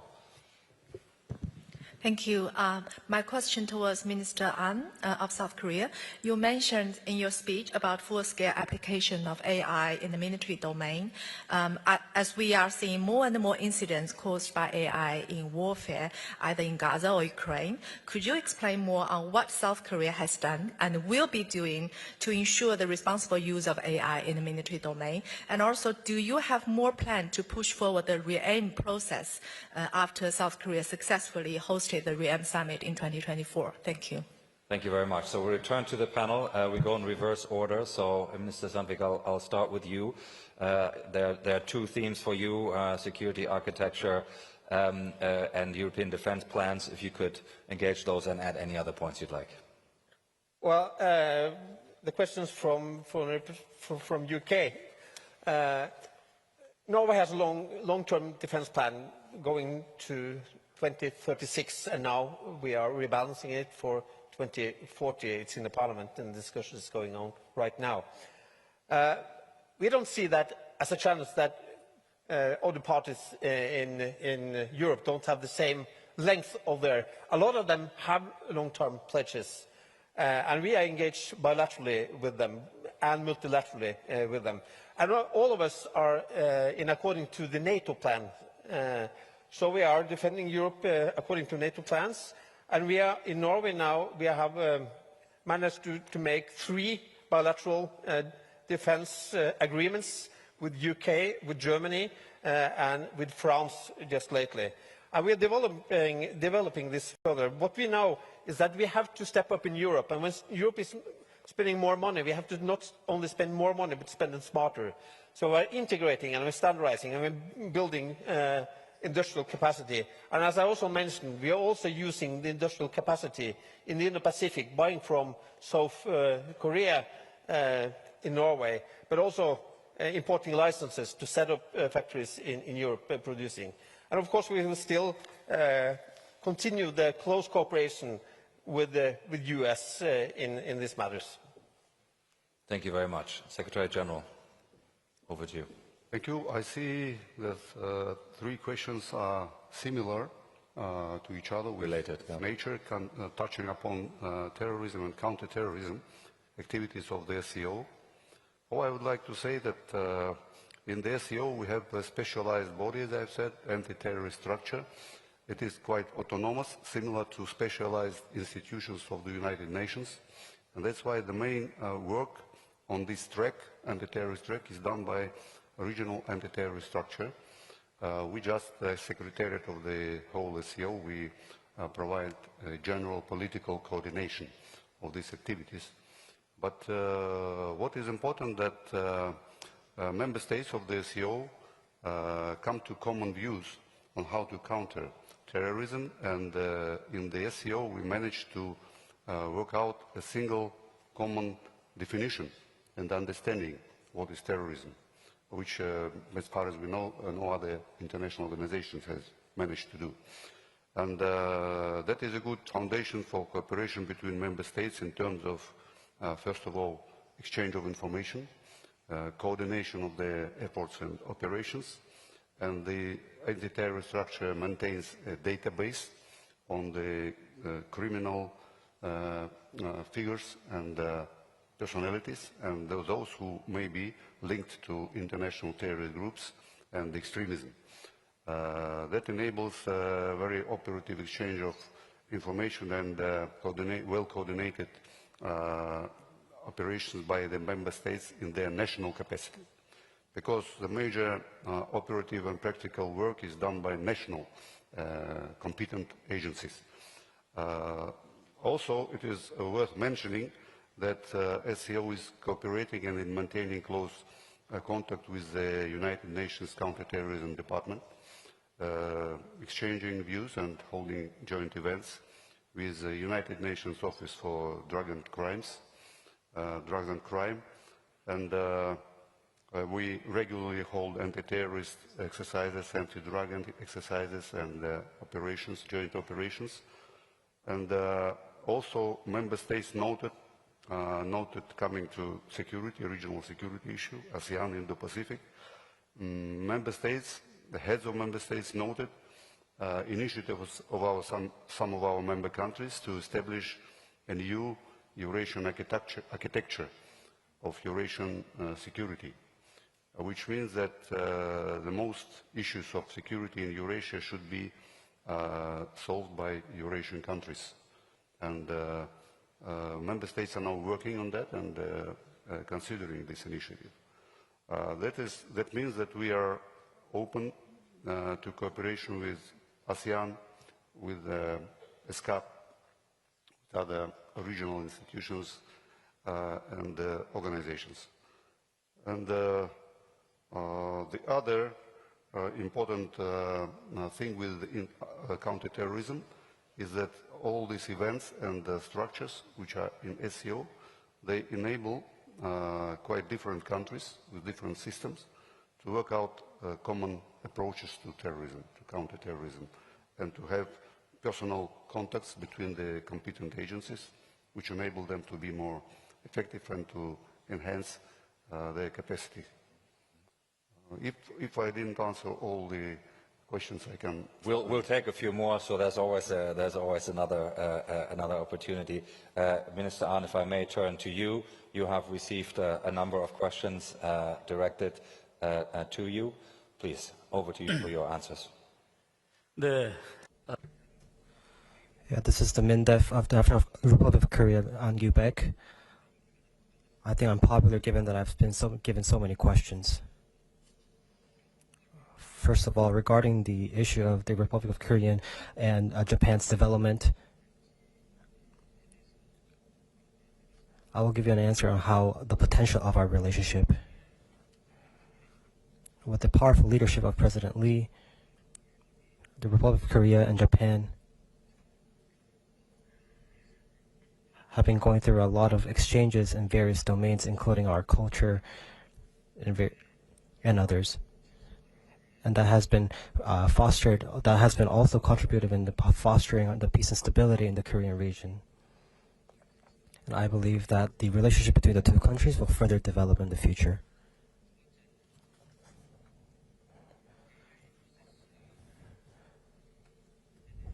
And regarding the second question on the AI,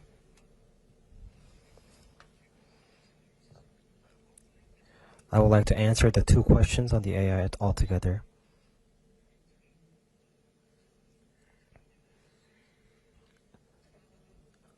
Regarding the question on philosophy, I believe that philosophy is all about broadening our scope of understanding and our vision and our thoughts. Regarding the utilization of AI, I believe that the value of the dignity of human species, our dignity, our value, must be forethought before we talk about the applications of AI. As a Minister of National Defense, that's the personal thought I have.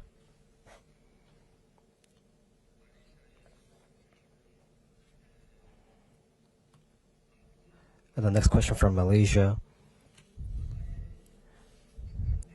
I do not believe that security is limited to a particular country, and I believe that it's an interconnected web, and therefore the friendship and the relationship between each country and the region are extremely imperative, and therefore no region or country could be separated from one another. Now that we are entering the 5th year of the Russian-Ukrainian war, North Korea's participation in the Russian-Ukrainian war have also assisted on the protraction of the war, and quid pro quo, North Korea has been receiving technology transfer and information sharing through Russia. I do not believe that this is not merely restricted to the region of Asia, and this also poses a threat in the European region as well, and therefore it emerges as a threat that we all need to resolve. And therefore, I believe that it emerges as a problem, interconnected problem that must be solved together. And regarding the question on the nuclear consultative group,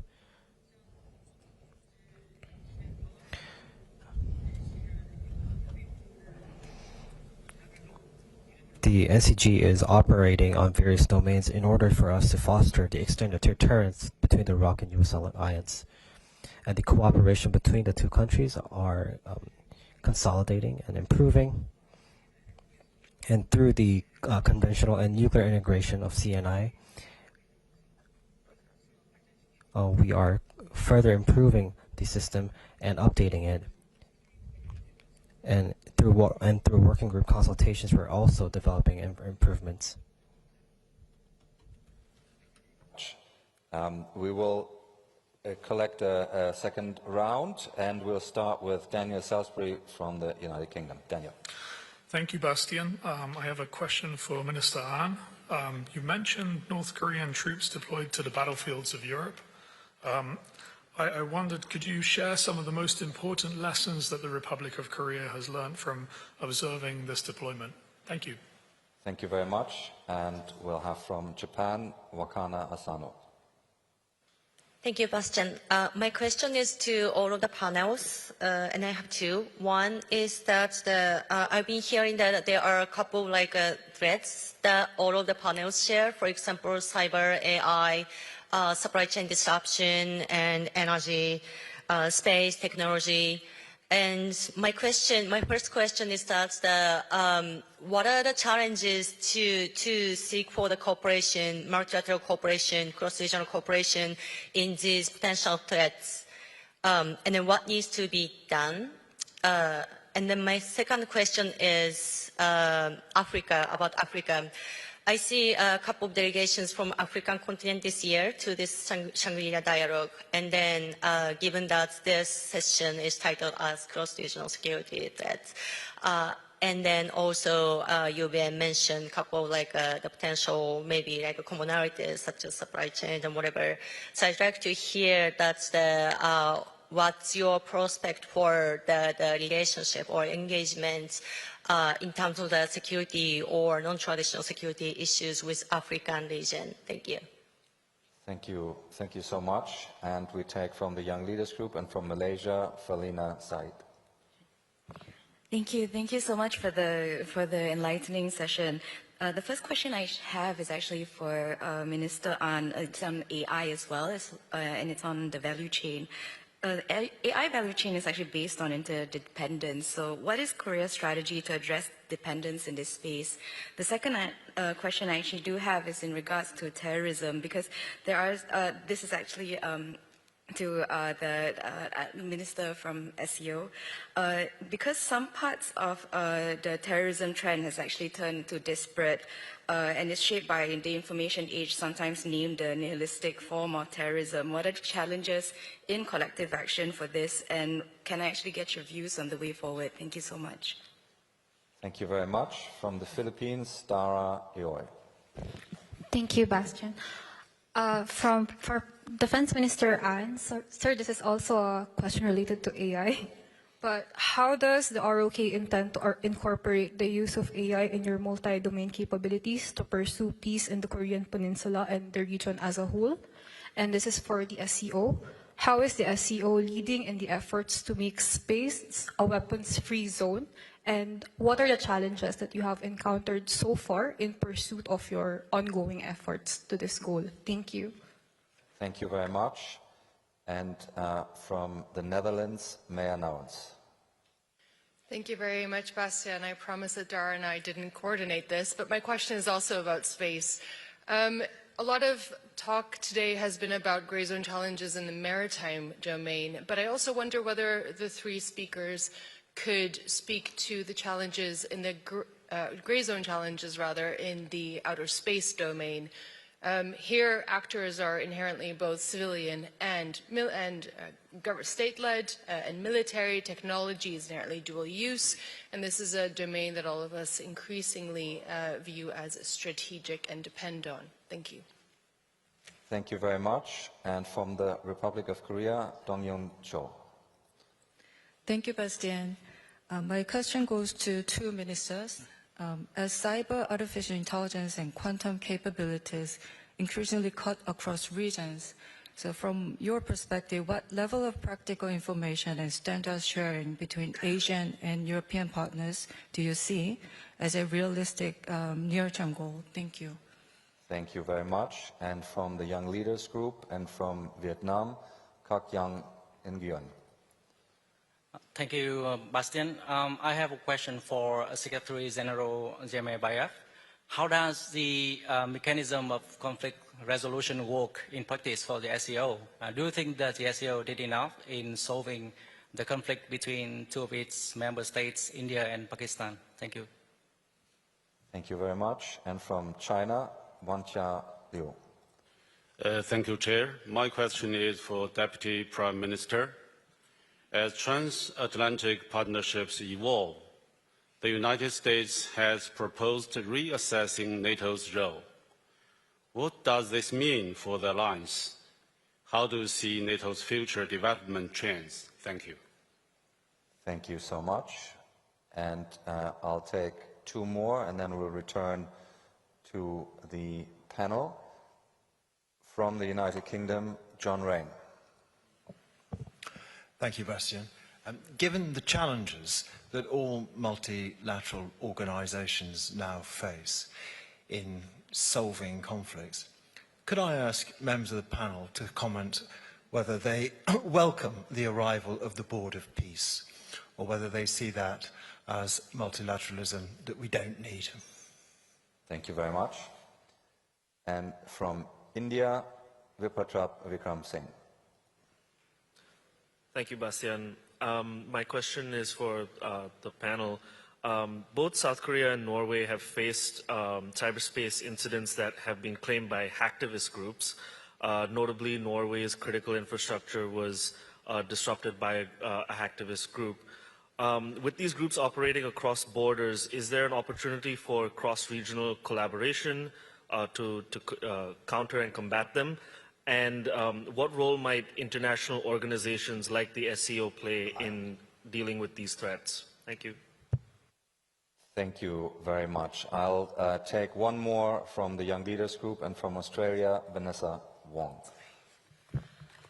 Hi, I have a question for the whole panel. If economic coercion and leverage is becoming a regularly used tool for strategic competition, should defence ministries focus and shape economic resilience as a core national security mission?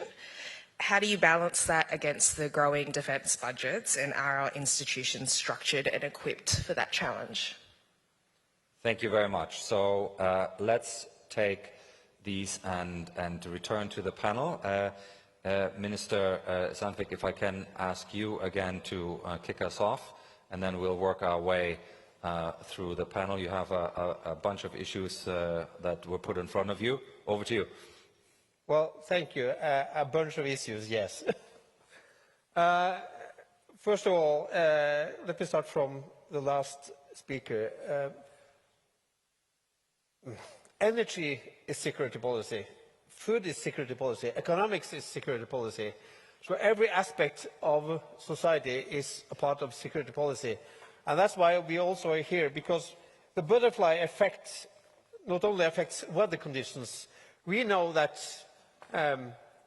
a diminishing security situation in the Indo-Pacífic or in the South Americas or in Africa also affects us. We can see now the closing of the Hormuz Strait is affecting all over the world, both in the food chains, in energy conditions, cost of living, which goes into our societies and destabilizing it, more polarization from it.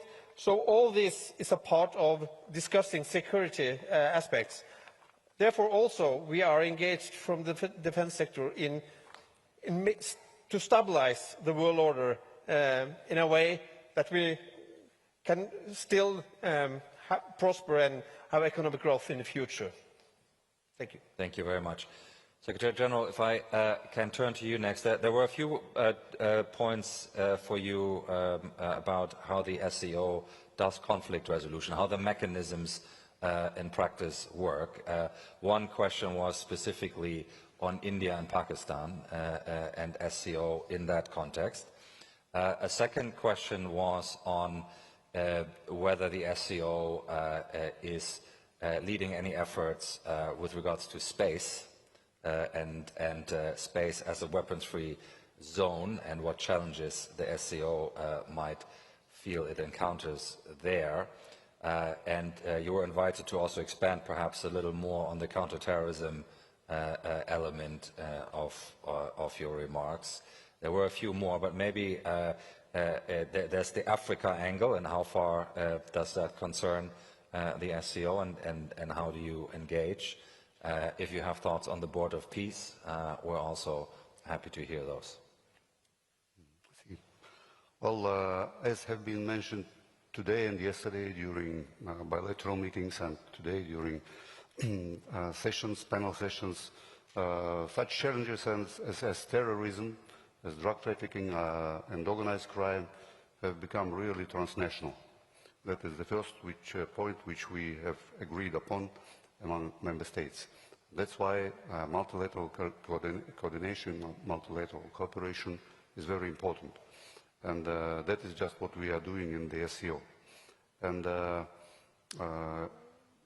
one feature of the SCO is that we approach security in general and countering terrorism in particular in complex way. It means that we see it as indispensable from solving social economic issues.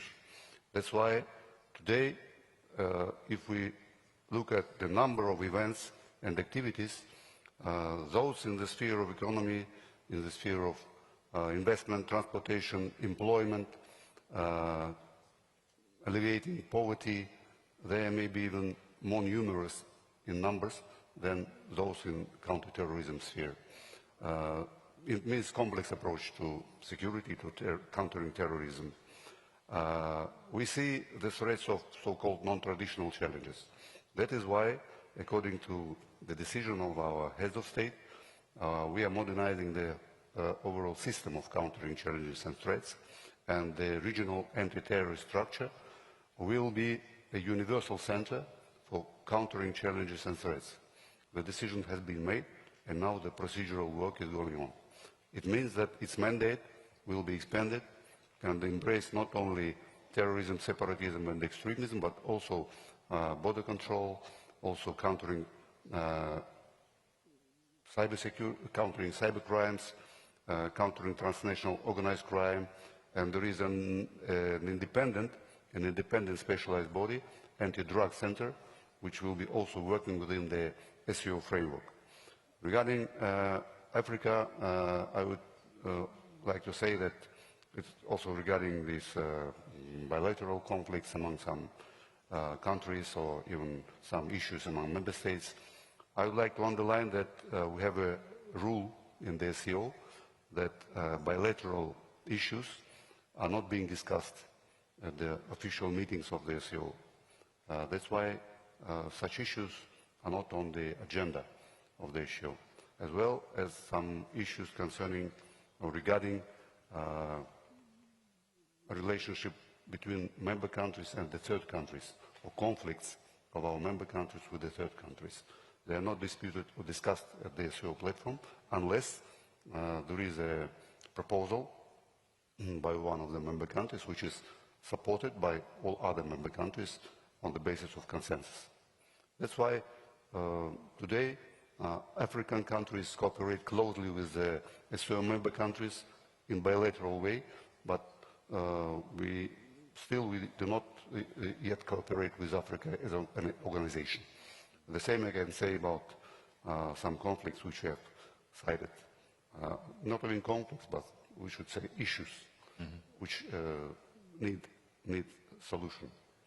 I think so. An SCO, just to clarify that, an SCO member state could raise this issue, bring it to the other member states for discussion. If all of them agree, then it can be discussed, but there's no automatic mechanism to raise it otherwise. That's correct? Yeah. Okay. Regarding the question of space, there's an outer space question, the challenge of dual-use technology, whether that is something that the SCO grapples with. Yeah, as I've said in my short statement, we have a declaration and a statement by the heads of state that the SEO member countries stand for the outer space free of weapons.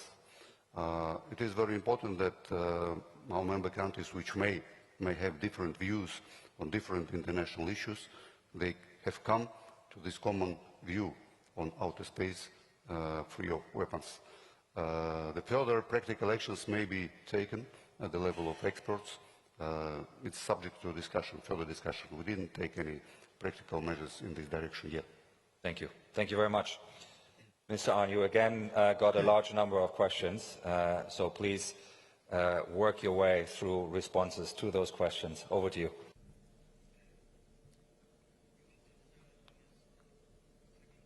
Regarding the lessons that the North Koreans have gained from participating from the Russian and Ukrainian war, I believe that they're gaining know-hows from their real combat experience. And I believe that they're also gaining new technologies for their strategy and tactics. And from this real combat experience, I believe that they're modernizing their strategic and weapon systems and developing their weapon systems to a higher level.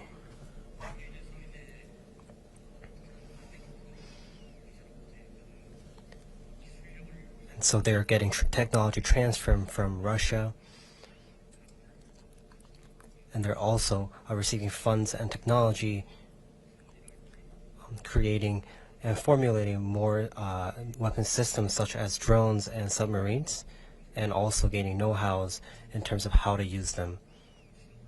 They're also experimenting them in real time, and I believe that they are creating a technology of their own to improve their military strategies.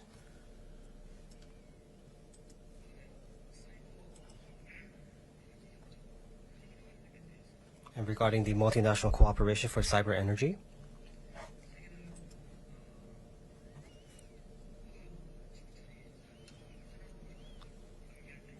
I believe that the world today is more than interconnected than ever, and the world works as a one. In the Middle East, there's ongoing wars that are continuously developing. And now we are facing an environment in which no country is safe from war, and it's cross-regional. And therefore, the world today is intertwined like a cobweb, and no country is safe. And therefore, the regional cooperation and friendship is absolutely imperative.